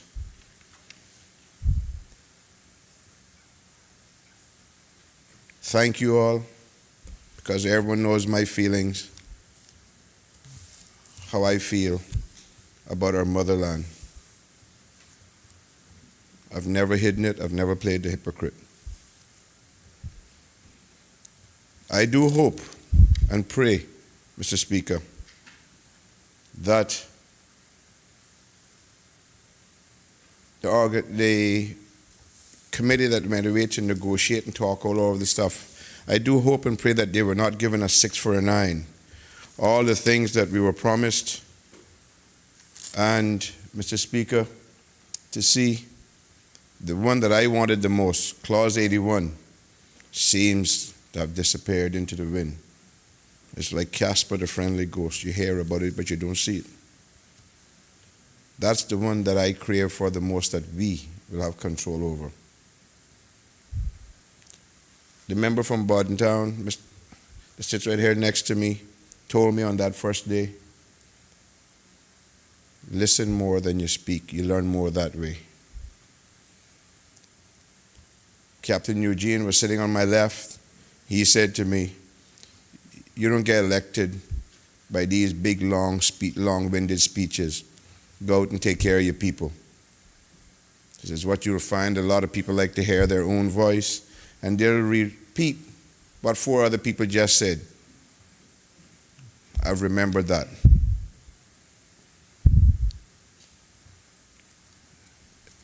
Mr. Speaker, God's willing that we reach back here safe in December, and we will now be called members of Parliament, or MPs.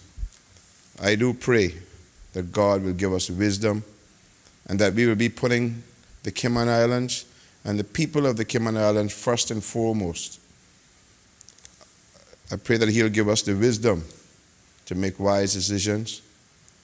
And I do pray, Mr. Speaker, that all of us in here are blessed with good health. And I do pray that when we come back here as members of Parliament, we will find that other things that we were looking for in those negotiations will be there for us to make us even more self-dependent, and that we can make our decisions that understand the social fabric, the moral fabric that the Lord has blessed this country into success that the way we are. Mr. Speaker, with those words, I'd like to say thank you very much for your guidance as well at times, and to all other members who have taken time out to talk to me, to help me along the way. And like the Minister for Health said, it won't be a long speech because it's time to sleep. So I too will make it short so someone else can speak so we can head home. God bless and have a good night. Thank you. The member for Georgetown Central.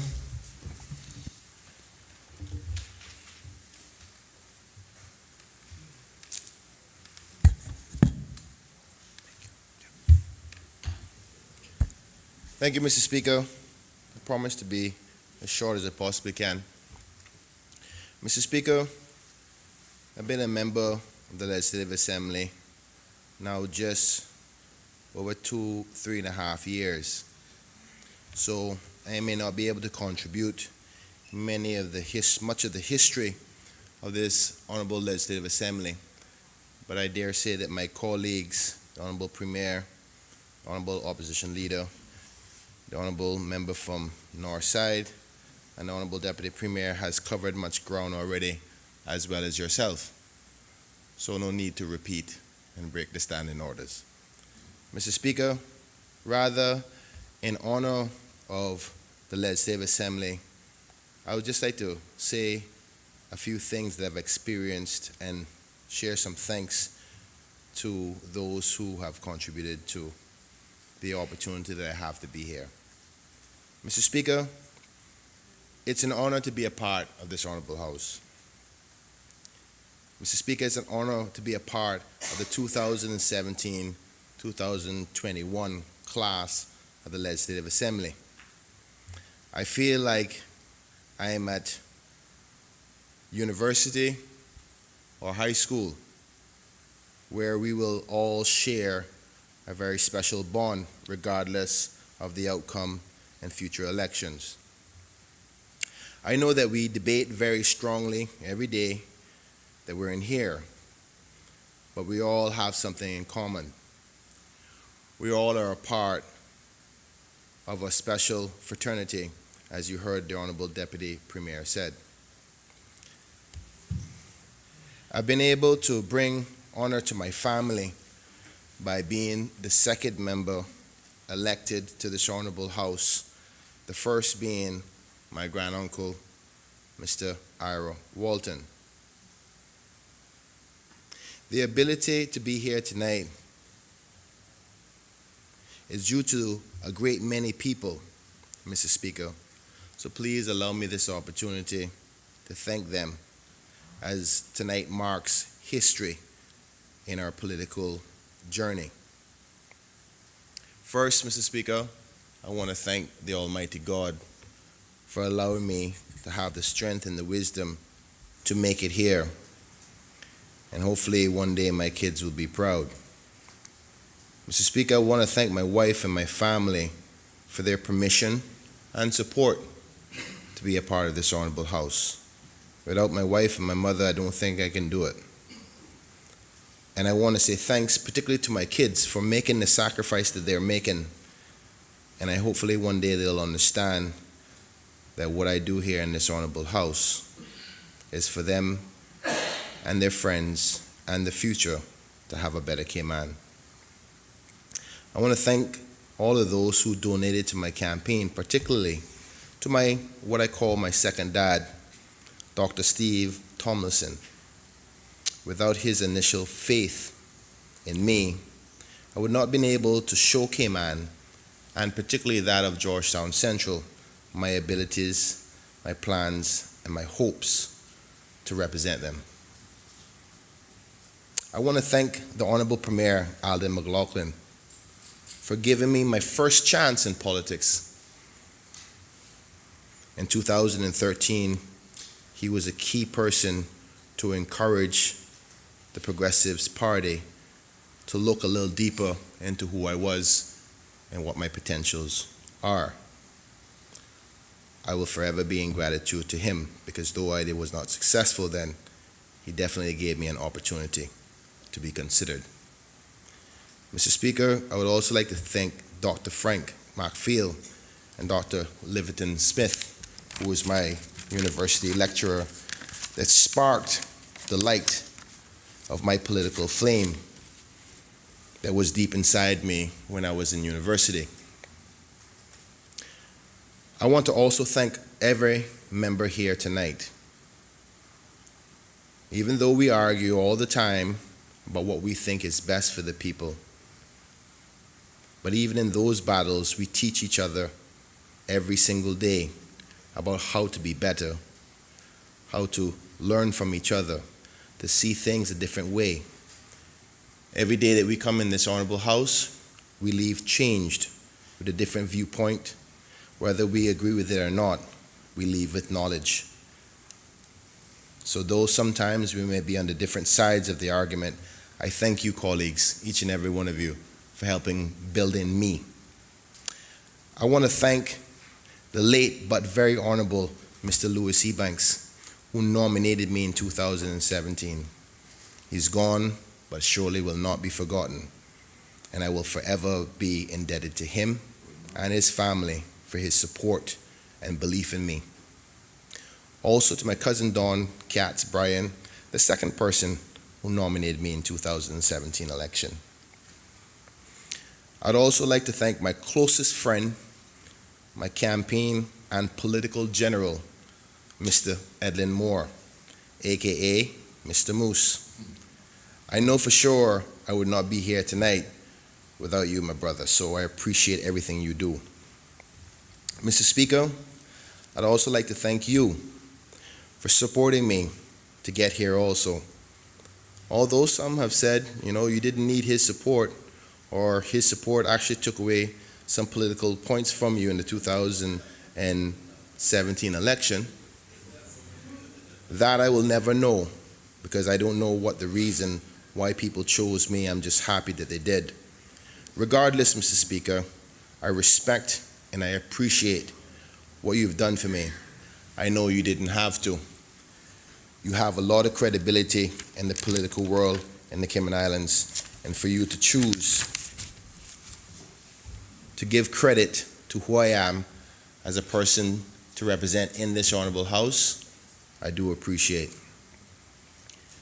I'd also like to thank my campaign team.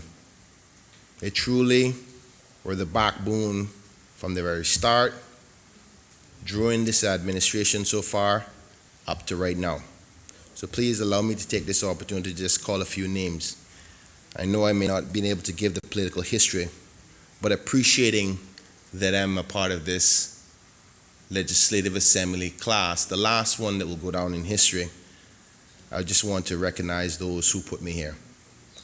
Mr. Nico McField, Patricia Walton, Lavinia Ebanks, Amy Kilfelin, Shanice Zaras, Damian McField, Valora Miller, Daisy Martin, Susan Solomon, Mr. Alvin McLaughlin, Jeffrey Seymour, and Dorothy Davis, Lucille Bastillo, Anthony Lee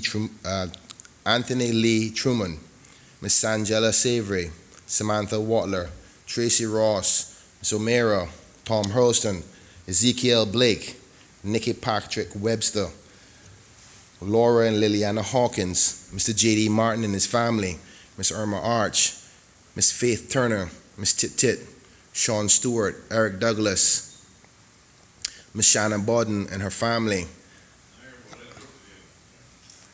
Alice Scott. Mr. Speaker, there's many others who I would like to highlight, and I'm sure there's going to be many people that I have forgotten. Some of those who are civil servants that I would never want to put them in harm's way by exposing their support for me, or simply those that I have forgotten. But I want you to know I appreciate all the hard work that you've done to get me this far. Finally, but most importantly, Mr. Speaker, I want to thank the 495 persons that decided to put their faith and their trust in allowing me to sit in their seat in this honorable house. But before I close in thanking them, I also want to thank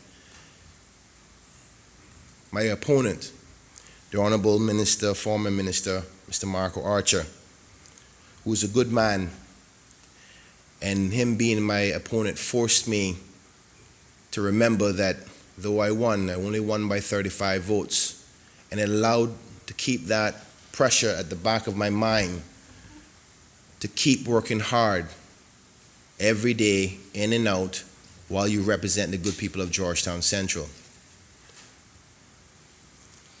And for the 460 people who did not support me in the 2017 election, hopefully I've been proving myself that I can gain your support come the next election. But Mr. Speaker, for those 495 that chose me to to be their voice. It's truly been an honor, and I hope that I brought value to your voice in the last days of what will be known in our history, the Legislative Assembly. Hopefully one day, just like we speak about our vestrymen today, the next generations of the future will talk about members who were of the Legislative Assembly. And to those 495 persons that chose me to be their voice, thank you for the opportunity to be part of history, to be a part of a positive way forward for Cayman, to give in your input and your direction of what you want. And I hope in the next upcoming election that I will continue to be your voice. Mr. Speaker, it's truly, truly an honor to be a part of this Legislative Assembly, regardless of how many fights we have. And all members in this House, including the ex officio members and the civil service, I want to say I love you as other Caymanians, because we all want a better country. We just sometimes see it in a different way. Thank you, Mr. Speaker. The Honorable the Minister of Education. Thank you, Mr. Speaker. Being fully cognizant of the lateness of the hour, I thought I would perhaps change the structure of the debate somewhat by recognizing that this is going to be the last time we meet, God's willing, as the former Legislative Assembly. Moving into Parliament, I thought that I would take the letter P to try to describe some of the journey that we've had and experienced here. Obviously, time don't permit to explain all of them in depth, so I'll try my best to so abbreviate. For me, my first P started with a prominent minister of blessed member, late Captain Charles Colonel, who I was his attorney at the time, and he invited me to go to Little Cayman, and as we sat on his property looking towards Cayman Brac, he asked me what I saw, and I said west end of Cayman Brac. And he said, what do you really see? And I said, well, I guess the whole of Cayman Brac. And he said, are you sure that's all you see? And I said, yes, sir. And he said, well, I want you to see beyond that, because I want you to agree to run in the next election. Of course, I was a young attorney at law and had lots of dreams of how I was going to make things better for the poor and the underprivileged and the almost forgotten. And I'm glad that I did finally, even though it was some coercion, responded in a positive, initially to Captain Charles, but more importantly to the people of Cayman Brac. And in so doing, the next P that I found as I sojourned was that of promises.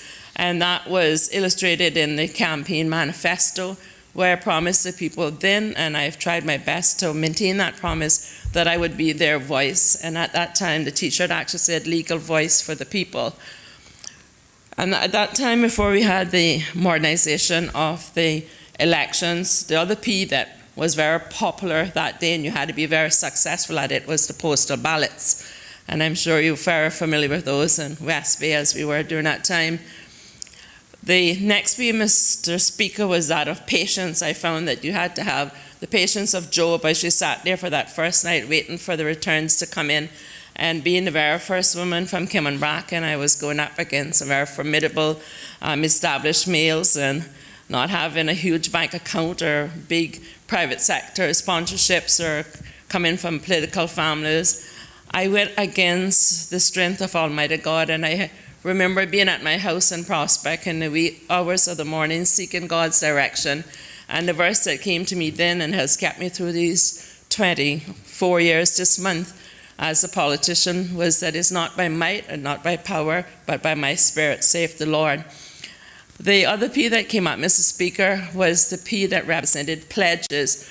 We were then elected, and we came and we had in this honorable house publicly utter our pledge to Queen Elizabeth, and also those upstart Grand Turks, as some of us were referred to. We dared to publicly express our pledge to the Cayman Islands. The other P, Mr. Speaker, was that of pomp. and that was evidence at the swearing-in ceremony. As a new member of Legislative Assembly, was nervous and timid, and I remember my cousin Kirk Tibbetts in the parking lot coming to me after we had been sworn in and said, "Don't worry about it, Julie," as I'm referred to by most Brackers. "Just stay your course and keep in your corner." And I tried to do that for most of the time here. Of course, Mr. Speaker, soon thereafter, I was introduced to the next P in the parliamentary life, and that was post-election seminars, which was a commencement of my love for CPA, and I believe I'm a product of the Common Parliamentary Association, having served in various capacities throughout the past 24 years. And then very early on, Mr. Speaker, I found that the other P I needed to avoid was the P of pride. I recognized from my Sunday school days that pride was one of the cardinal sins, and it was so easy being propelled into a position in Parliament that you would not want to do as the poem says, where you just walk with kings and lost your common touch. And so I always reminded myself that pride comes before a fall, and I tried to best as possible to be as humble, and sometimes my mother referred to me as a doormat, where I allowed people to walk over me, and I would remind her that God gave me one mouth and two ears, so it's always better to listen than to speak. And people would look at my parliamentary history here and see that the times that I rise to speak are quite infrequent, and as I said before, it's not because I can't speak or don't want to speak or not passionate about representation, but I believe that I accomplished much more on the grounds of Caymanbrac and Little Cayman when I had Little Cayman as responsibility, and moving in and about the various constituencies throughout the Cayman Islands. Mr. Speaker, but I do believe that the P in pride has a place in the parliamentary life, because we do it for love of country. It's not a smugness or a sense of arrogance, but it's an elevated sense of pride in our country, because God has taken us great, and we're still a very blessed country. Mr. Speaker, the other P in the life of a parliamentarian is that of prejudices. I've come face to face with all sorts, color, gender, class, family, but when we put God as our central focuses, we constantly realize that we can utilize those things to become better persons, and we can either choose to be better or bitter, and I've chosen to be better as I go along in life's journey. It doesn't mean that we don't get our feelings hurt. It doesn't mean that we don't have that time that you wonder, my God, what am I doing here? But we're encouraged when we find that we can help just even one small person. And as I've traversed the landscape, political landscape of the Cayman Islands, so many times you'll hear a student, or you'll hear someone you taught in Sunday school, or someone you helped get the seaman allotment, or did probate, or some ex gratia benefit to, will come and extend their appreciation, and really makes you realize that you're serving a useful purpose. Then, Mrs. Speaker, the next P that I'd like us to remember in this journey is the P for power. When I first entered, Mr. Truman, former leader of government business, said to me on more than one occasion, Juliana, remember in this parliamentarian life that absolute power corrupts, absolutely. So ensure that there are always checks and balance in whatever you do and say. And Mr. Speaker, I also want at this stage also to thank you for the role and the influence that you've had in my life as a young parliamentarian. And certainly, I've said in many different areas, you never forgot Caymanbrac when it came to funding. And in fact, there were more than one times that you took money out of your West Bay allocation to ensure that we had the very necessary infrastructural development on Caymanbrac. And I guess history has recalled in that appropriate time how when in the 2009 Constitution, I came merely to be there as a spectator, and I left as the Deputy Premier for the country, and perhaps you can share that in your book at an appropriate time, how that was accomplished, but to God be the glory, great things He has continued to do for this country. Mr. Speaker, also we'll notice that in this parliamentarian journey, P also stands for parliamentary privilege. This, Mr. Speaker, as you and other honourable members are fully cognizant, is that sacred right that legislators have, which gives us certain legal immunity. in order to carry out our respective duties. And then there's a P for procedure. Of course, in our Parliament, we have our standing orders, and when it's silent and we need assistance, otherwise we go to the Parliamentary Bible, being that of Erskine May. And we are guided, Mr. Speaker, by our standing orders. I know sometimes members may feel that they were not followed closely, but once you sit in the chair of Speaker, you take a whole different viewpoint than when you actually stand on this floor or sit on this honorable floor.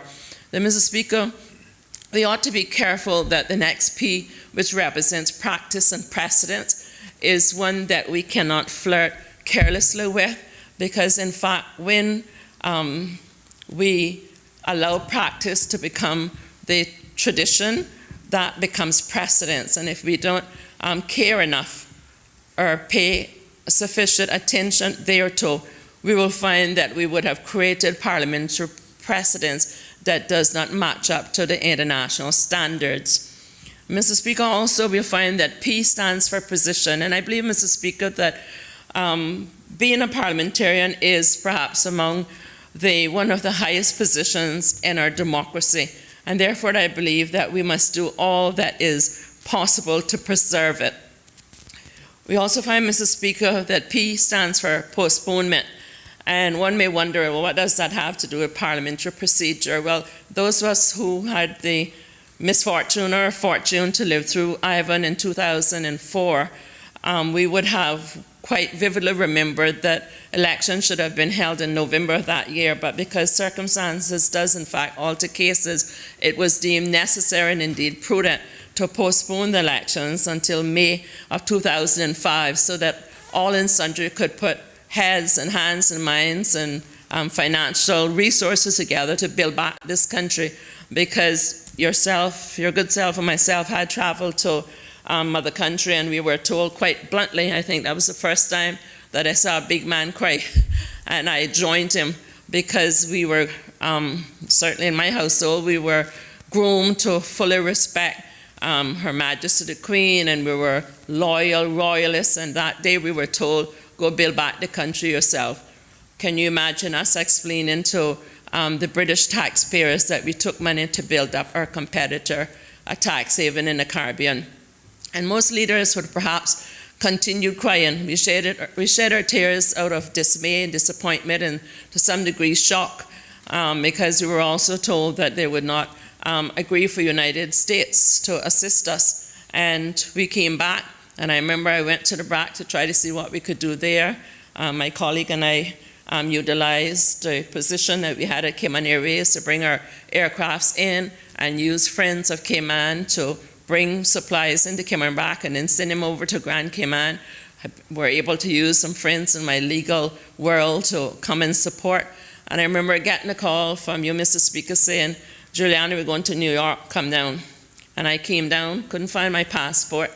And because I had just come back from a CPA trip, threw my things on the bed prospect, because at that time the storm was supposed to be going to Cayman BRAC, and headed there with as many supplies of groceries as I could to try to help my constituents. So I attended the passport office, Mr. Speaker, to be told that I had to pay $75 to get an emergency passport to go to New York, to let CNN know that we were not washed away as they had been reporting. So it's been an interesting and diverse journey, Mr. Speaker, and I'm glad that that was one postponement that the country saw fit to do, because it really, I believe, assisted in rebuilding this great country. And then out of that was born another great P, and that is political parties. As in most things, Mr. Speaker, people don't necessarily like changes, but in order for the Constitution to work as good as it has, I think that the advent and the birth and regeneration of political parties has been a formidable part in that whole evolution.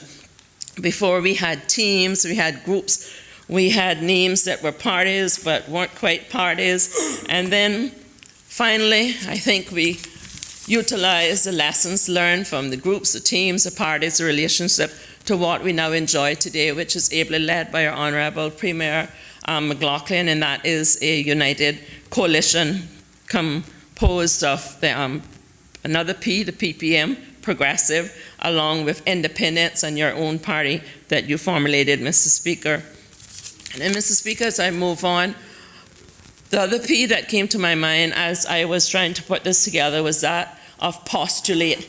And I think as parliamentarians, we postulate here by suggesting and assuming through the process of analytical thinking and reason and logical and resisting the temptation from tautological propositions. We come and we put forward what we feel our voters or supporters and non-supporters would want us to do to enhance their lives individually and corporately and nationally as a country.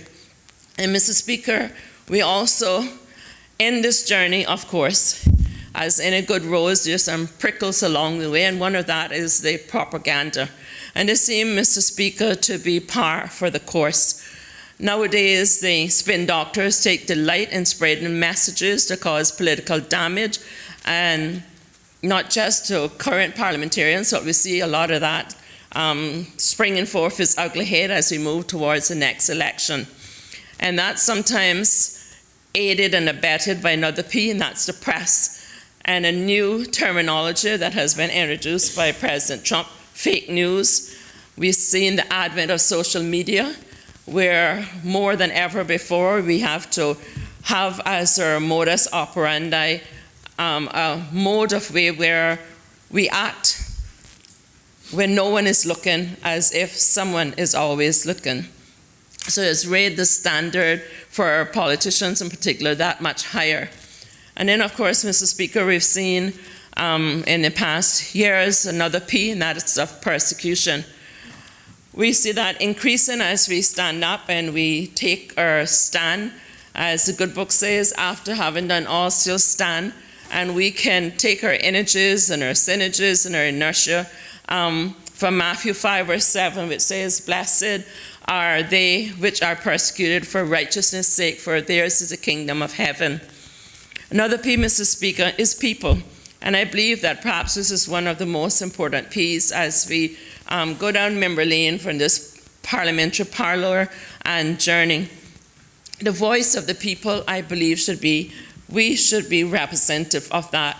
It's become increasingly difficult to get that one-to-one interaction, but because of the introduction of IT, information technology, we can now do Facebook, we can do Snapchat, we can do Zoom, we can do Google Messenger, all sorts of different avenues to reach our people. We can do mass media releases, we can hire PR firms. So there's very little excuse nowadays for not having that interaction with our persons. Of course, those of us who are over 50, we like the idea of going into the kitchen and going into the pot with the good K-Mankind idea, or sitting down on the porch and having a chat or playing some dominoes, etc. But those things are changing. It doesn't mean that they have to be substituted, but we have to utilize whatever resources come along our way to make sure that there's an unhindered interaction and indeed communication with the persons who have put us here and with the job that we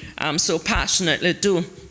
And Mr. Speaker, there is also the P of purpose. I believe that although our individual purposes perhaps are varied and diverse, we should have a commonality and a collective purpose that we're here to serve come hell or high water, that our paramount consideration is the Caymanian people, and I've referred to this before, but for significance, perhaps I ought to beg your permission to repeat it. A former leader in Jamaica, Manley, said that, I have a great sympathy for everyone that does not have food to eat, but my greatest sympathy is for that of the Jamaican people. So if I could perhaps be allowed to adapt and adopt that, I do have sympathy for all who are within this jurisdiction, but I believe our greatest purpose and sympathy ought to be for our Caymanian people who have put us here, and we should always keep them on the forefront of our minds and in all of our policy making and determinations. And Mr. Speaker, as time went on and we saw the modernization and the reformation of our Constitution, we were able in 2009, thanks to the work of the Honorable Premier and yourself at the time of Leader of Opposition and many other members who are present here today and some who have moved on, we were able to see the premiership.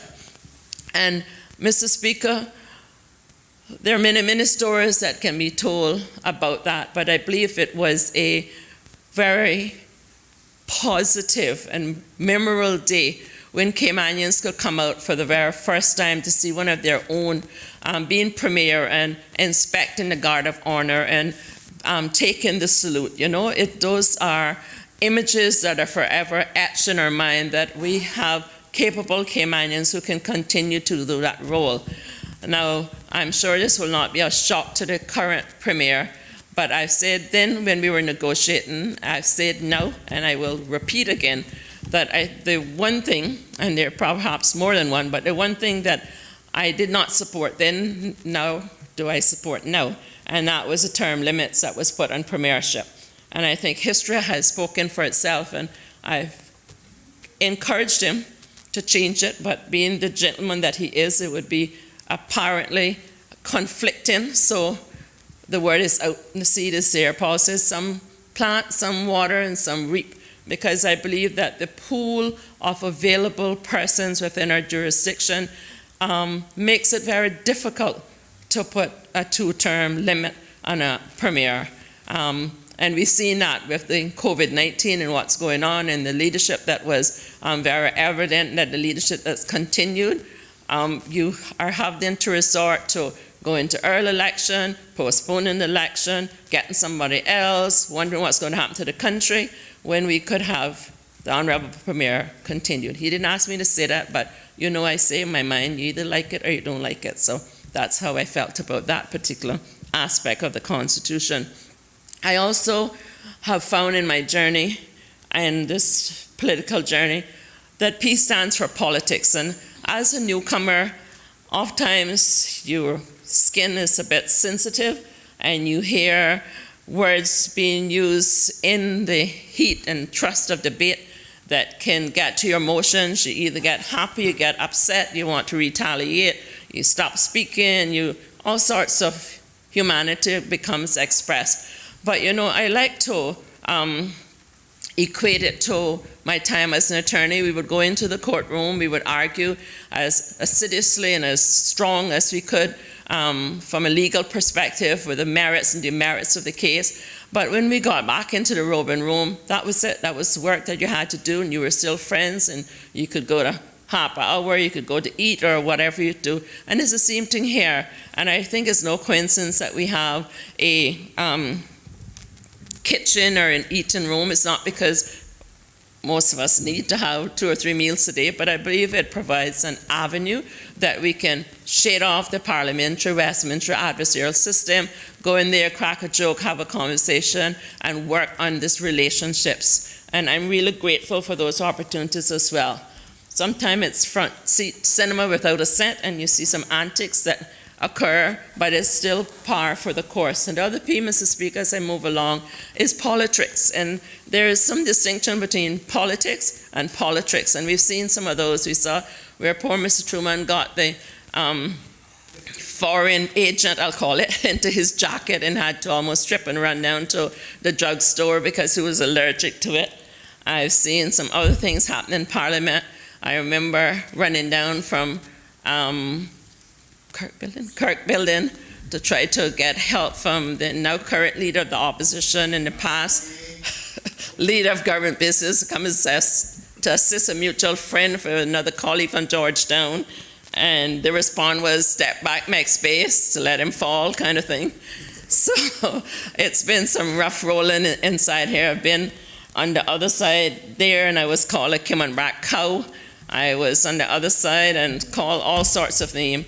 I've had the opportunity to be speaker, and I think that was probably one of the most difficult days in my political career. I had called in 2 members, spoke to them, taken legal advice, and thought that maybe it was just going to be an apology or we would work it out, but it was into that silly season, and I had 2 members in the gallery sitting right over there, I'll never forget, who when they were supposed to bow, turned around and showed me their back, and there's a SID that goes with back and all sorts of things you had to endure.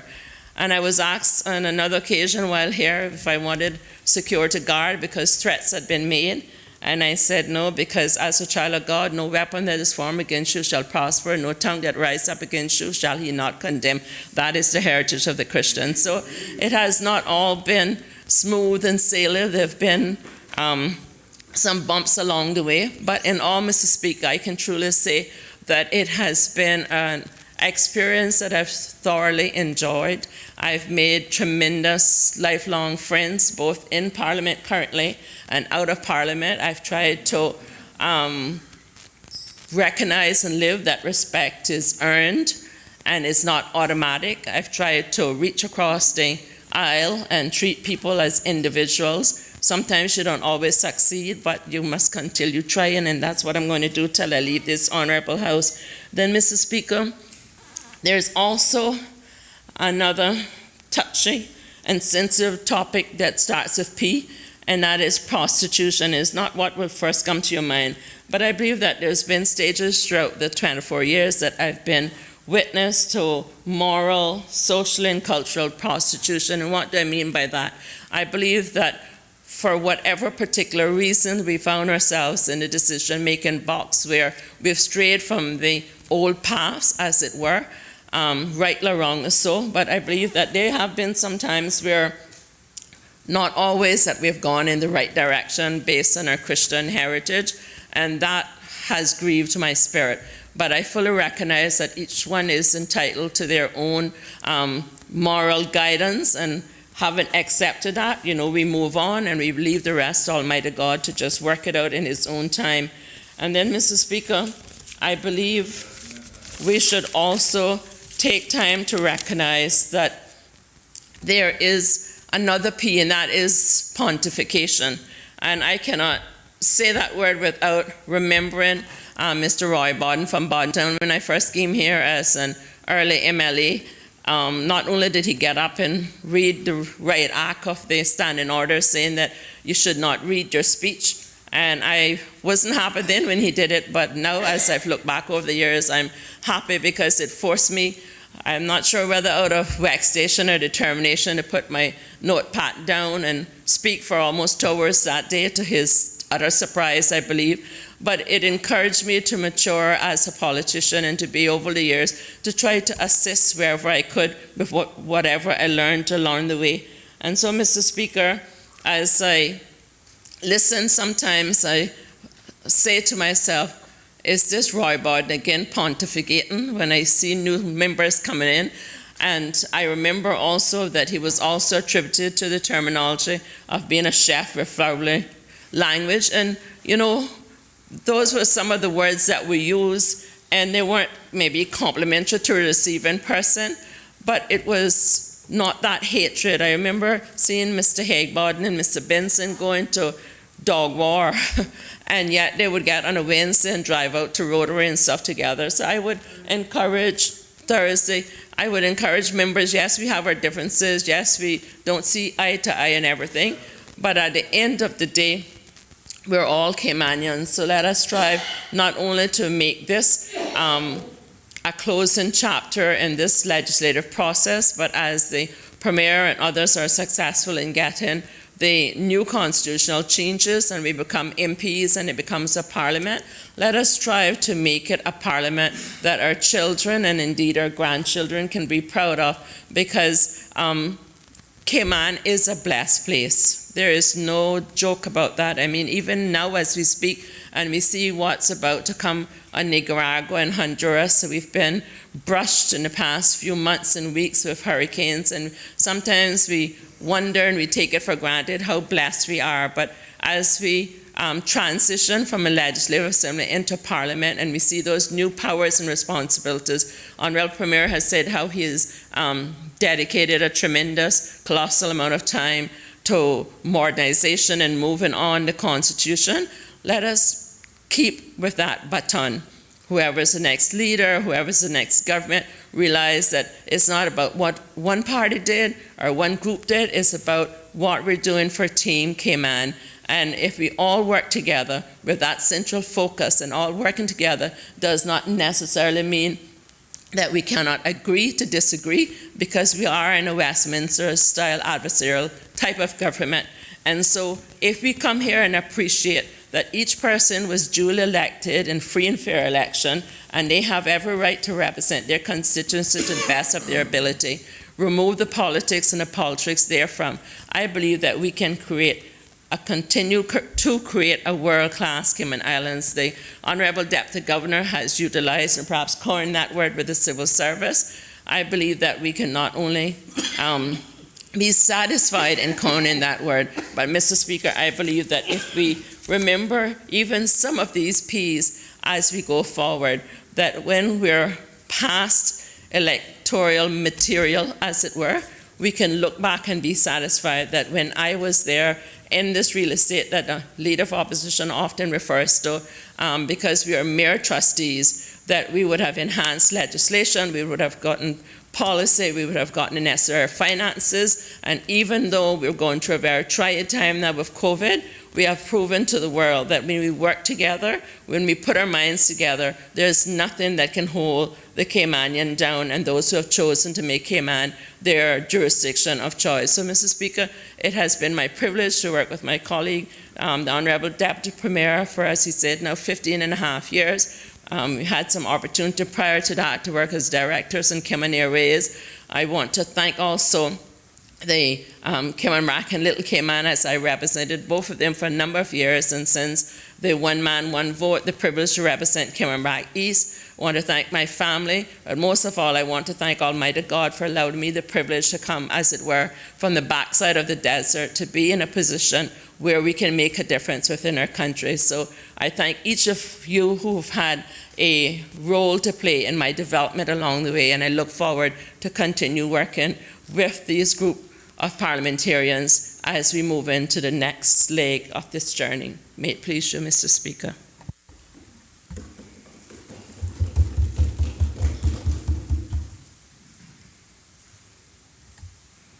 I'm okay. Honorable the Minister of Commerce. Thank you, Mr. Speaker. Mr. Speaker, I was just waiting because we were saying that this was the last day of the Legislative Assembly, but that was yesterday, and now we're into the next day. So now we're officially in the last day of the Legislative Assembly. But it is indeed an historic occasion, Mr. Speaker. Mr. Speaker, for me, it's been a short journey thus far, but an interesting one. First winning my seat under the last election held with multi-member constituencies in 2013, and then moving on to win my seat in the first election with single-member constituencies in 2017 and being given the honor of representing the people of Georgetown North. Mr. Speaker, it's also been an interesting period for us with many challenging bills and issues to deal with as a country, not just with COVID, but with many challenges that come with a growing democracy and a maturing country. Mr.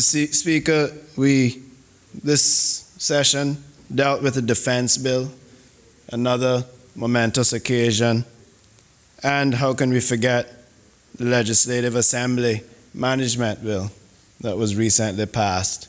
Again, another huge step in the maturity of this Legislative Assembly and this democracy and our country. Mr. Speaker, we recently conducted, as I look at the two large televisions on the wall, we recently conducted meetings over Zoom with members being, for the first time, remote. Maybe one day we will mature to the point where we will have paperless meetings and e-meetings as well. Mr. Speaker, I was honored to be a part of the delegation to London in early December of 2018, as the Premier said. And it was certainly a highlight and a privilege for me to be a part of the team attending the Foreign and Commonwealth Office to participate in the negotiations. I remember, and I just looked back on it earlier when I jumped to social media to do a post on it, and I was searching for the location, and the location that popped up was the Churchill War Room, which I don't think we were in the Churchill War Room, but it must have been very nearby as it popped up as where the location that we were in. And I'm just being told right across the street. And so it really humbled me and brought to light the magnitude of what I was about to experience and be a part of. And I think even more, what brought me even more pride was when we sat there with the then leader of the opposition and the deputy leader of the opposition. We had the governor there and our team. And the members of the Foreign and Commonwealth Office expressed their amazement and congratulated us on our bipartisan approach to the negotiations and the unity that we showed collectively as a team negotiating for the future of these wonderful islands. Mr. Speaker, talking about the future, as we develop as a democracy, we also see, and I have seen, changes in the face of the Caymanian population and by extension, its politics. 2013, Mr. Speaker, saw myself, son of a migrant man, the member from Newlands, also son of a migrant man, the then elected Marco Archer, former Minister of Finance, son of a migrant man, and the member from West Bay North, Mr. Bernie Bush, also the son of a migrant. Mr. Speaker, I remember looking at the voters list when they were telling me about contacting your family and everyone else. I had one sister in Georgetown that could vote for me. When I thought about it, looking back at it, and I can say that I had many, many adopted brothers and sisters in my early days, spent on Shedden Road with my sister. But as far as close relatives, I had one sister that was eligible to vote for me. She said she did vote for me. I can only take her word for that. But, Mr. Speaker, I am extremely grateful to what the Cayman Islands have afforded to not only my family, but to myself. My mother, being a person of humble beginnings from Kimmanbrack, and my father, again, being a Chinese Jamaican immigrant coming from Jamaica, finding his home here and establishing himself very comfortably. I often joked in 2013, I said, well, I'm a Chinese Jamaican, Kimmanbracker, raised in West Bay and elected in Georgetown. You don't get any more of a mix than that. But I am extremely grateful for the life that my family have found here.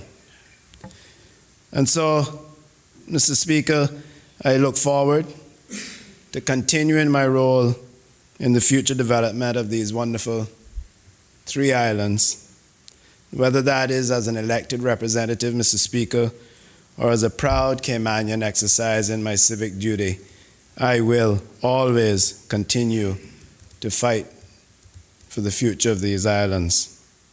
And so, Mr. Speaker, in promising to keep it short, I will end with a Buddha saying, and it goes, "No one saves us but ourselves. No one can and no one may. We ourselves must walk that path. Thank you, Mr. Speaker. The Honorable the Deputy Leader of the Opposition.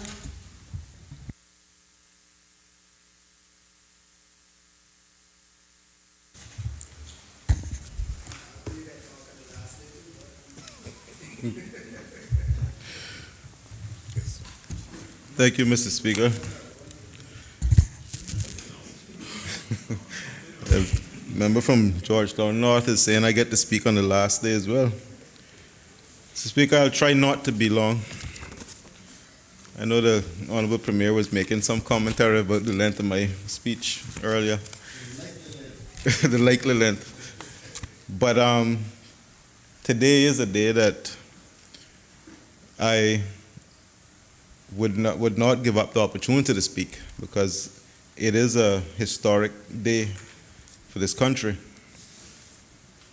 So, Speaker, I just want to begin by, I have the answers here from the first meeting of the first 1972 session of the Legislative Assembly at the new Legislative Assembly building, 7th and 8th of August 1972, and I won't read much, but just the beginning, the throne speech that was delivered by Governor Crook. And I think it is quite fitting for this occasion to just take us back to that throne speech. It starts off by saying, honorable members of the legislature, ladies and gentlemen, it is a privilege to be here today and to address you. There are many firsts involved. Not only is it my first speech of this kind and the first in this new building, but I am, I believe, the first governor to bring you a throne speech, and this is symbolic of the progress of these islands. And I would almost guarantee that this is the first throne speech anywhere, the first draft of which was rescued from a box of charred papers. Mr. Speaker, I don't really know the history on that one, but it seems... Okay. There is symbolism in that too. Far out of the ashes of the old, we are determined that there shall arise something good and new. There is no need to repeat in detail what was said last week at the opening of the Assembly building, but I do wish to congratulate you on providing it. You have waited long to build your own house, and it has cost you a fair sum of money, but it was worth waiting for, and every cent spent on it has been money well spent. It is a beautiful and comfortable structure, one that you have every reason to be proud of. As fine a Parliament building as one can find anywhere, and much better than many. The legislature is the very heart of a country. It is here that the various laws for future prosperity and good government are enacted. It is by the laws that are passed and the debates that take place in the various meetings that the people of these islands and those who come here or hear about us judge the stability and confidence that they can place in the future of this territory. I spoke of the buildings when we opened it a week ago as the physical embodiment of Caymanians' belief in parliamentary democracy. That, I think, is how we should see it. Mr. Speaker, those words couldn't be any more appropriate for today's occasion. Speaker, I want to begin by congratulating the Honorable Premier and joining all of us in doing that. This occasion wouldn't be possible without the efforts that were made when we visited London to negotiate changes to our Constitution. I also want to acknowledge, Mr. Speaker, the Cabinet Secretary and his team, the Honorable Attorney General and his team, the member for West Bay South, Georgetown North, the member from Northside, and also the Chief Officer Eric Bush, who were all part of that contingent, and also Governor Roper, who joined us for some of it when we went to London. So, Speaker, I'm in my 8th year now as an elected representative. And as the bit of the throne speech that I just read said, back then there were many firsts, and there continues to be many firsts. I was honored to have been involved in the change to single-member constituencies in this country, Mr. Speaker, and the switch to one person, one vote. Back then it was one man, one vote. And in 2017, all of us became the first ever elected members for our constituencies. And that is something that you should take a minute to reflect on, because it is probably a question that will pop up on a social studies exam in high school one day, or in a residency exam. It is quite historic for all of us, and we should be proud of that. I myself, Mr. Speaker, am eternally grateful to the people in Newlands for giving me that honor.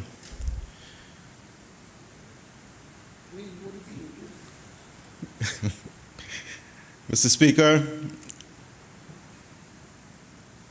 the move into politics, I don't think was easy for any of us to venture into this terrain. It hasn't always been easy, and it does have its effect on us, our children, our families. But we do it because I think we all have that initial desire to serve. And that is why I think all of us made that decision. Whether our past brought us from different directions, but we all did that based on the love for this country and our desire to serve this country. I remember, Mr. Speaker, when I first got elected in 2013, when I was with the Progressives, and I think I was somewhat of a long shot, having grown up in Georgetown, not really well known in politics, other than being the supporting cast for other politicians. But when I decided to run and actually won, I'll never forget that night when I walked into the Progressives office in Georgetown, and the Premier actually picked me up off the ground. That was quite a feat. I was a lot bigger than I am today. But it goes to show you, just how enthused everybody was that I'd made it, because it was a long shot. And for someone like me who never really had any aspirations to be in politics until, being involved but not being a candidate, it was really something. And in Bordentown especially, they don't elect outsiders. So I consider myself equally honored to have been chosen on the first attempt in Bordentown. Mr. Speaker, the trip to London, the contingent that went to London, was historic for me as well. And you can imagine being in my second term in politics and being involved in a negotiation of that magnitude. It was quite an experience for me as well. I, most of the time, was observing the body language, the discussions, what was happening, and then later on, when you're in a hotel relaxing, it sinks in what you've just managed to accomplish. And it's an amazing feeling, especially for a newer, once a younger, I say newer legislator. But Mr. Speaker, we have challenges that we face, and that I have faced throughout this past 8 years. I don't think I need to say very much about COVID and what COVID has done, not just to this country, but the entire world, entire planet. Never before, I think, in our lifetimes, any of us have experienced anything like this. And I hope that we never have to experience it again. We also had some controversial developments, Mr. Speaker, with the domestic partnership or civil partnership bill, which for me raised some concerns about our democracy, without being too controversial tonight, Mr. Speaker, but I saw it, the use of Section 801 as circumventing the democratic process, which is something we're celebrating here tonight. And I'll give a good example of that. Just recently, we passed the defense bill. That bill started off in this legislature with very little support from this side of the House. But Mr. Speaker, through a sit-down meeting with the Honorable Premier, we were able to negotiate. I was able to negotiate some amendments with the Honorable Deputy Governor as well and the Honorable Attorney General, and we came out of that room with an agreement and a bill that we could all support. And to me, that, Mr. Speaker, that is what this Parliament is for. That is what the democratic process is about. Not jumping to a Section 801, but finding a way forward. And we did with that bill, which I think was not quite as controversial, but getting there. Mr. Speaker,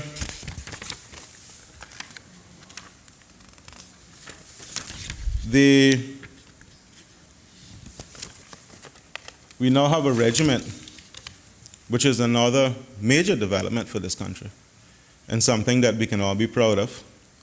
And I think in going through that process I just described, we managed to remove some of the colonial sort of hangovers that were in that legislation through the use of our democratic process.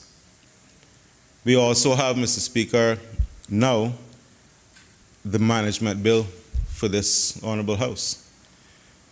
That, again, is historic. Another first. Since I've been here as a member, Mr. Speaker, we have been discussing the need to make this body autonomous and to respect the separation of powers that have to exist between our pillars of democracy. And we have managed to do that, again, through working together, negotiation, respecting each other's views, and finding common ground. And in so doing, Mr. Speaker, we have now advanced our democracy in a way that many would not have anticipated. When you look at the magnitude of the changes to the Constitution, the proposed amendments that will be coming, and the separation of this Parliament from the administration, it is quite an advancement democratically. And I think a lot of people, Mr. Speaker, miss that message because I try not to, and I know my colleagues advise me not to listen to some of the criticisms on social media, on the radio, the talk shows, but we're human and we can't help it. Sometimes we tune in. And I do hear comments as recent as tonight aimed at what we're doing here, what we're talking about here, and how is this going to help those who are hungry and those who are suffering. But you see, people miss the point about why we go through this. We've gone through this exercise, Mr. Speaker. This is about the separation of powers. This is about having a parliament that truly represents the people. This is the people's house. And now it is no longer saddled under any other authority than its own. We're not doing this, Mr. Speaker, for ourselves. This is not about us. We are only passing through. None of us is going to be here forever. But we are preparing something for the future. And that's what we're doing here. That's why we're celebrating this moment. Mr. Speaker,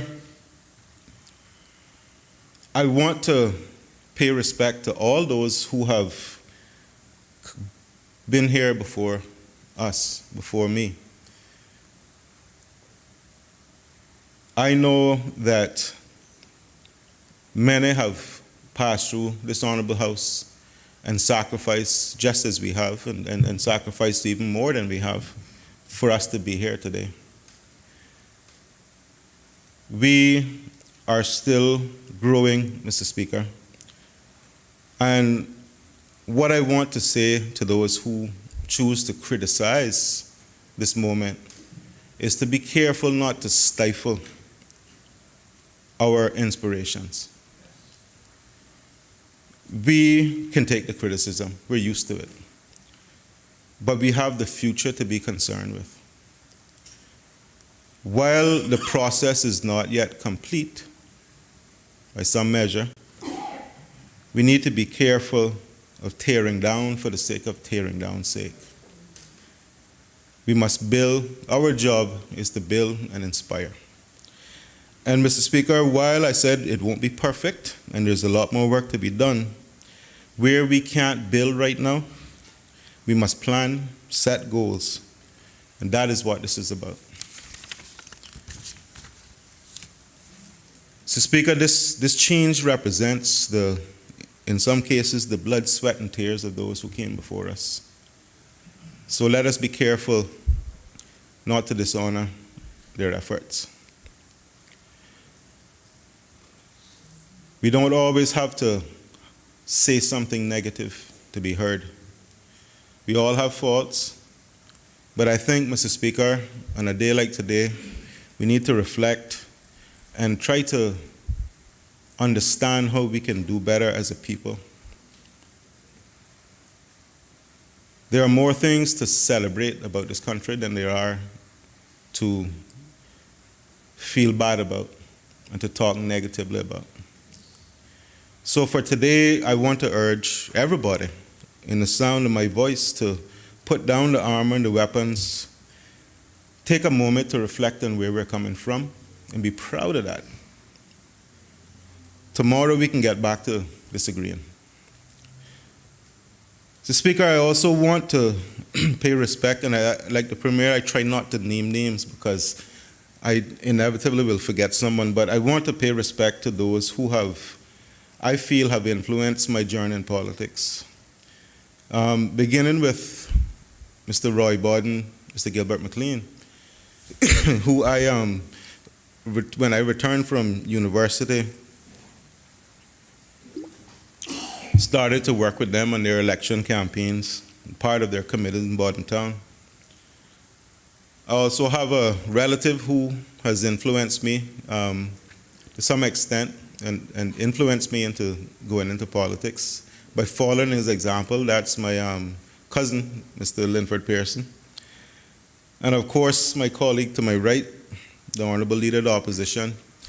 And Mr. Speaker, I'll tell you a funny story about him. If he's paying attention. When I first decided to go into politics and join the Progressives, I met with him and asked for his advice. Because I know he had been around for some time, and he's a gentleman from East End, where my mother's from, and still have a lot of respect for him. So I sought his advice. And his advice to me was, go ahead, do it. If that's what you want to do, the best place for you would be with the Progressives, and that is in your best interest. And he encouraged me. So I did. But a week later, he resigned from the Progressives and left me wondering what I had got myself into. But it's that sort of advice that I can appreciate, because he knew what was best for me, not him. And he gave me that sound advice, and I took it, and I'm grateful for that. I also want to recognize the member from Northside. As I said before in this house, Mr. Speaker, he and my father were schoolmates in Jamaica, and he's been a family friend for my entire life. And his time as leader of the opposition, when we went to London together, I learned a lot from him, and I want to thank him for that guidance and direction as well. And of course, my adopted father from Savannah, the member from Savannah, Mr. Speaker, who has been a mentor to me, has guided me. He's the moral compass of this opposition unit. And his wife. Don't underestimate her influence in local politics. But Mr. Eden serves as our confidant, referee, mentor, everything. And, there's not enough thanks that I can give him for the guidance and help he's given me in becoming a representative and a better representative. Also, Mr. Speaker, the Honorable Premier, I served as his counselor for almost 2 years, and in that time, got to experience a political life at its full extent, from serving as an acting minister at times, working as his counselor, working under him in his ministry, and I'm grateful for that guidance and that brief moment that I spent with him. I did, on one occasion, apologize to him for abruptly leaving his service, but you know, that's politics, and I think he understands that a lot better than I do. So, Mr. Speaker, I also want to acknowledge who I always refer to as Madam Speaker, but she's actually now the Minister of Education, for her guidance, because she's the first speaker that I served under, and she actually has been very instrumental in guiding me as well, giving me advice, and taking the time out to help newer members. Mr. Speaker, I listened to some of the stories in this Honorable House, and I'm sorry, but we're Boy Scouts compared to the previous class of representatives that have passed through here. So I think that while I used to think that we used to give Madam Speaker some trouble, it's nothing compared to the stories I've heard. Also, Mr. Speaker, yourself, you are now the Honorable Speaker of this legislature, but in previous life, I was working through Mr. Roy Bodden, Gilbert McLean, working under your political party. And You've been around a lot, no? I've been around politics quite some time, but also to thank you for your guidance, and you still offer that advice and guidance whenever you feel is necessary. Mr. Speaker, I know I've forgotten someone, but the night is late, and I don't want to stay on my feet for too long. Mr. Speaker, if anyone doubts that the hopes and dreams of our people are still alive, if anyone questions the strength of our people to determine our own destiny, today should be a very clear indication to everyone that we are ready and able to chart our own history now. I really do want to thank all those who came before us, and I think about the seamen, the early settlers, the original Caymanians, who built this nation not knowing where we would end up, who built this country, Mr. Speaker, through their faith in God and belief in ourselves. Today, Mr. Speaker, demonstrates the power, the true power of our democracy. From the days when our women demanded the right to vote, to the days when we embraced voter equality through one person, one vote. And to this day, when we are advancing our Constitution to the point that we have much more say in our ultimate destination as a country.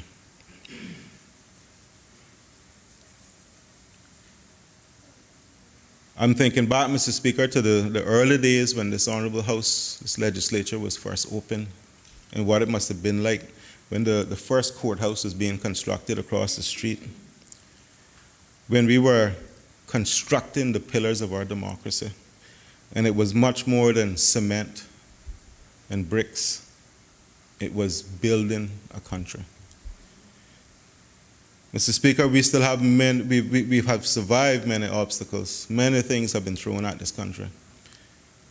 From hurricanes, this pandemic, the economic recessions that we've had to survive, world wars, earthquakes.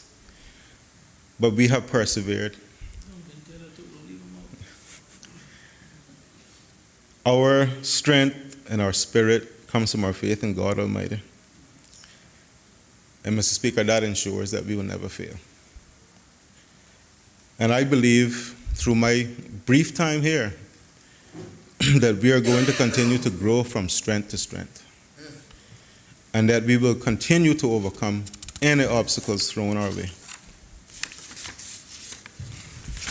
Mr. Speaker, even as this pandemic threatens our economic stability, and even as other countries seek to take away our ability to take care of ourselves and feed our people.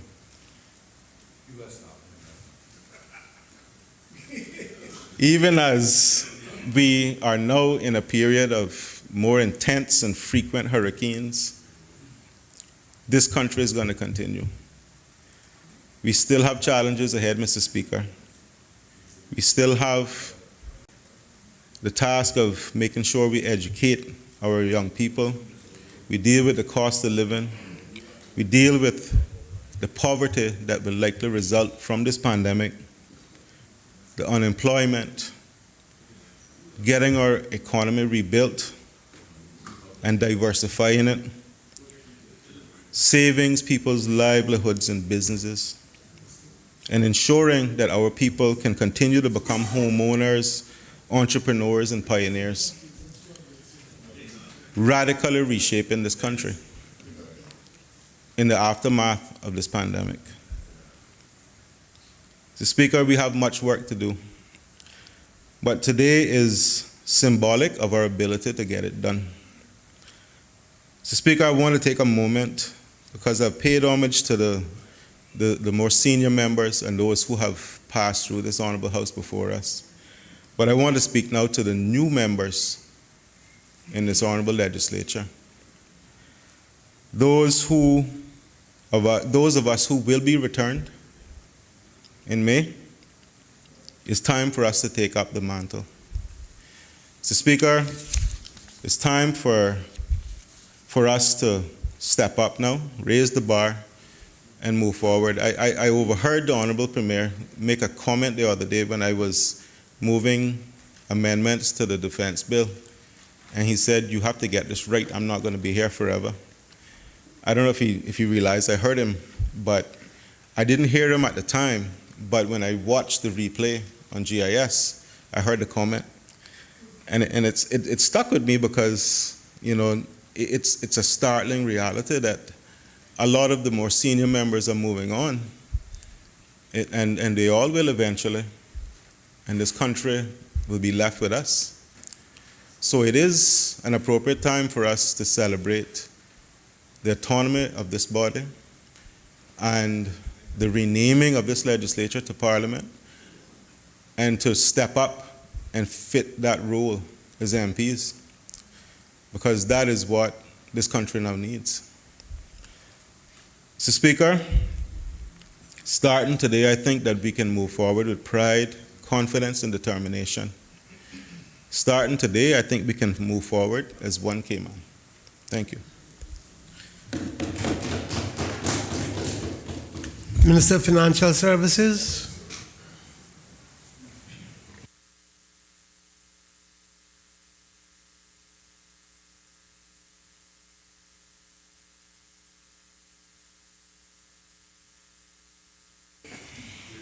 Thank you, Mr. Speaker. Mr. Speaker, the hour is late, but as you started this particular session in this sitting by noting the auspicious occasion, it would be remiss of us if each of us did not take the opportunity to ensure that our words, our thoughts, our views, our experiences are etched as a part of history in the making. Mr. Speaker, we are on the eve of what has been one of the primary goals, and I would dare say has been my primary goal as a legislator, and what was indeed the driving force behind my foray into the world of politics starting some 20 years ago, and that being the desire for this country to gain full internal self-government. Mr. Speaker, during the past 20 years, with respect to constitutional advancement, we certainly have come a long, long way.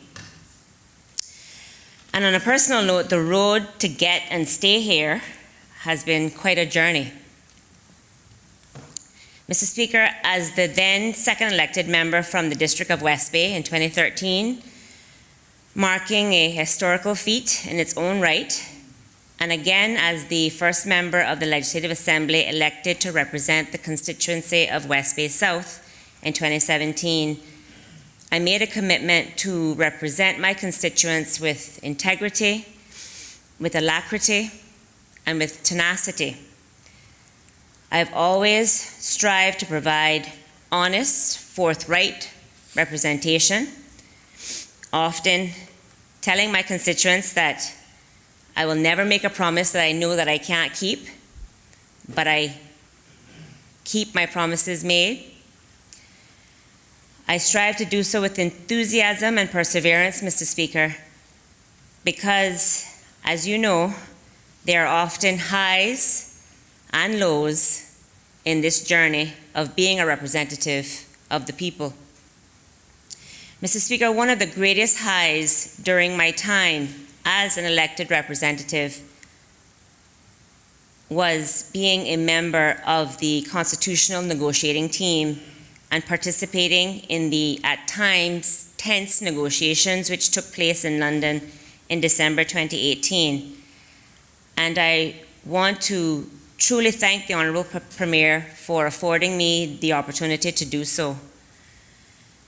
And Mr. Speaker, because of this historic and momentous occasion which we are marking tonight, it was fitting that I look to find inspiration from other historical figures, other trailblazers and impactful leaders of their time.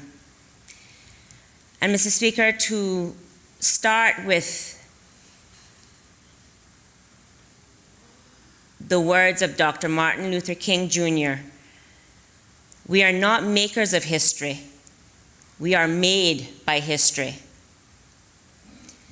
Mr. Speaker, as a result of the history being made with the advent of these constitutional changes, which will bring an end to the era of the Cayman Islands Legislative Assembly and which will create the Cayman Islands Parliament, we, as soon to be no longer members of the Legislative Assembly, but instead first members of Parliament of the Cayman Islands, are being made by history.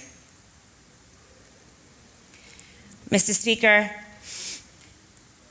the US politician John W. Gardner said, "History never looks like history when you're living through it." And Mr. Speaker, as momentous as this occasion may seem to us right now, I believe that it will be years to come before we truly appreciate what has been accomplished when these constitutional changes come into effect. And Mr. Speaker, there's more to be accomplished. So I hope that the governments of the day to come are not complacent when it comes to advocating for the responsibility and the rights that I believe properly belongs to this august body.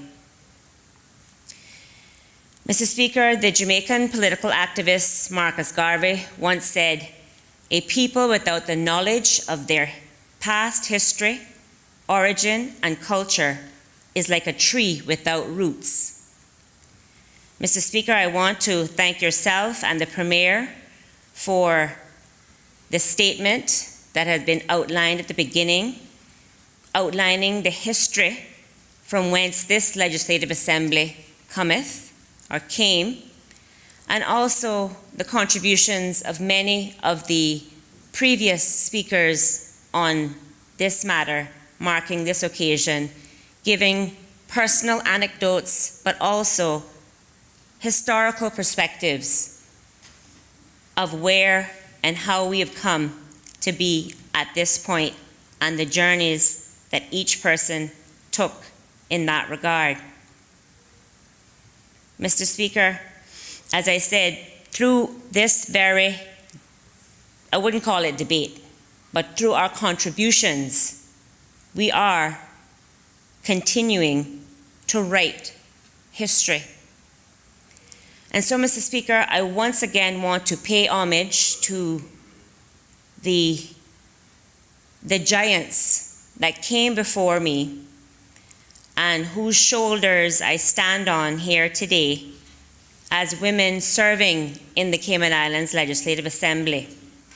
The Honourable Mary Evelyn Wood, Miss Annie Hulda-Bodden, Mrs. Esterline Ebanks, Miss Daphne Orritt, Miss Berna Thompson-Cummins, the Honourable Edna Moyle, Miss Heather Bodden, Miss Lucille Seymour, and the Honourable Juliana O'Connor Connolly, who I have had the privilege to serve with as a member of Cabinet, the first time ever to have 2 women represented in Cabinet, but also as having served in the first administration that I was a part of in 2013 as the then Speaker of the House, who, as we've heard, has also provided support in that regard.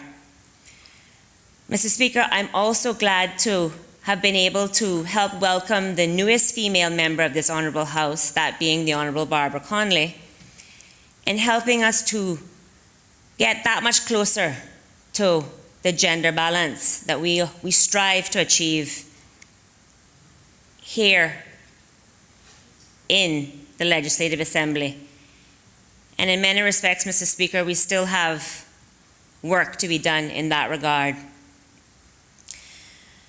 Mr. Speaker, the American poet, novelist, and social activist Marge Piercy once said, "Never doubt that you can change history. You already have." Through our words, through our actions and deeds here in this Honourable House, and indeed through our representation of the people we were chosen to serve, we are writing history. Mr. Speaker, I'm deeply humbled, and it has been a privilege to serve the people of West Bay, and now in particular the people of West Bay South, as their elected representative. I once again commit to represent my constituents of West Bay South with integrity, alacrity, and with tenacity, to provide honest and forthright representation with enthusiasm and perseverance for as long as I am meant to be here and to be your representative. Mr. Speaker, I will do what I have always done, and that is to make decisions not based or focused on the next election, but based and focused on the next generation. And, Mr. Speaker, that includes the next generation of parliamentarians. Mr. Speaker, I want to thank each and every one of you in this Honourable House, my colleagues and my friends, for your support, your camaraderie, and yes, at times, hearted debate. Mr. Speaker, Jean Chrétien, the former Canadian Prime Minister, said, in closing, "You have to look at history as an evolution of society." Mr. Speaker, as we evolve from a legislative assembly to a parliament with increased autonomy, so too does a fundamental tenet of our democracy evolve. Mr. Speaker, it is my awesome privilege to be a part of this most auspicious occasion and most important spoke in the wheel of our evolution as a country. Thank you. The Honourable Deputy Speaker and Member for Georgetown South.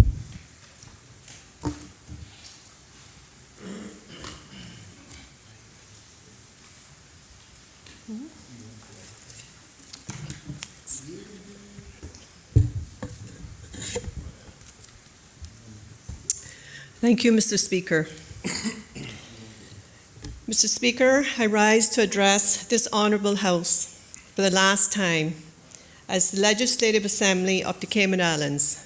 Thank you for this opportunity. First of all, I would like to thank the wonderful people of Georgetown South who believed in me and provided me with this opportunity to represent them over this term. Without their support, I certainly would not be here tonight.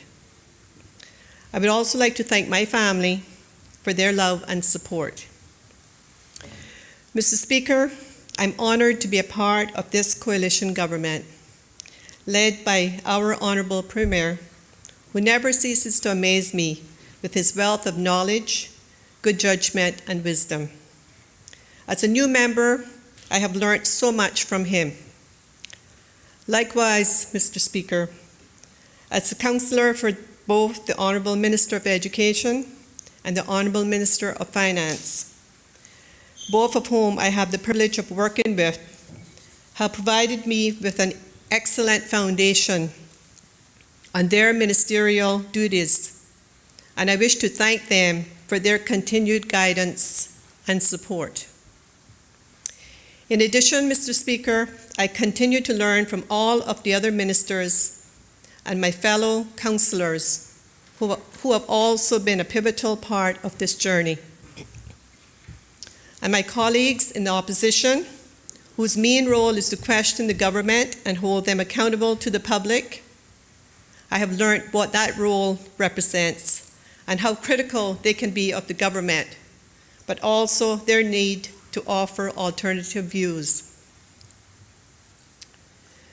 Mr. Speaker, a first for me, in addition to being a first-time MLA, was familiarizing myself with the new electoral system, one person, one vote, single-member constituencies, which did prove challenging initially, but once tested, in my view, was very effective in terms of having a smaller group of constituents to represent, as opposed to the multi-member constituencies, which was most difficult to manage with the larger number of electors. Mr. Speaker, I will highlight a few experiences for me during this term. I was appointed the chairperson of the organizing committee of the Youth Parliament, and what an awesome experience I have had and continue to have interacting with the students from both private and public schools, coaching them in our standing orders that guide all business in this honorable house, assisting them with their debates and the various roles that make up this legislative assembly. I'm looking forward to the last Youth Parliament debate during this term, which will be held on the 8th of March, 2021. Mr. Speaker, serving as a member of the Public Accounts Committee and representing the government enables me to continue to gain invaluable knowledge in that role and what that committee is tasked to do. I have learned so much, and I thank the member from Northside for his leadership as chairman. Mr. Speaker, on occasion, the councillors act in the capacity as temporary ministers, and again, this has afforded me the opportunity to attend cabinet meetings and participate in the deliberations and decision-making of the country's business. Another awesome experience was being elected as Deputy Speaker in May, and I thank the Honourable Premier and all members of this Honourable House for having the confidence in me to take on such a noble role. And, Mr. Speaker, it was indeed a privilege and an honour that I got the opportunity to act as a speaker at a few of our recent meetings in your absence. It was quite a nerve-wracking experience, but after the first meeting, I became more comfortable, and I have to admit, Mr. Speaker, that it was the greatest experience of my life. Mr. Speaker, I would like to thank you for your support and guidance during that short stint. I would also like to thank Madam Clark and her staff here for assisting me as well. So today, Mr. Speaker, is indeed an historic day for all of us, and I am thrilled to be here amongst some members that have served this country for 2 decades or more. They have brought so much perspective on what this House represents, and I truly have gained tremendous insights over this term. Mr. Speaker, I want to take this opportunity to publicly thank all former members of this Honourable House and those current members for their faithful service and leadership to this country, and those current members amongst us here today for their continued insights, guidance, and knowledge, which has taught me so much in such a short period of time. And Mr. Speaker, as I listen to you and the Honourable Leader of the Opposition and the Honourable Premier, often in the dining room over lunch, reflect on past experiences, the conversations are so very interesting, and those of us as new members have learnt so much from all of you. Mr. Speaker, as the MLA for Georgetown South, I continue to humbly serve the people of that constituency to the best of my ability, and I will continue to do so for the duration of this term. Mr. Speaker, I am privileged to be a part of a government led by the Honourable Premier that managed the COVID-19 pandemic effectively, staying focused on the primary objective of saving lives and being disciplined and not distracted by the naysayers. As the Honourable Premier so eloquently outlined in his statement last Friday, it was an extremely stressful and disturbing time for the government and the opposition, and indeed for the whole country, and difficult decisions had to be made. But, Mr. Speaker, we can all attest to the fact that those decisions were the right decisions, and to date have been most effective. Mr. Speaker, a great leader possesses a clear vision, is courageous, has integrity, good judgment, honesty, humility, and a clear focus. Those are the characteristics that depicts the Honourable Premier, and I wish to thank him publicly for leading this country through this pandemic. Hear, hear. In conclusion, I would like to thank all members of this Honourable House, including the ex-officio members, for your continued support. May God continue to bless each and every one of us and these beautiful Cayman Islands. I thank you, Mr. Speaker. The member for Prospect.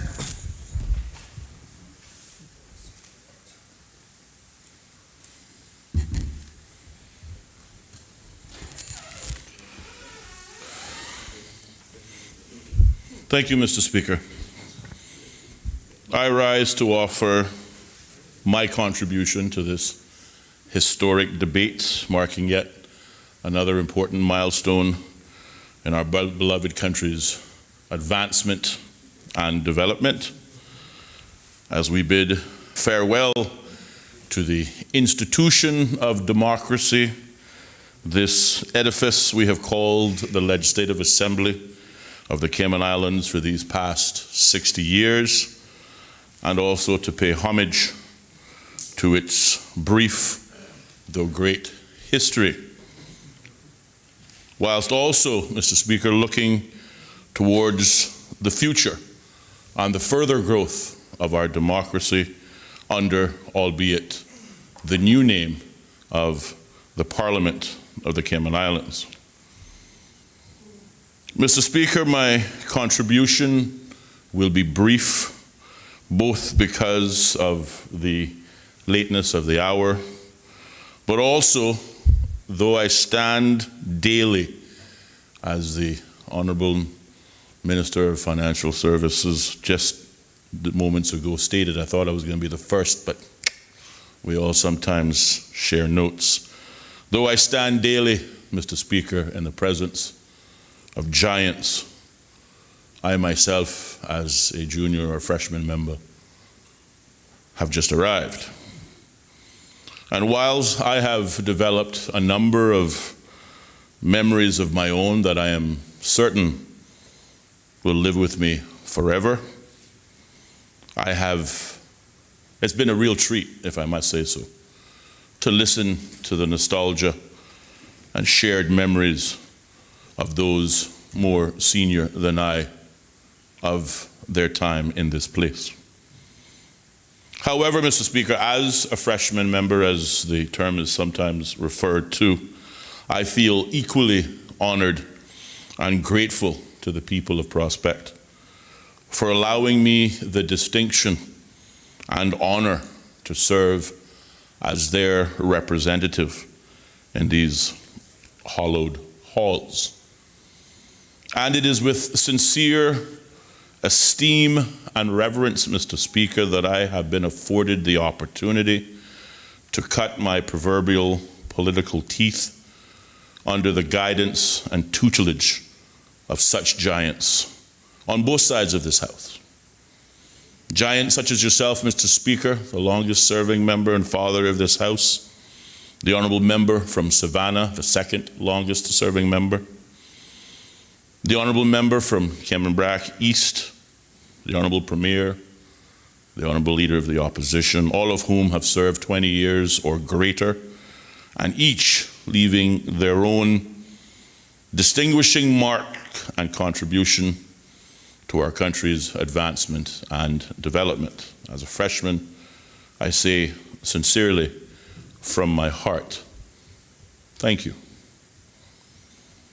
It's hard to imagine that just 3 3/4 years ago I was on the outside, imagining what the view would be from the inside, and filled with all sorts of opinions as to what that view would look like, which, as I often remind my colleagues in these last 3 3/4 years, I continue to pay my daily penance for.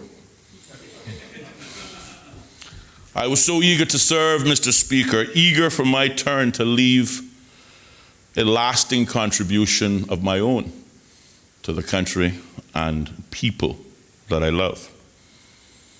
And now, here I am.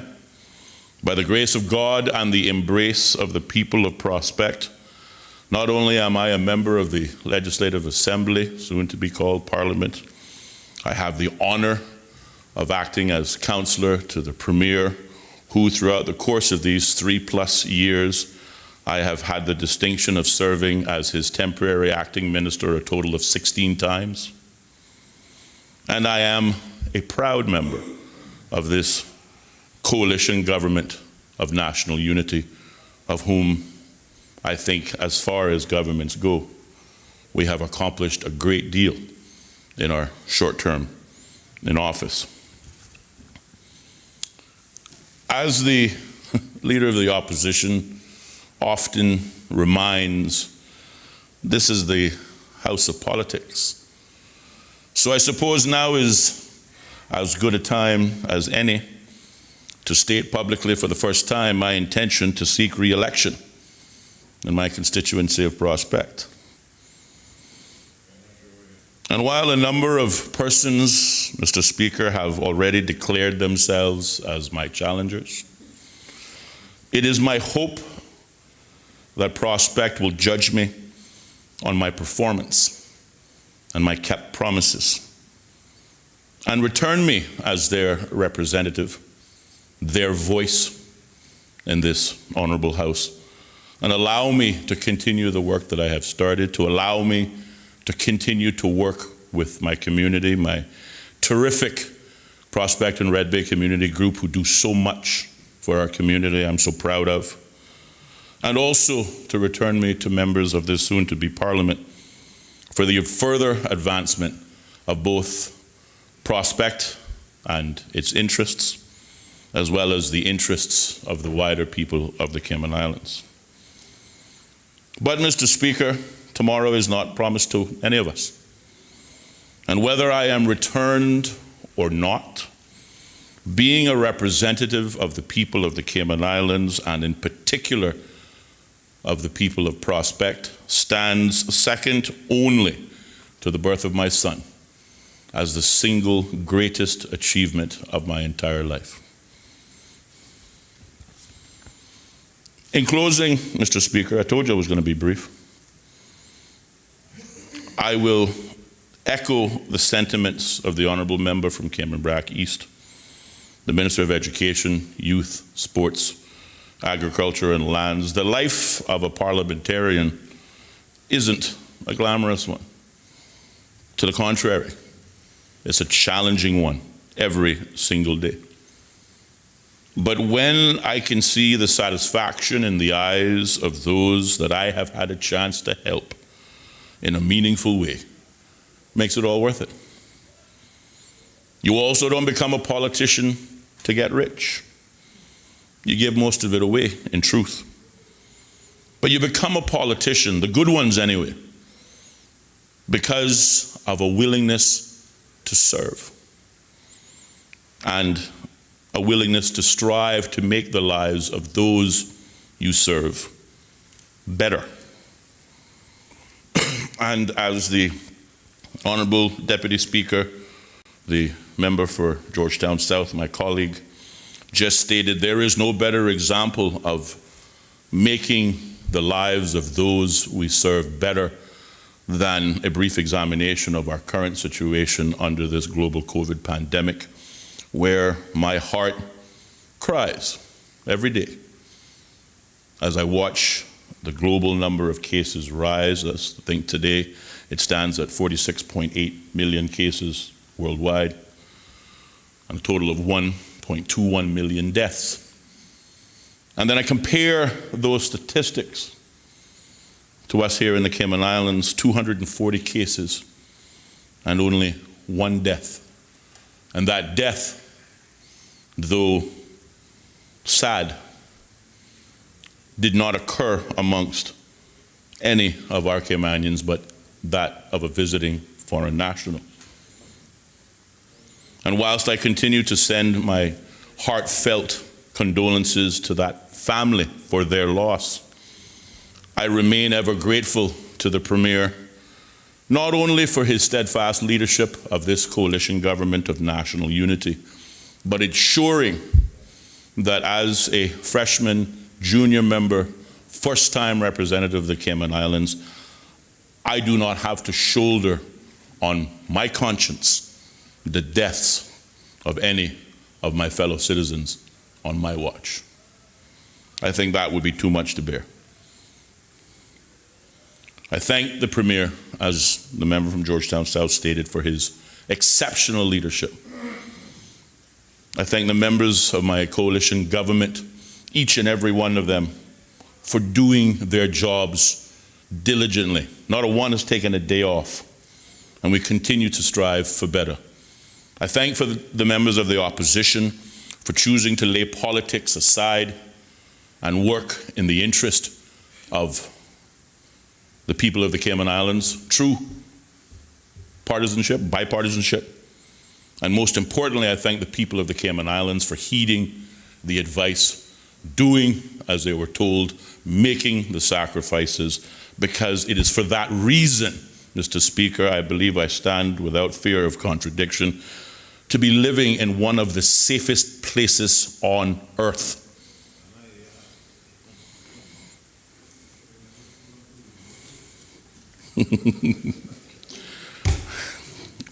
As the Premier and others may question, who am I going to run with?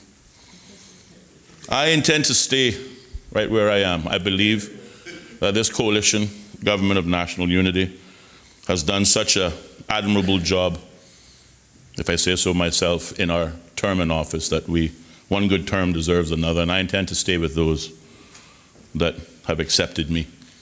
And again, it's not up to me. It's up to the people of Prospect whether I stay or whether I go. But as I look daily, Mr. Speaker, towards the giants that I now serve daily with, or as I consider the shadow of the giants upon which I stand, and to that I refer to those images of those who came before me, who hang on the walls of this hallowed house. I am reminded of a quote from the same poet from which the Honorable Premier quoted earlier on, namely Henry Wadsworth Longfellow, who said, and as I now look at the time, think it's rather fitting, it says, "The height of great men and women, reached and kept, were not attained by sudden flight, but while their companions slept, were toiling upward in the night."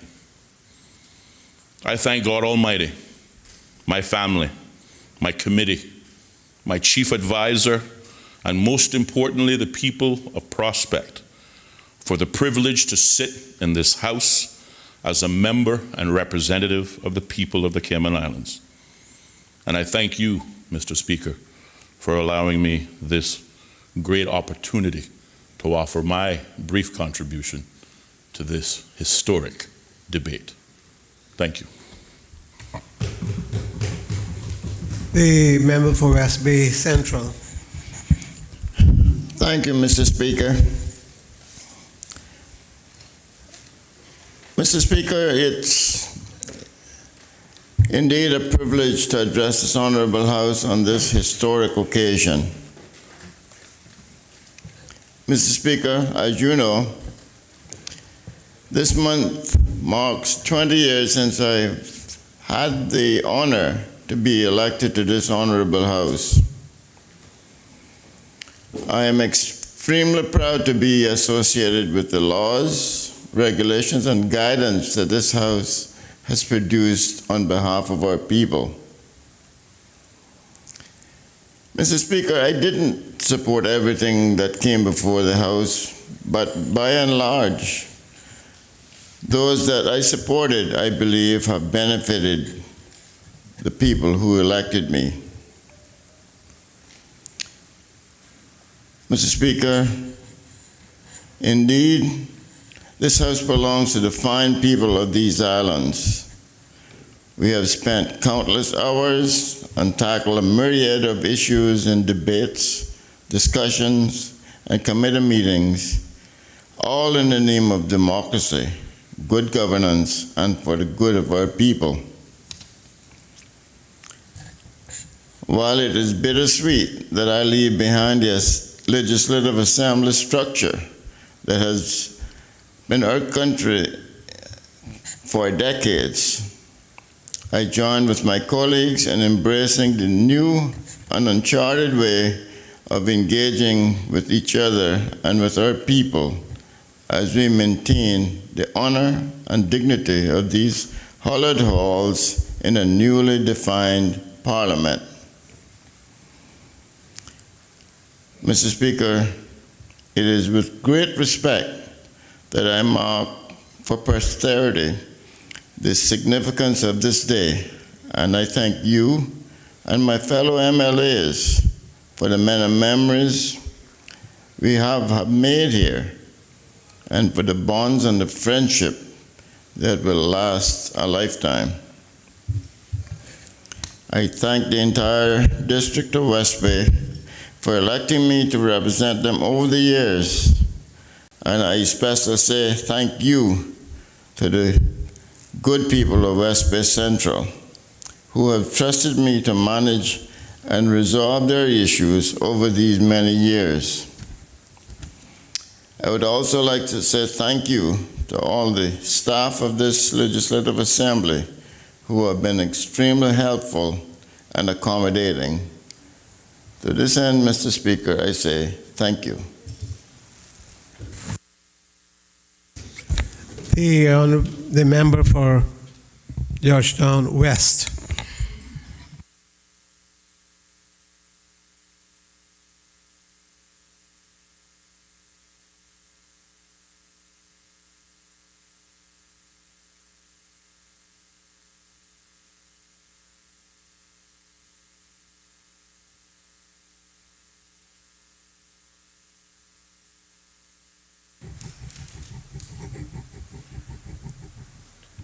Thank you, Mr. Speaker.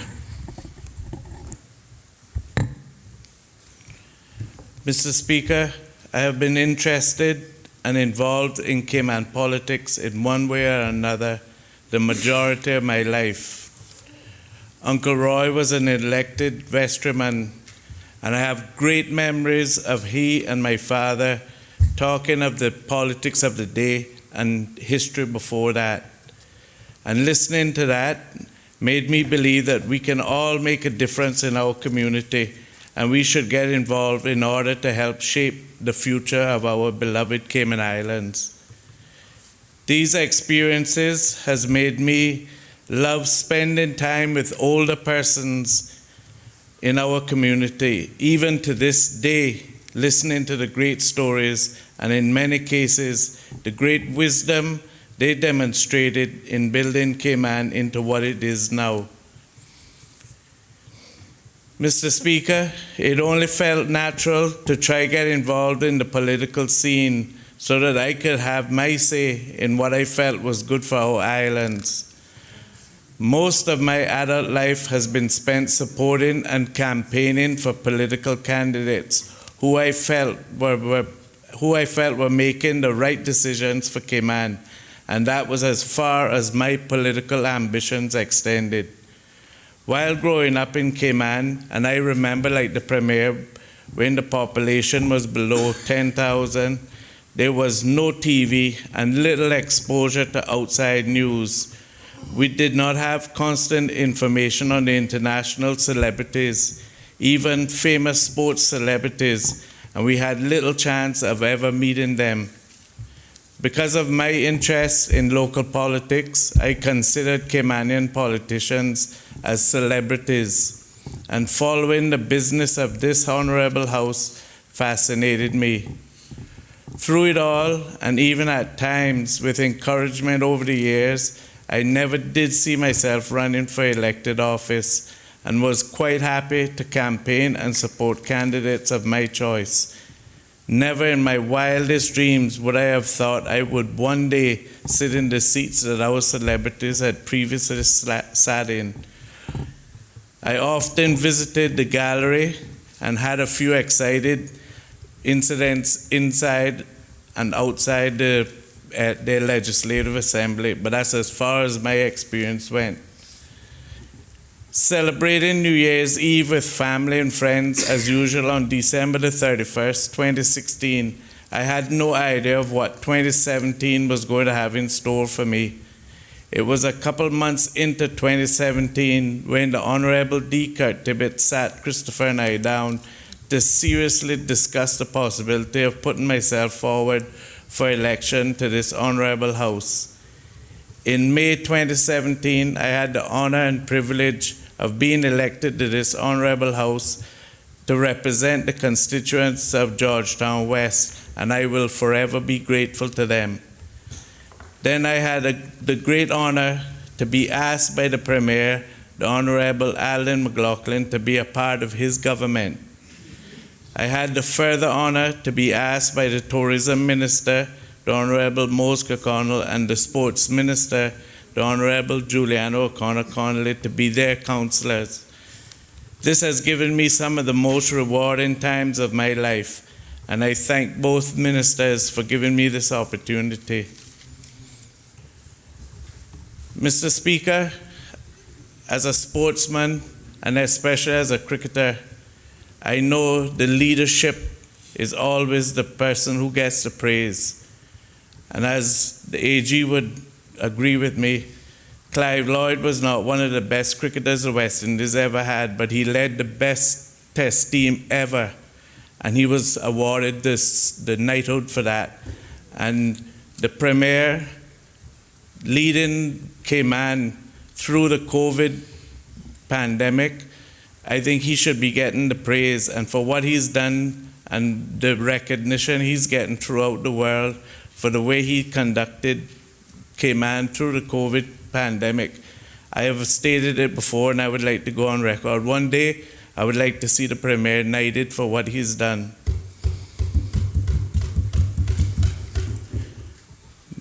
Mr. Speaker, I've always had great experiences with campaigning and supporting candidates, especially looking out for our youth and spending time with the older generation.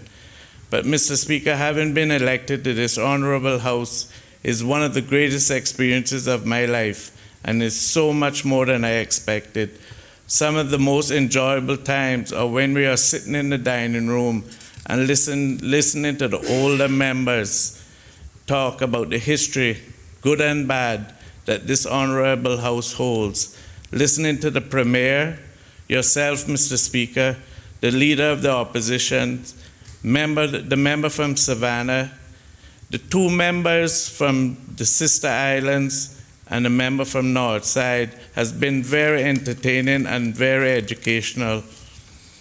Mr. Speaker, as a representative, but especially as Councillor for Tourism and Sports, I've had the amazing experience of working with the young people of the Cayman Islands, and through my involvement with Youth Parliament, sports events, and education programs, I have seen firsthand the future generation of Caymanians, and it constantly amazes me to see how confident and ready they are to take the place in Cayman's history. I look at them and wish that I could have been as accomplished as they are at that age. It fills me with pride and confidence for the future of Cayman and this honorable house. One of the highlights of this over 3.5 years of the Legislative Assembly has been from Georgetown South, the member from Georgetown South deputizing as Speaker for you. At the end of each day, I had to stop at the Speaker's chambers and congratulate her on her calm and accomplished handling of the Speaker's chair. Mr. Speaker, you have no fear in that if you ever have to be absent, even for the shortest period, as we witnessed in this sitting, you have a very capable deputy that will make you proud. I'm going to call on her right now. She needs to take the chair for a minute. Honorable members, the deputy will take the chair for a minute.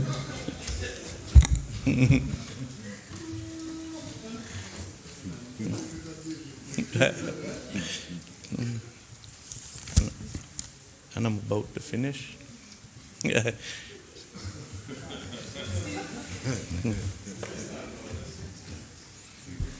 Please be seated.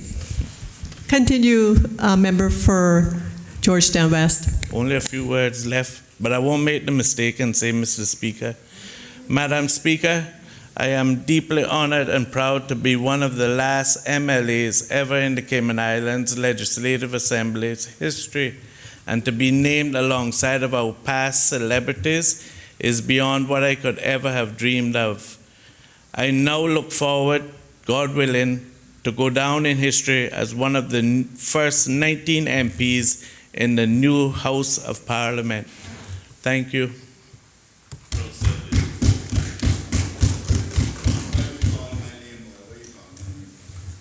No, I only said the member from East End. Oops. Honorable Deputy Governor.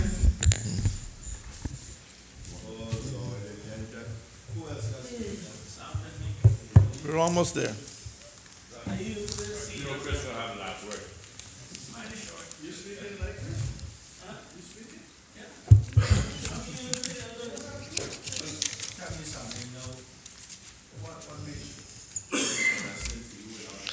Good morning, Madam Speaker. We're almost there, I think. Madam Speaker, I rise to congratulate the Speaker, the Premier, and all elected members of this honorable House for achieving this historic milestone. When Mr. Speaker was giving his opening remarks, he made mention of my grandfather, Mr. Prentice, who was also a vestryman here, and he was from my mother's side of the family, but also my grandfather from my father's side, Mr. Jacob Manderson, was also a vestryman. So I have a little bit of politics in my blood. But it's really great for me to be here to witness this historic occasion. I think they will both have been very proud to see their grandson here today, so that makes me feel really special. Madam Speaker, I looked at the Hansard from 1981, the year that I joined the civil service, many years ago, and I had a read of some of the highlights of that session, and I saw that the first official member was Mr. Dennis Foster, and he was the first official member responsible for internal and external affairs. We had the Honorable D.R. Barwick, the second official member responsible for legal administration, and Mr. Vassal Johnson, Honorable Vassal Johnson, third official member responsible for finance and development. And the ministers were Mr. Truman Borden, Mr. J.M. Borden, and Honorable G. Haig Borden, and Honorable J.B. McLean. Really a historic time. And reading some of the information that was passed on,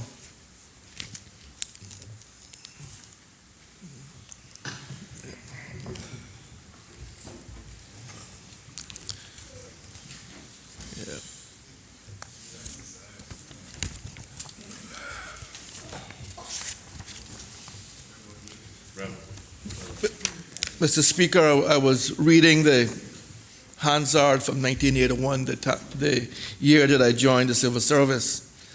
You know, some of the highlights were, and I'm sure the Minister of Tourism will appreciate this, there was 120,317 tourist arrivals by air in 1980. I think we were at 500,000. And they talked about the construction boom that we were having.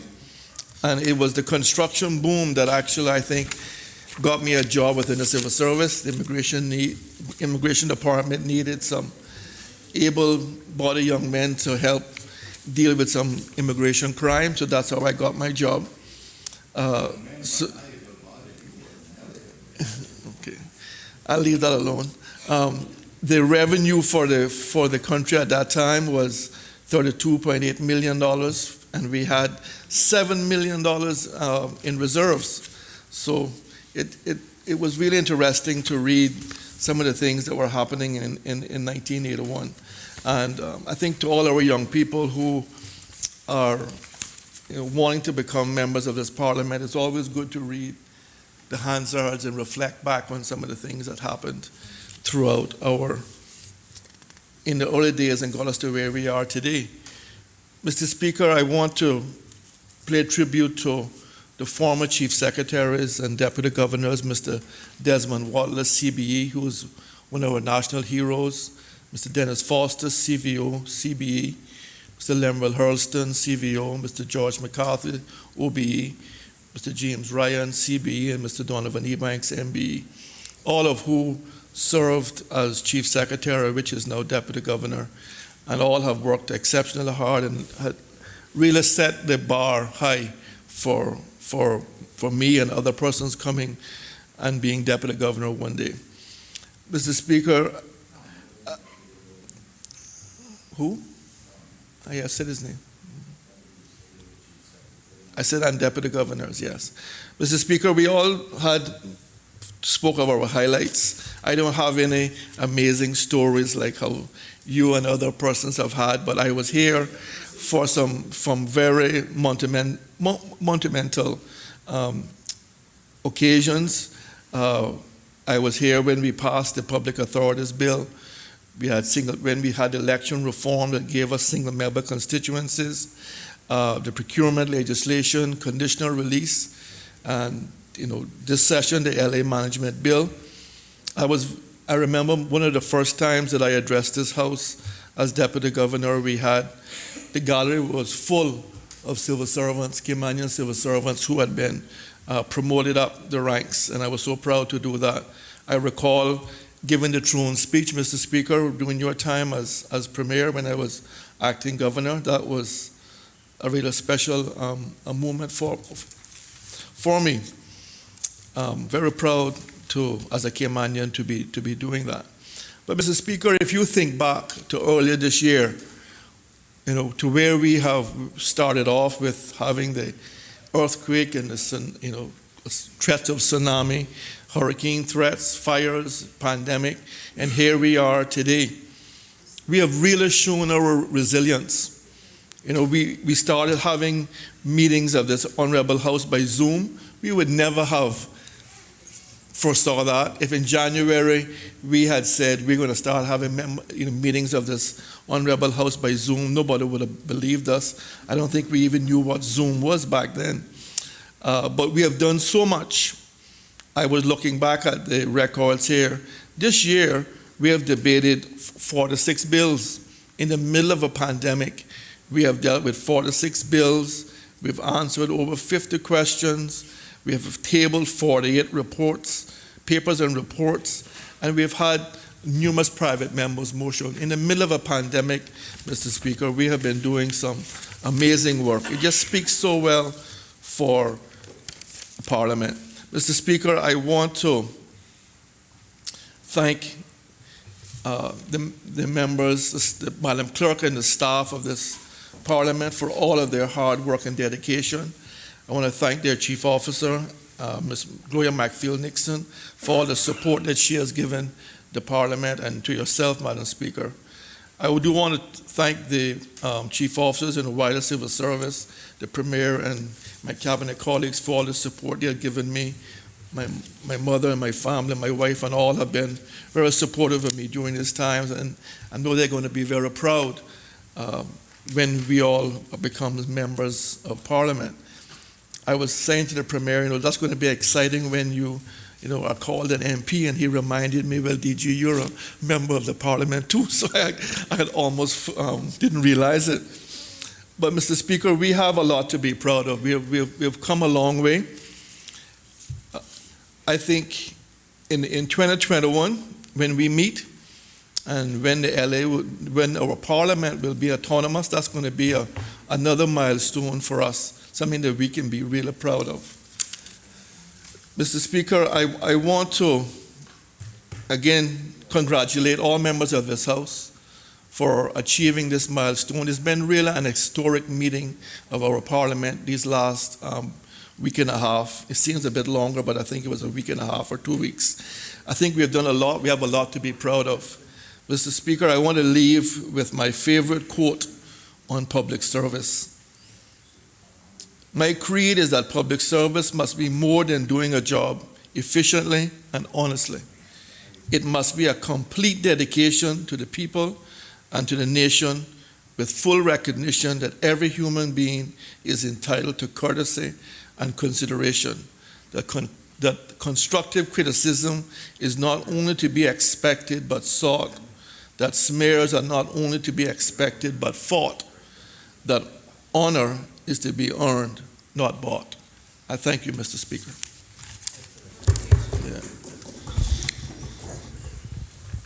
The Honorable AG.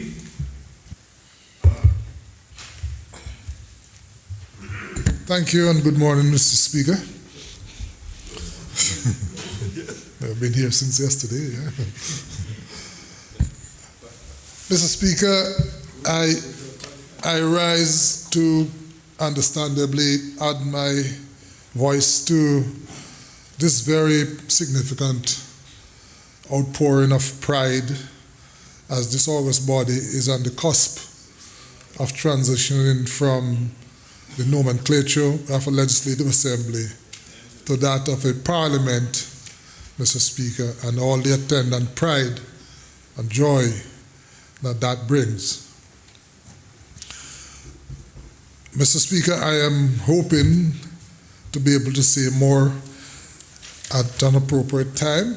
I do hope.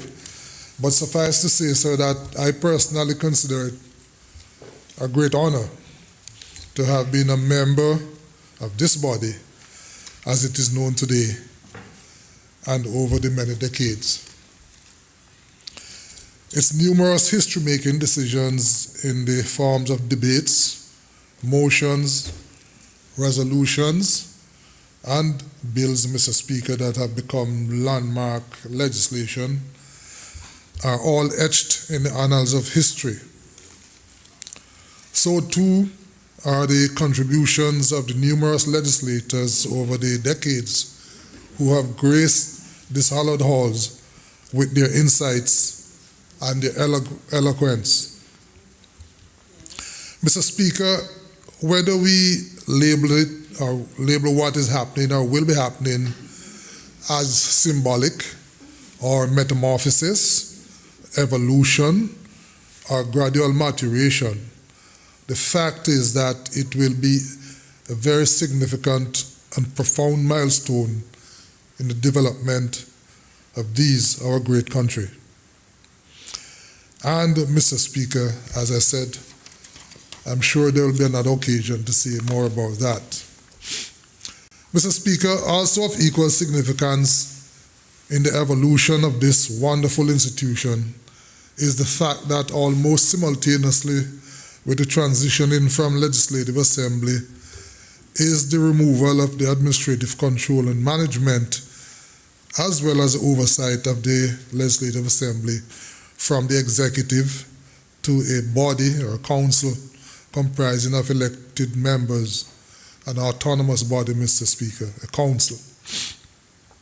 This, Mr. Speaker, also marks another very important milestone in the journey of this great institution, this bastion, Mr. Speaker, of participatory democracy.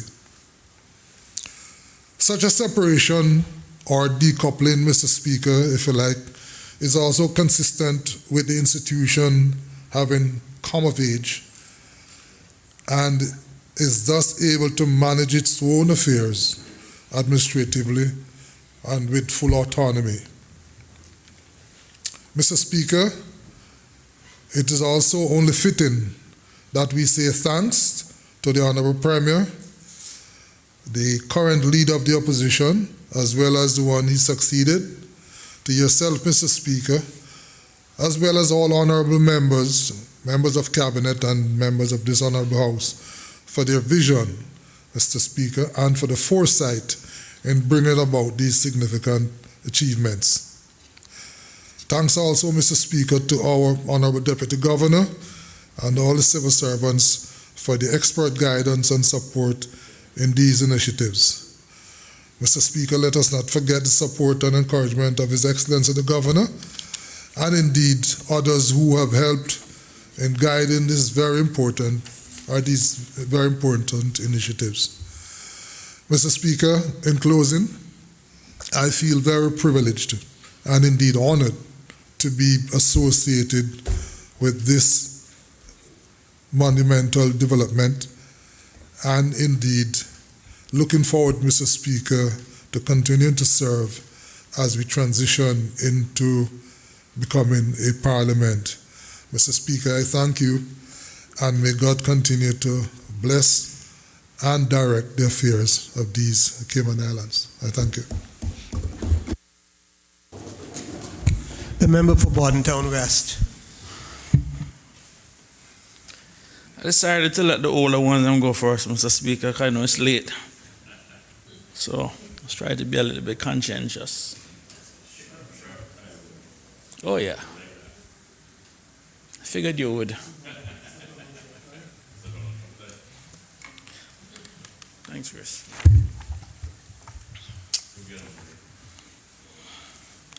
Mr. Speaker, Napoleon was once asked to explain the absence of great statesmen in the world, to which he replied, "To get power, you need to display absolute pettiness. To exercise power, you need to show true greatness." Such pettiness and greatness are rarely found in one person, because those two forms of leadership traits cannot live in one's body or soul. Simply put, Mr. Speaker, you're either petty or great. Mr. Speaker, when I first heard of the name change from Legislative Assembly to Parliament, I asked myself if it mattered. Was it really that important? What is in a name? While the dictionary defines name as a word or set of words by which a person, animal, place, or thing is known, addressed, or referred to. I am sure that you would agree that the name is much more than a word or set of words. It has other meanings. While you, Mr. Speaker, chose to go by the name McKeever, your middle name, as opposed to William, your first name, the name William means determined protector and is of German origin. And while I couldn't find a meaning for the word McKeever, I found it was close to the Scottish word McKeever, meaning son of Hiamar. William means also William the Conqueror. Well, it's a determined protector, but that's fine. Equally, Mr. Speaker, the name Arden comes from the Hebrew word for the Garden of Eden, meaning a place of solitude and great beauty. And Alden, Mr. Speaker, actually means old friend. I saw it also meant wise friend. But based on this debate last week, Thursday, with regards to my pension motion, I will stick with old friend. Mr. Speaker, in my former life, I remember my first transition into a senior management position. I was 28 years old and working for Cable and Wireless in their regional office. While I had some setbacks at first, I was fortunate that I had a boss that put me on the right training course and helped with my development and transition. I never appreciated this gesture until I saw other managers struggle to adjust.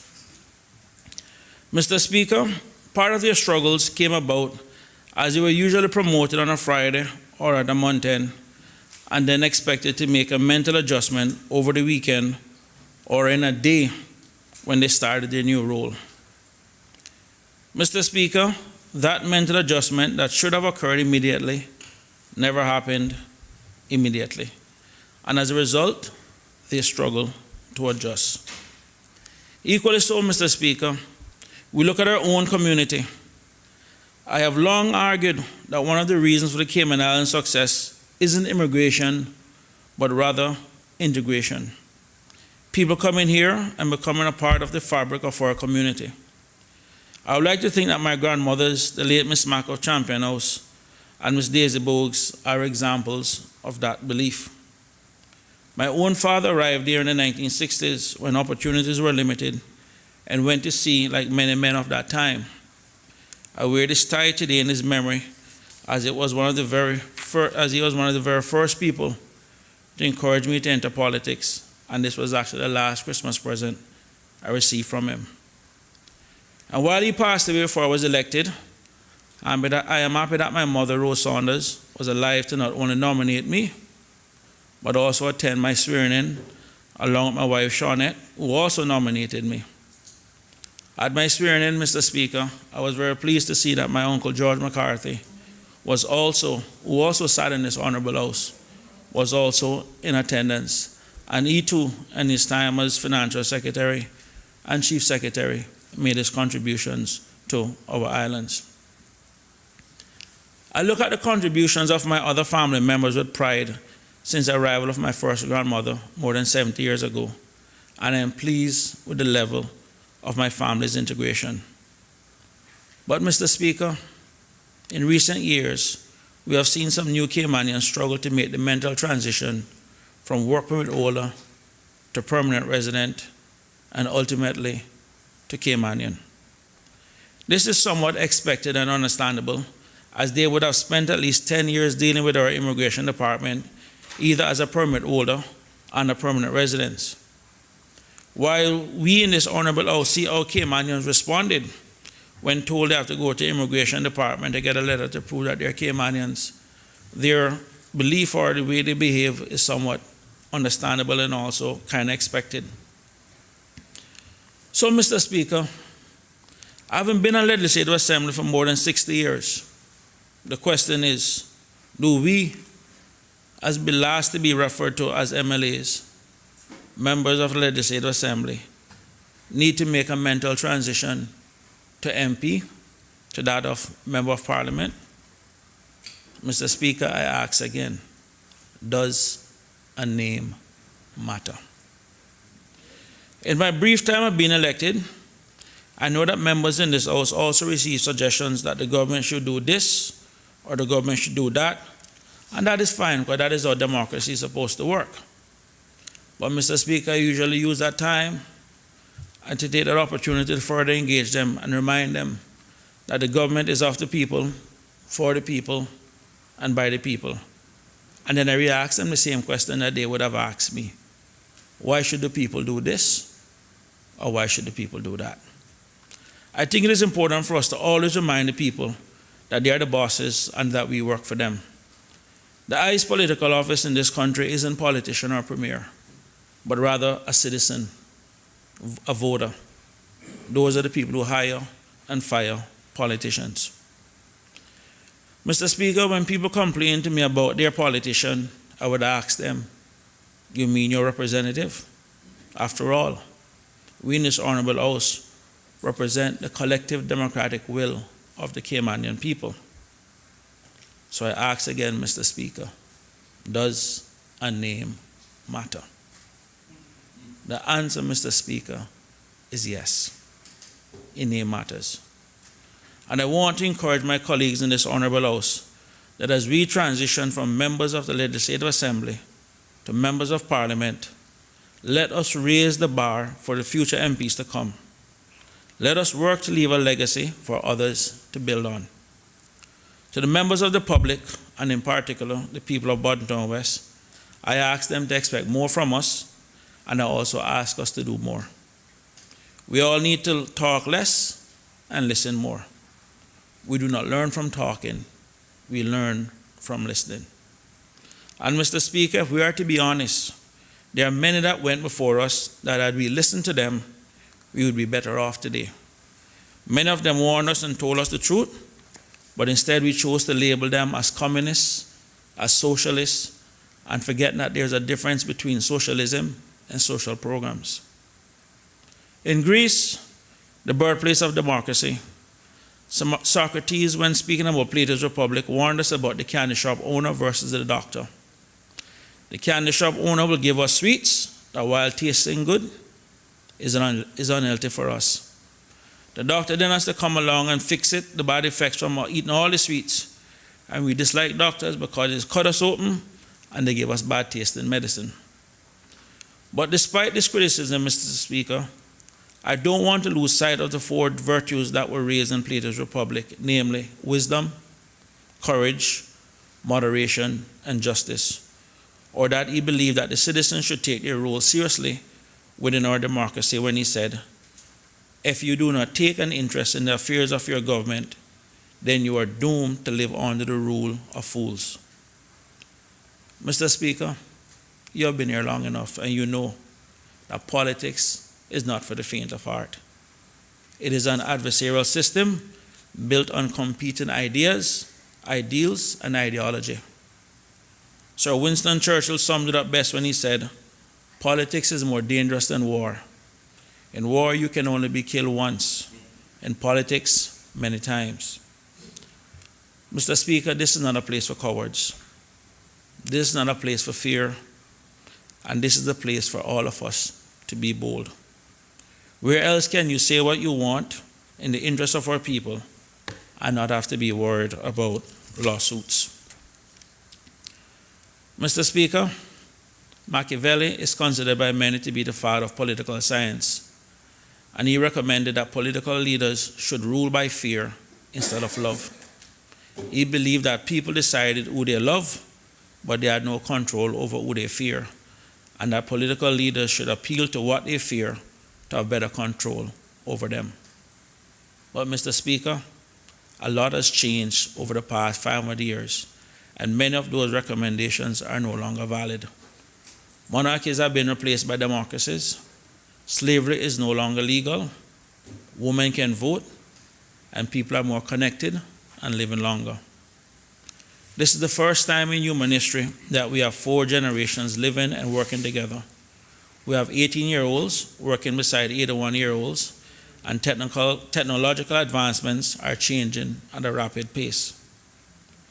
Mr. Speaker, I would like to use this opportunity to recommend a book that I found very useful, informative, and enlightening.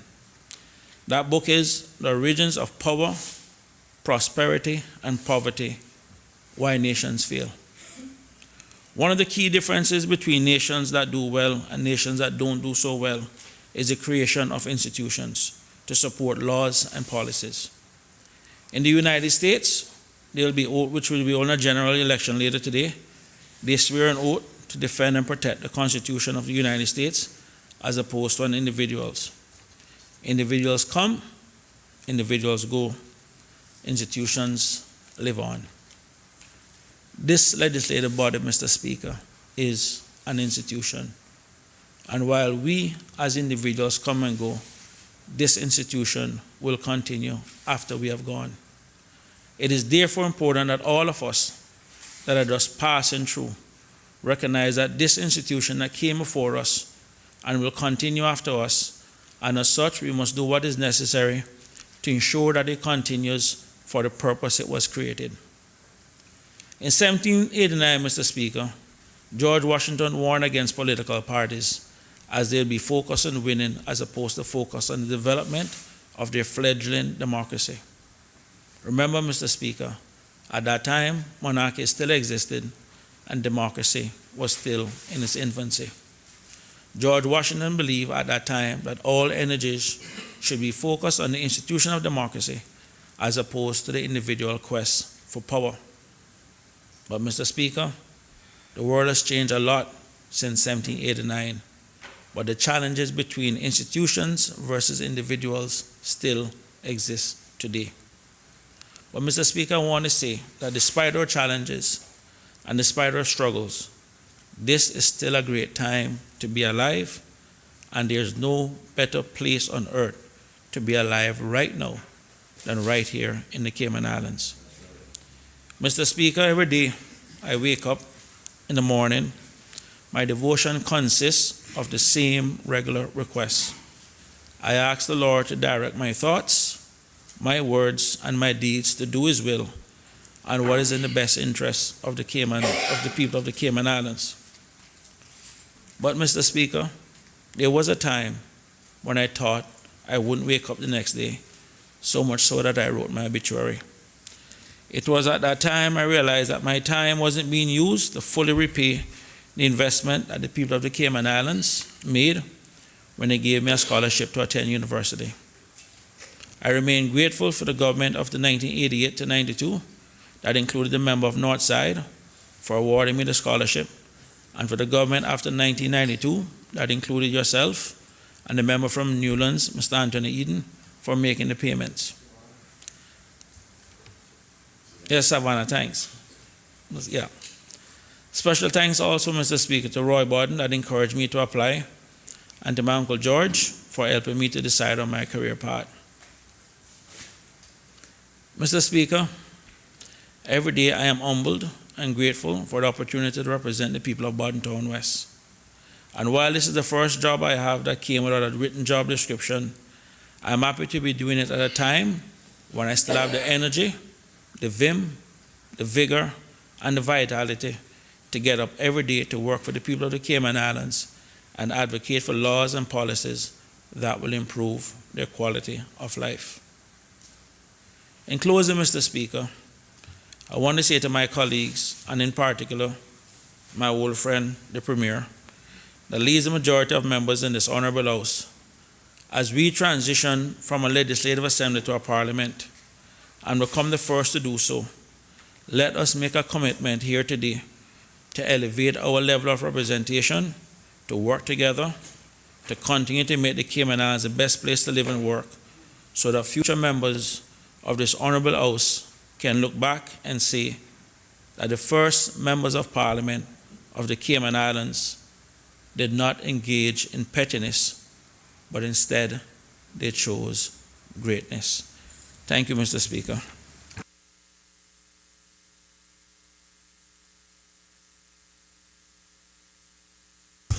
Honorable members, we will rise for a moment silence for those MLAs who have passed away. Also, some of us since coming here, have lost people dear to us, supporters, children, parents, other close family members. We honor them by standing in a moment of silence. Let us rise.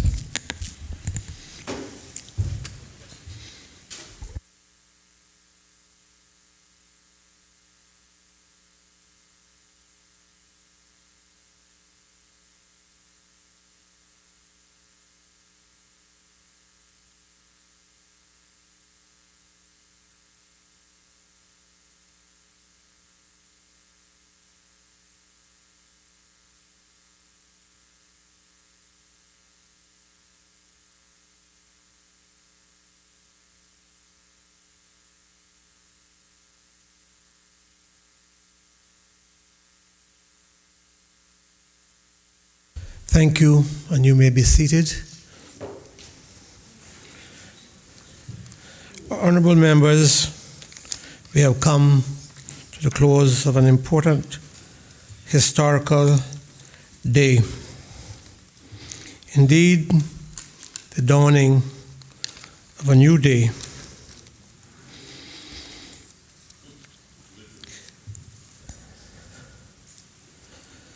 Honorable Premier.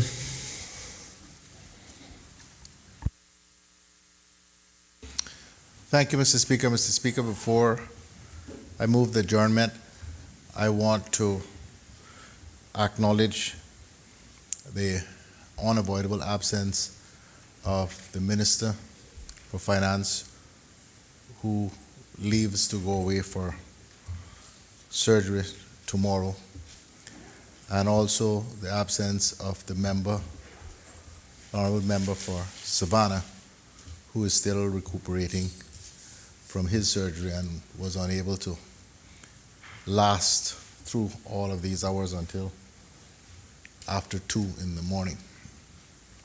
But I know both of them would have liked to have been present and to have made their contribution. Mr. Speaker, with that,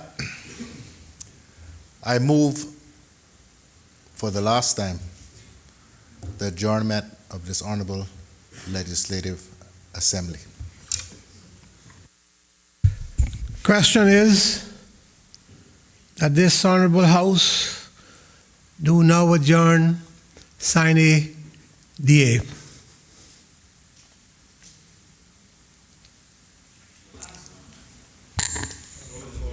Those in favor? Those in favor? I know.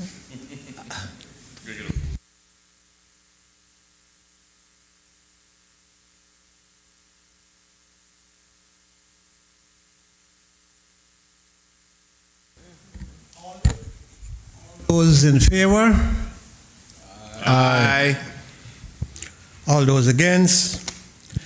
The ayes have it. This Honorable Legislative Assembly stands adjourned for the last time.